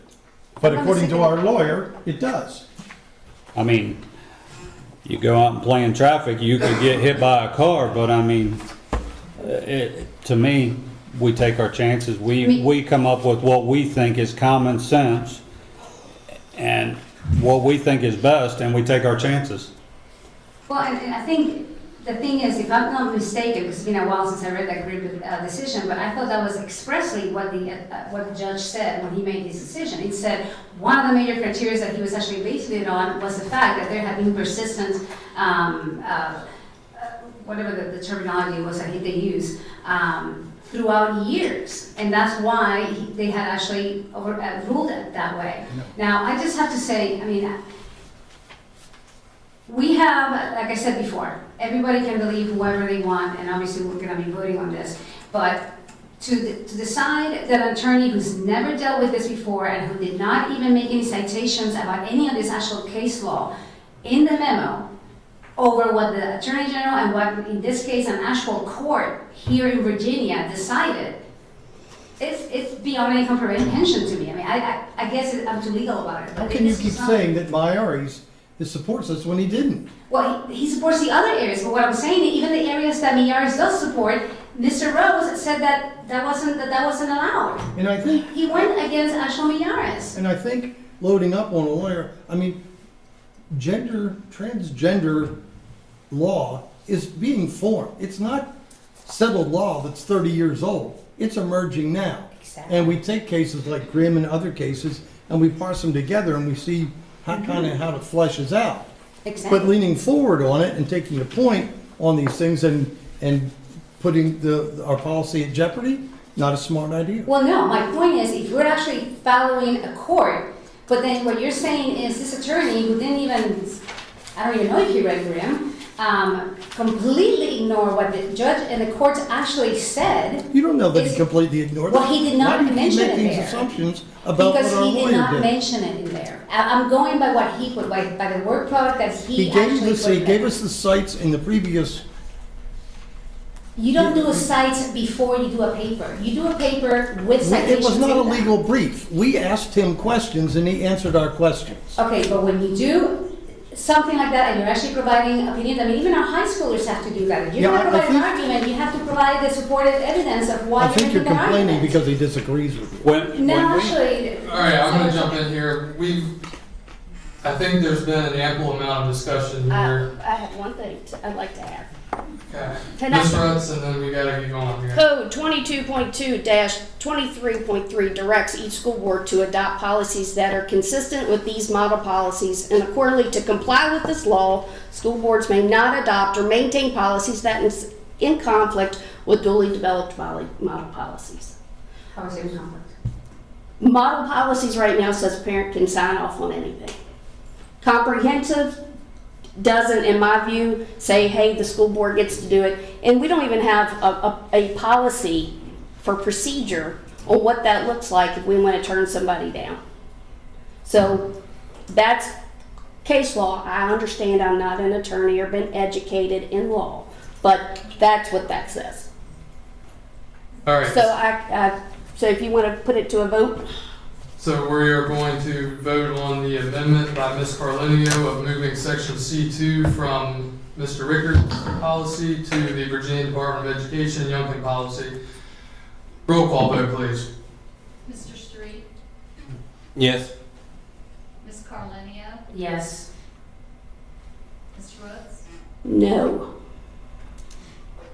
Mr. Rickard? Yes.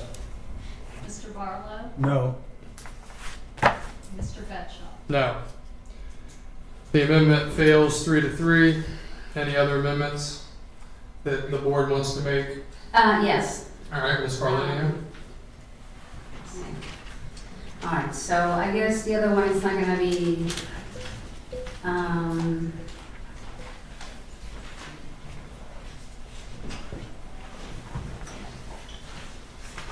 okay, so the next one then is gonna be, I would like to add the language from the Rickard version, H, regarding the athletic teams and athletic events held in Shenandoah County, and replace, hold on, I don't know if there's Youngkin. Youngkins is just H. Yeah, so it's gonna be replacing Youngkin's H. Is that with Mr. Rickard's H? Sorry? What's the replacement? From So we're gonna replace the language, put Mr. Rickard's language from H into, and replace the one for Youngkin H. Okay. All right. So replace Youngkins H with my H1, 2, and 3, correct? That's correct. Thank you. I'll second. Okay, so amendment has been made by Ms. Carlinio and properly seconded by Mr. Rickard to move section H1, H2, and H3 of the covering the athletic teams, moving that from policy Rickard to policy Virginia Department of Education Youngkin policy. Is there any discussion? Can you tell me that again? I move to amend the Virginia Department of Education policy H1, 2, and 3. No, you're taking out the state's policy H as in Howard and inputting H1, 2, and 3 from the Rickard policy. So I move to amend the Virginia Department of Education policy H with Mr. Rickard's H 1, 2, and 3. Yes, ma'am.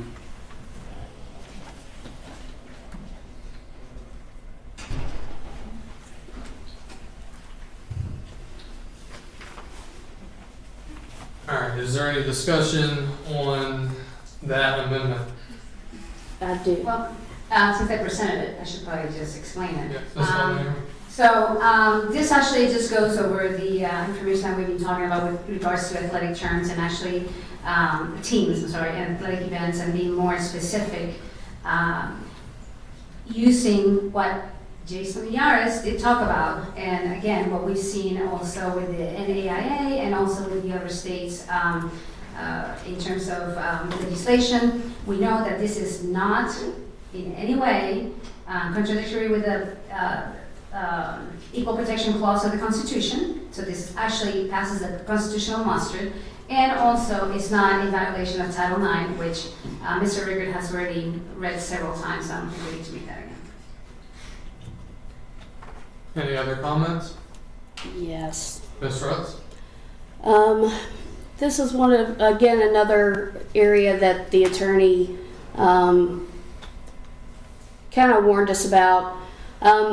One thing about Title IX and one of the provisions for that for execution is that the language and how it's written cannot be discriminatory in nature. He says, and as we discussed in more detail from my memo from February 19th, the paragraphs 3H2 and H3 provide protections to females that are not also available to males. So he suggests that we figure out how to word it to where it's not purposefully discriminatory in language. So it says, for any athletic program or activity that's designated for females, no biological males could be permitted to participate. However, subject to parental consent, female athletes shall be permitted to participate in athletic activities designed for males. For an athletic program or activity designed for female athletes held at a Shenandoah County facility or field, again, we are not over everybody in Shenandoah County or a field. No biological males can be allowed to participate. That verbiage will get us in trouble because it purposefully discriminates against males. So if there's another way of rewording it to where it's not purposefully sounds that way, then we can roll with that. But as it's written right now, there will be a challenge, or could be a challenge. Thank you, Ms. Ratz. Any other comments on the amendment? Mr. Barlow? Yeah, I want to second what Mrs. Rutz just said. And once again, Daniel Rose says that H2 and H3 expressly provide protection benefits to females that are not also made available to males. This poses a risk of a legal challenge that the policy violates Title IX and the Equal Protection Clause. So if we want to set ourselves up for litigation, then, and as this goes, Mr. Rickard was talking earlier about, Meyer was talking about not commingling the sexes, and this is what we open ourselves up to, is allowing ourselves for commingling, but this time based on female participation rather than male. So I can't support it. Thank you, Mr. Barlow. Any other thoughts before we move to the vote? Let me just, I guess we do have to read the Jason Miara's opinion again on this, because it's been apparently very misunderstood. Consequently, the exclusion of males from female sports teams does not violate the Equal Protection Clause. Title IX does not demand otherwise. Indeed, commingling both biological sexes in the realm of female athletics would threaten to undermine one of Title IX's major achievement, giving young women an opportunity to participate in sport. Again, specifically, this is allowing males into the female athletics. Therefore, I conclude that sex separation of athletic programs determined by biological sex rather than gender or gender identity comports with the Equal Protection Clause, Title IX, and DHRA. These are all pages 5 and 6 in the Miyares official advisory opinion. So I'm going to go with Jason Miyares and his opinion, and not Rosa's opinion that he just came up with one day. If I could, Under Section 7 of Title IX, it reads as follows. Overall determination of compliance. The department will base its compliance determination under 86-41C of the regulation upon determination of the following. A, whether the policies of an institution are discriminatory in language or effect. What you said had nothing to do with the way it's written.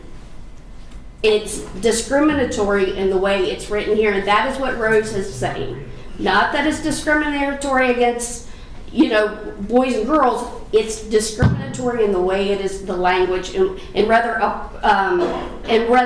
disparities of the substantial and unjustified nature of the benefits, treatments, services, and opportunities afforded to male and female athletes exist in the institution of programs. It can't read like that. If you want to rewrite it, that's fine, but as it's written, we will be in direct violation of Title IX. Mr. Rickard, anything? My money's on the Attorney General. I'll follow what he advised. I have no problems with my verbiage. Like I said, if it lines up with common sense, that's where you'll find me. Ms. Carlin or Ms. Street, do you have anything before we go to Ms. Carlin here to wrap it up? So, Mike, I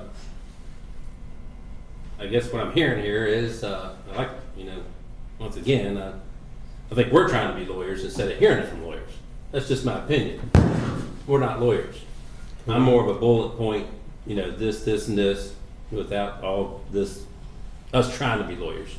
And I have a duty to follow a lawyer than us trying to be lawyers. But anyway, is there any way you can change the language, the terminology to satisfy equal grounds? We probably could. And there again, we can't. To me, we're trying to rush this thing through. Yes. I was happy, and trust me, I don't like kicking the can down the road, but I want this thing right. I totally agree. When we vote on it. That's what I And recommended earlier. the first thing through, if I'm going to be forced to rush it, then y'all are witnesses. I'm forced to rush. The first thing I said to Chairman Barlow when I got here tonight was, hey, you and I didn't have a chance to talk today. We had planned on it. Can we extend this out a little bit? He said, no, absolutely not. Whoa. You said it was on the action agenda. Whoa. I don't like to be misquoted, and I don't like to be. For the last 2 months, I sat down with various people trying to come together on this and have people say, that's it, we're done, we can't, or I'm seeing things Wait, you're the come one in. who said that. Excuse me, I'm sorry, no, you're the excuse one who me, said that. no, Don't lie. excuse Do not me, lie. excuse Do me. not lie. What? You're the one who said that you were the one who cut You off. walked away after our second meeting and said you weren't going to get patient. Whoa, All right. time out. Okay, so Let me remind the board that rules of decorum is we address the issues, not the person.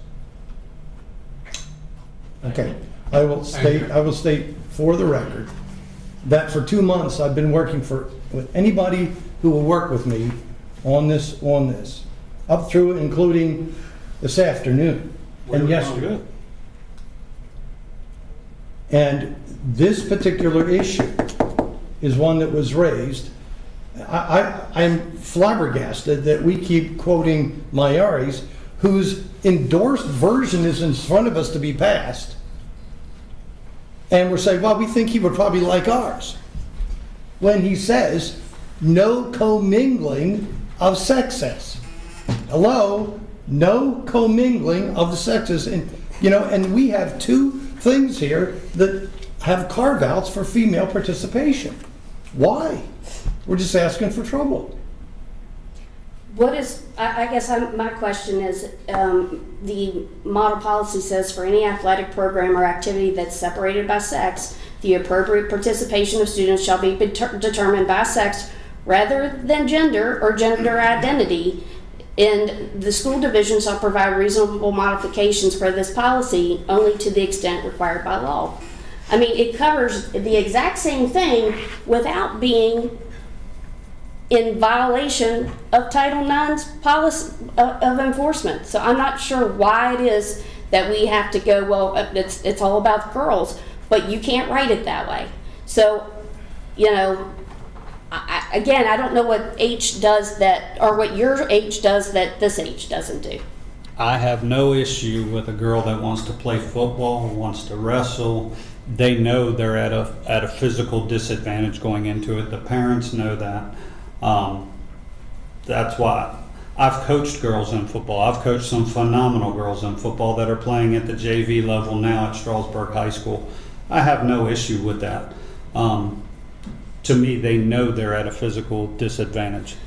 But males playing in female sports is totally different. So, in other words, you're not going to be happy until we distinguish between the two, which will be in violation of Title IX. Well, I'm sorry, let's just go back a little bit because, again, so let's just think about the timing. This came first, right, the Youngkin appointment policy. Then Miaris actually reviewed that. He went a step further and said, what I just read you, that's an actual quotation. When he's talking about the commingling, he's talking about the commingling of both biological sexes in the realm of female athletics. He's very specific on what he's saying. He's not just saying commingling of all sexes or commingling for whatever, you want to think of. He's very specific. Indeed, commingling both biological sexes in the realm of female athletics. What he said before that, consequently, the exclusion of males from female sports teams does not violate the Equal Protection Clause. Title IX does not demand otherwise. So it's actually very, very clear. If you want to take it out of order, then you can actually go ahead and say, come up with whatever assumptions. So this is not me saying, oh, this is what Miaris must have thought. No, this is what Miaris actually said after he reviewed this. So this came first, this came second, and he said, not only this, but this.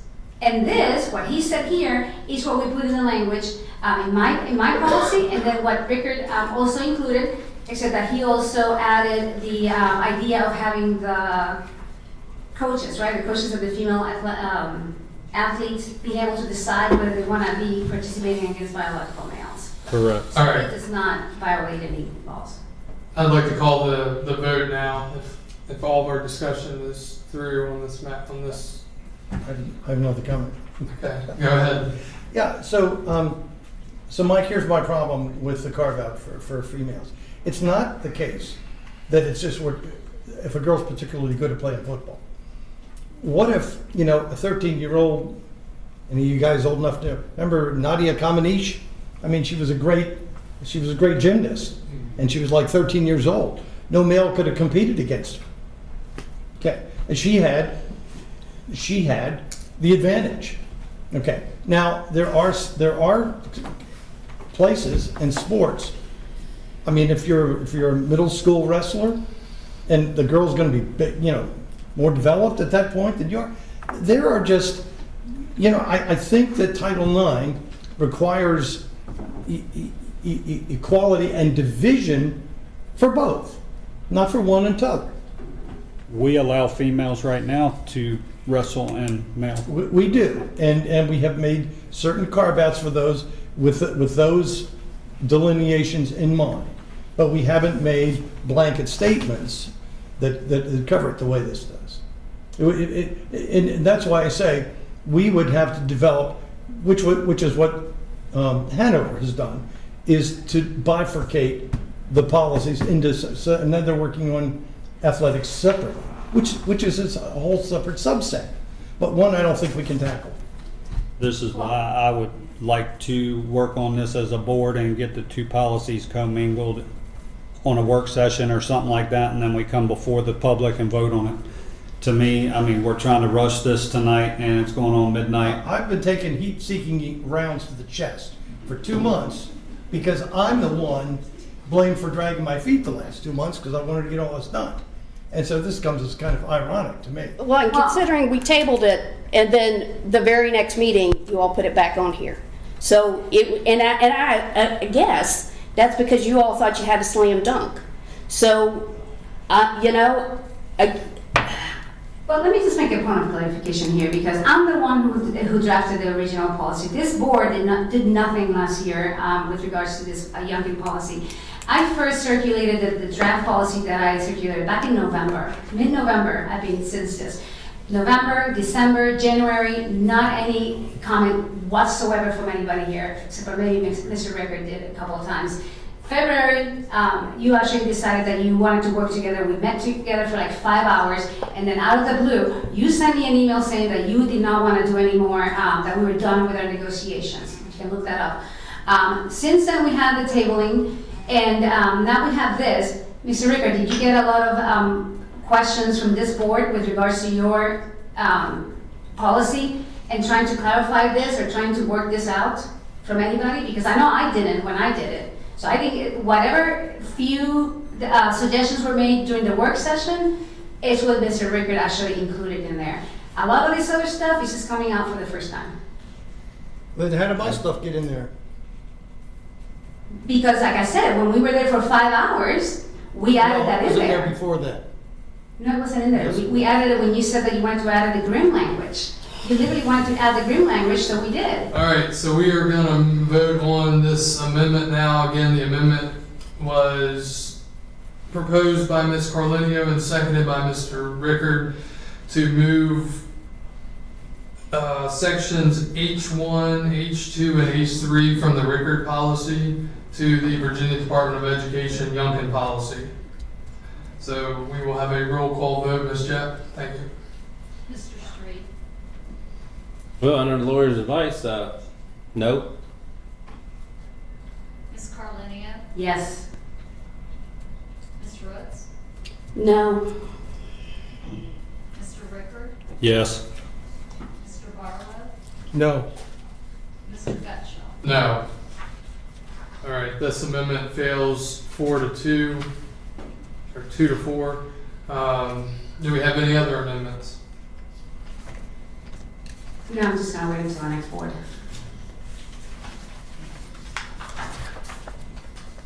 Okay, if there are no other amendments, the time has finally come, I believe, where we will be voting on the Virginia Department of Education Youngkin policy with the amendment that Mr. Barlow,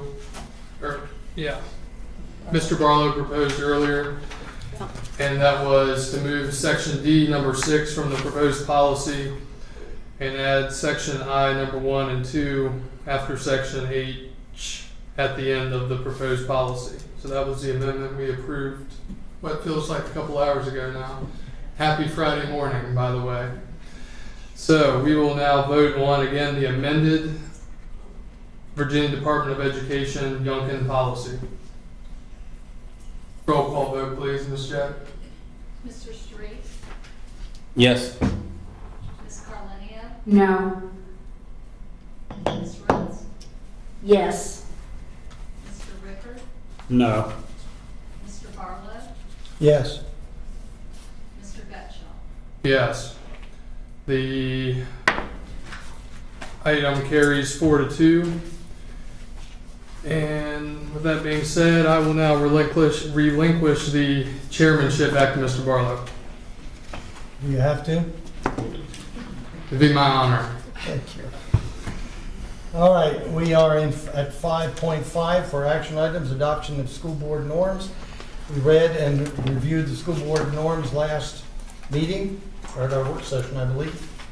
And they are stated for us once again, so we can open that up.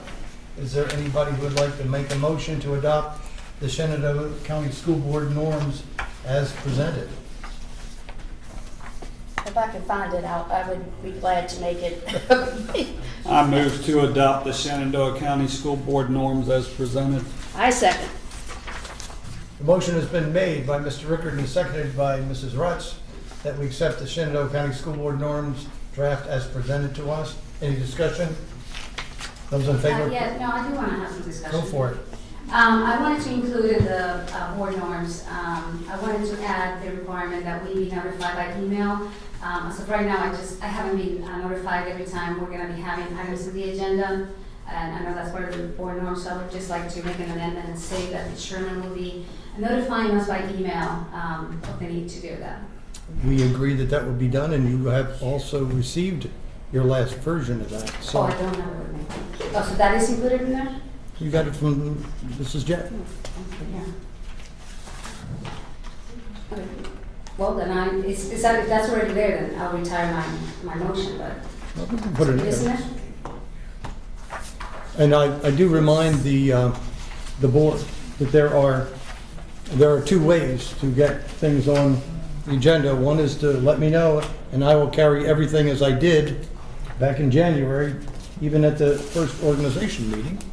And if you don't want to do that, bring it up at the school board members' comments at the end, and we give it to the superintendent for inclusion.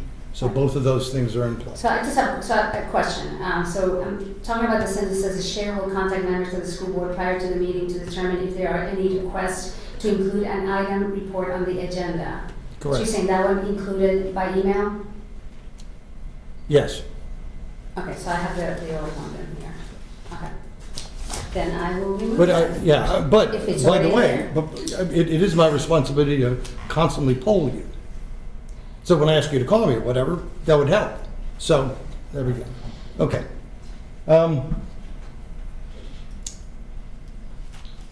No further discussion. All in favor of accepting the school board norms as we have reviewed them, please signify by saying aye. Aye. Aye. Opposed?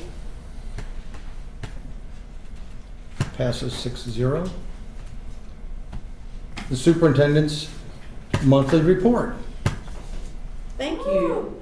I only have 100 bulleted items that I will go through right now. So if you'll just be patient with me. Congratulations to Signal Non Middle School student Piper Dellinger for winning the Virginia Municipal League If I Were a Mayor essay contest. Also, I hope to see you this morning at North Fork Middle School's outdoor classroom ribbon cutting ceremony. So I think that starts at 8:30 at North Fork Middle School. So I hope to see you there in a few hours. Attendance increased slightly in March from 93.1% to last year to 93.9% this year. Thanks to all of our students, families, and staff for making attendance a priority. And we would like to congratulate the Massanutten Regional Governor School students who won the Lord Fairfax Soil and Water Conservation District Envirothon. Massanutten Regional Governor School has 3 teams that participated, and they placed first, second, and third. We would like to congratulate all of our students who participated in the music assessments. Our schools are all performed well. There are many music concerts from now through the end of the school year. Peter Muhlenberg Middle School will be presenting their musical Frozen Junior this weekend. The Mountain View High School musical Anastasia is the first weekend of May, and the Strasburg High School Murder Mystery musical is the second weekend in May. I encourage everyone to come out and support our students and staff.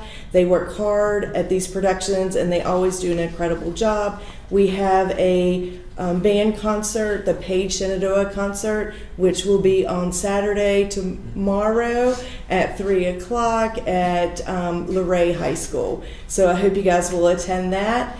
Spring sports are in full swing. Good luck to all of our teams. And then this week we announced our School Teachers of the Year, Division New Teacher of the Year, Team of the Year, and Employee of the Year.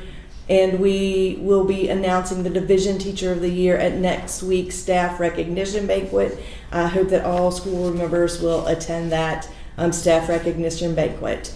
I think it's Thursday, April the 18th. And then congratulations to Signal Non Middle School Ag Teacher and FFA Advisor Dakota Stroud on winning the Teachers Turn the Key Award from the Virginia Association of Agriculture Educators. Be happy to answer any questions. Thank you. That was the most succinct report I've ever heard. Excellent. School board member comments. Tom, do you want to start off? I have none. Okay. Just a couple of things, well, 3 things actually. One was the mental health task force did meet this last week, 2 weeks ago, and it was very successful. We had a great session coming up with some priorities we need to start working on. Secondly, we had a personnel committee meeting last week where we got to talk to a lot of the teachers at the central campus, and that was actually very informative, and we are very happy I've gotten a lot of feedback, and we had about 40 people there, so that was great. And thirdly, I want to thank everybody who came over to talk on both issues. Obviously, from my perspective of the gender identity, we received a lot of letters, and we had a lot of people coming over, trying to support this. Unfortunately, we weren't able to do what we wanted to do, but I pledge that I will not let this go, and if we have to wait 2 years to try again, we will. Mr. Rickard. Ms. Rutz, would you like to go before me? No, go right ahead. First. Ms. Jack, could you pull up the 2 pictures that I submitted?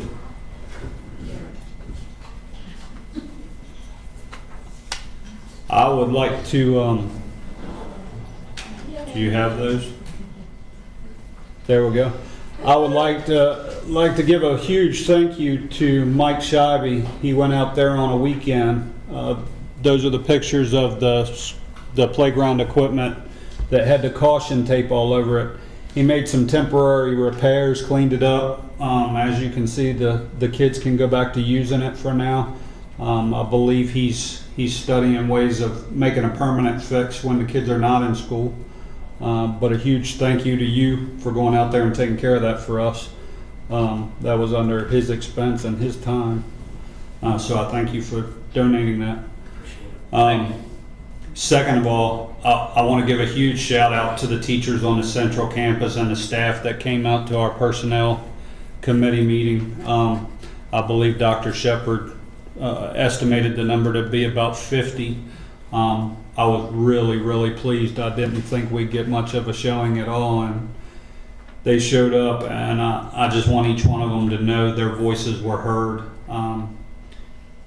We will make changes to Shenandoah County to make it better for the staff, the kids, everyone. It will be a work in progress, but we will make Shenandoah County the best we can. Thank you to all of you that have stayed to this late hour. We appreciate your dedication. We appreciate you coming out and speaking tonight. That's all I've got. I got to be in DC in 5 hours. I believe Ms. Pence probably had a little bit of a part in the purchase of the partner in crime there for the materials for that. And Ms. Pence also has paid for entryways into like the Virginia Frontier Museum and things of that nature. There are folks such as Mr. Street and Mr. Heichman and Miss Rhonda and those that have stuck around that just so you know your dedication, your money, your time showing up here is always welcome and it's always appreciated. And it doesn't go unnoticed. This whole school thing started a while ago, and I've gotten to the point that I look forward to Charles's comments, and so I look forward to seeing you because you haven't given up. You haven't given up on the education here, and it's a big deal. So I appreciate it. I appreciate those that have stuck around this evening, our staff, and I'm not going to say anything else because I'm tired and I'm going to go home. So. Big thank you to everybody who stuck it out tonight. Last time I checked, we still had like 90 watching on YouTube from their couches. I'm sure a lot more comfortable situation than we've been in. But, we have to make difficult decisions up here. You saw the kind of crowd we had tonight. There were some good points made by both sides. We have to consider what our constituents believe individually. We have our own districts. We have our own people. With the policy we passed tonight, obviously, different ideas going around the room, and I think it's a good thing that we're having these tough conversations rather than just, stamping yes on everything and passing it through. So, hopefully this is just a little road bump for us and we can keep moving forward and being productive. And trying to improve our discipline here and our test scores and teacher retention and everything that's relevant in the school system. So optimistic for that, and hopefully everyone will get a good night's sleep tonight.